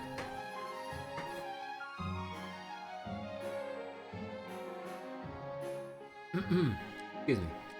Hey look, who's that girl next to Aurora? Aurora's an exception of beauty, but that fairy next to her is something else. Murmasa. To be fair, Lancelot did have the mask on, but... She does work that dress? Hell yeah. I see. So you go for the prim and proper young lady types, huh, Muramasa? Got nothing to do with what I like. I'm just being objective here. She works it to the limits of the material.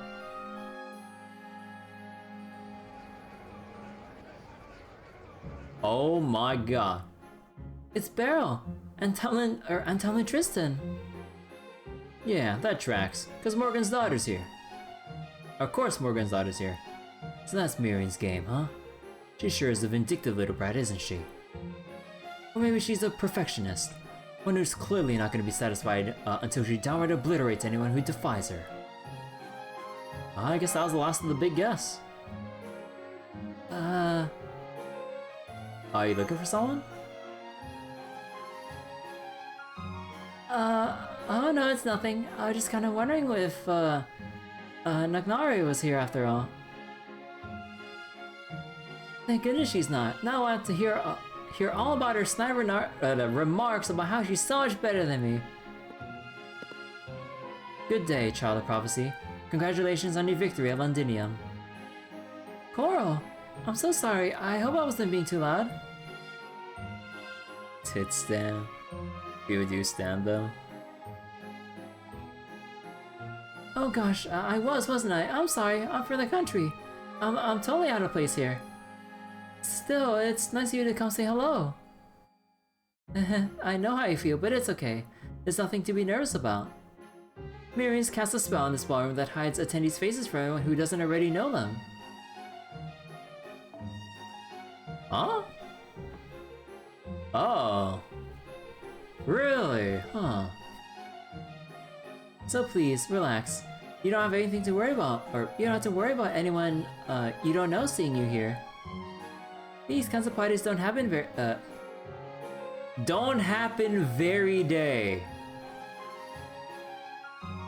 every day. It's best to enjoy them while you can. I see. Thank you, Coral.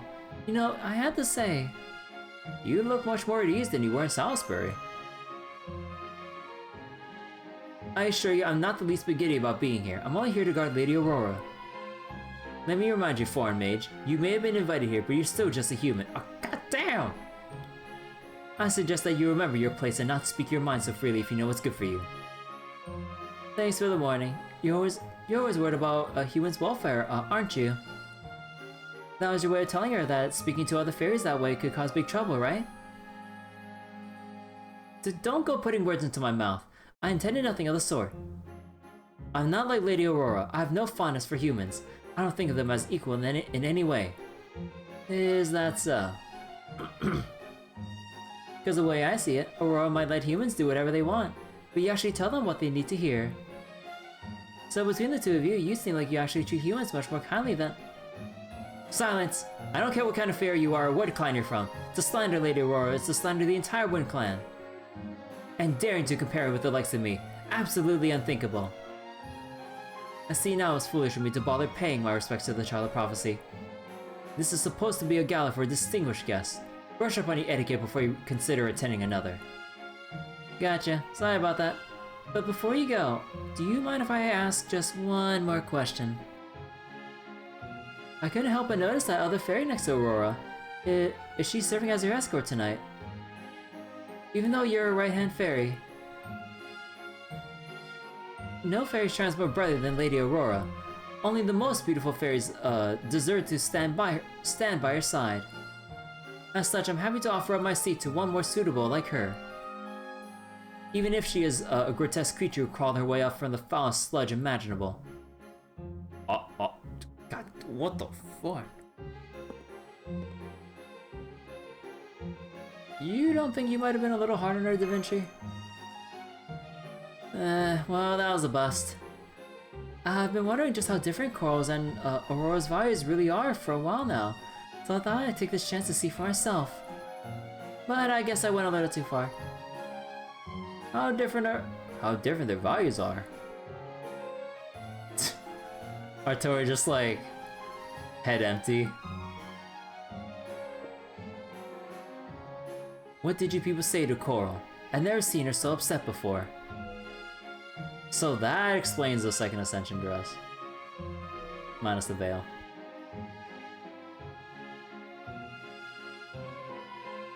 Wait, hold on. That's my night mode going off.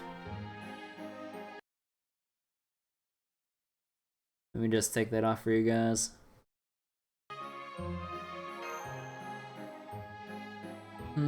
Alright, I'm not wearing my armor today, am I? Pardon me. This isn't our first time meeting, but it is my first time properly introducing myself.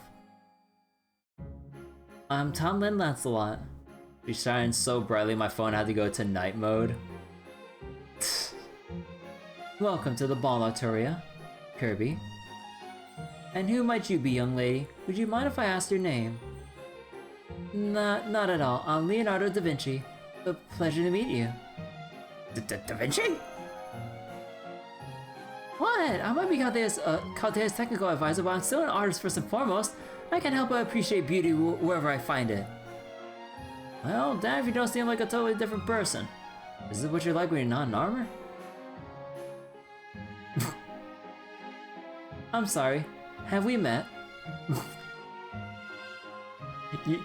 You seriously can't just turn around and just go who Omega lol.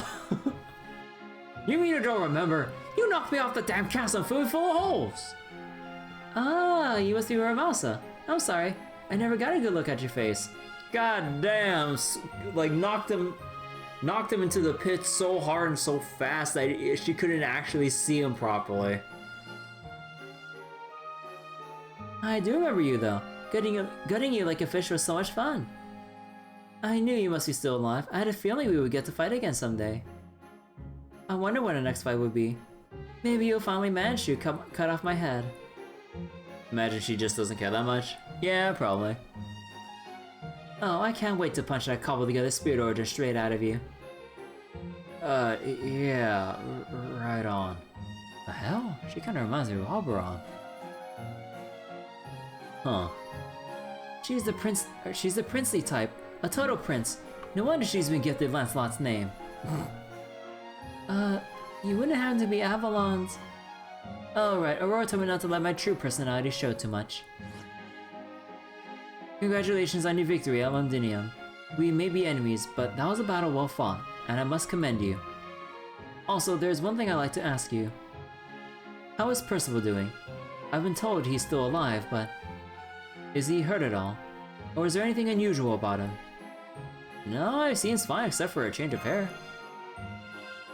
Do you know Percival? I'm his big sister. Oh, his big sister? Well, no wonder you're worried about... Record scratch. Percival's big sister? Huh?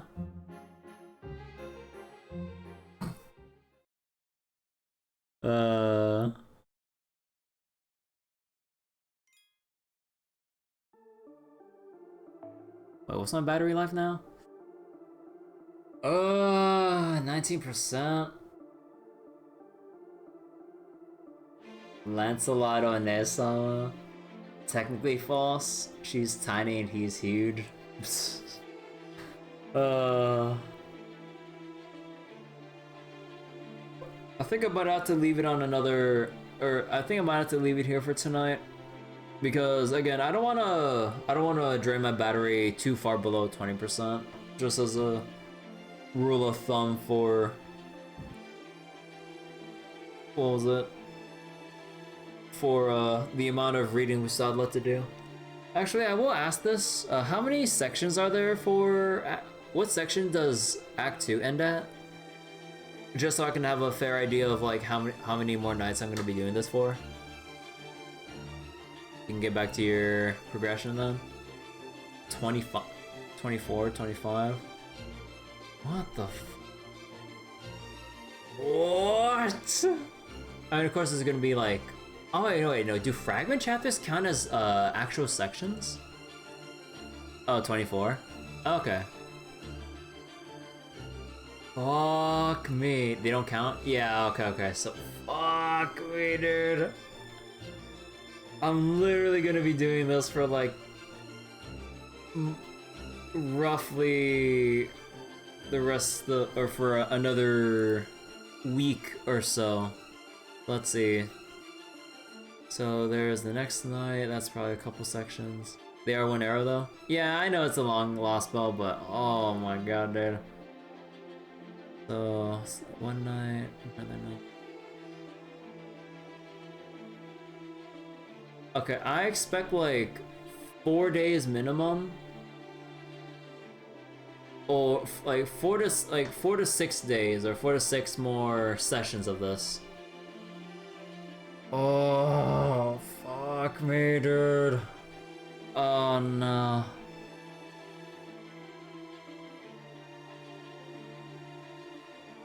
Long and dense. Part 2 is about twice as long as part 1. Oh my god, dude. It's like, dude, this is like literally doing a read-through of the Trails games, but with no gameplay. It's just cutscene after cutscene. I'm just like, well, oh, okay. No minor gameplay except for the boss battles, and then just like, okay, more reading. I was like, oh god. Because like, I can feel my throat getting a little bit stressed from all the reading I've been doing night after night. But as long as I hydrate properly and don't go too crazy during the day, I can keep doing this night after night.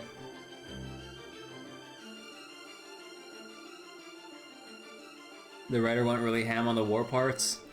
Yeah, the war parts really do take a while. I mean, I don't mind, but man, yeah, they take a while to get through. I swear to God, if I see another freaking wave of enemies that's just only 2 enemies that I can't fucking loop, I swear to God. It's kidding though.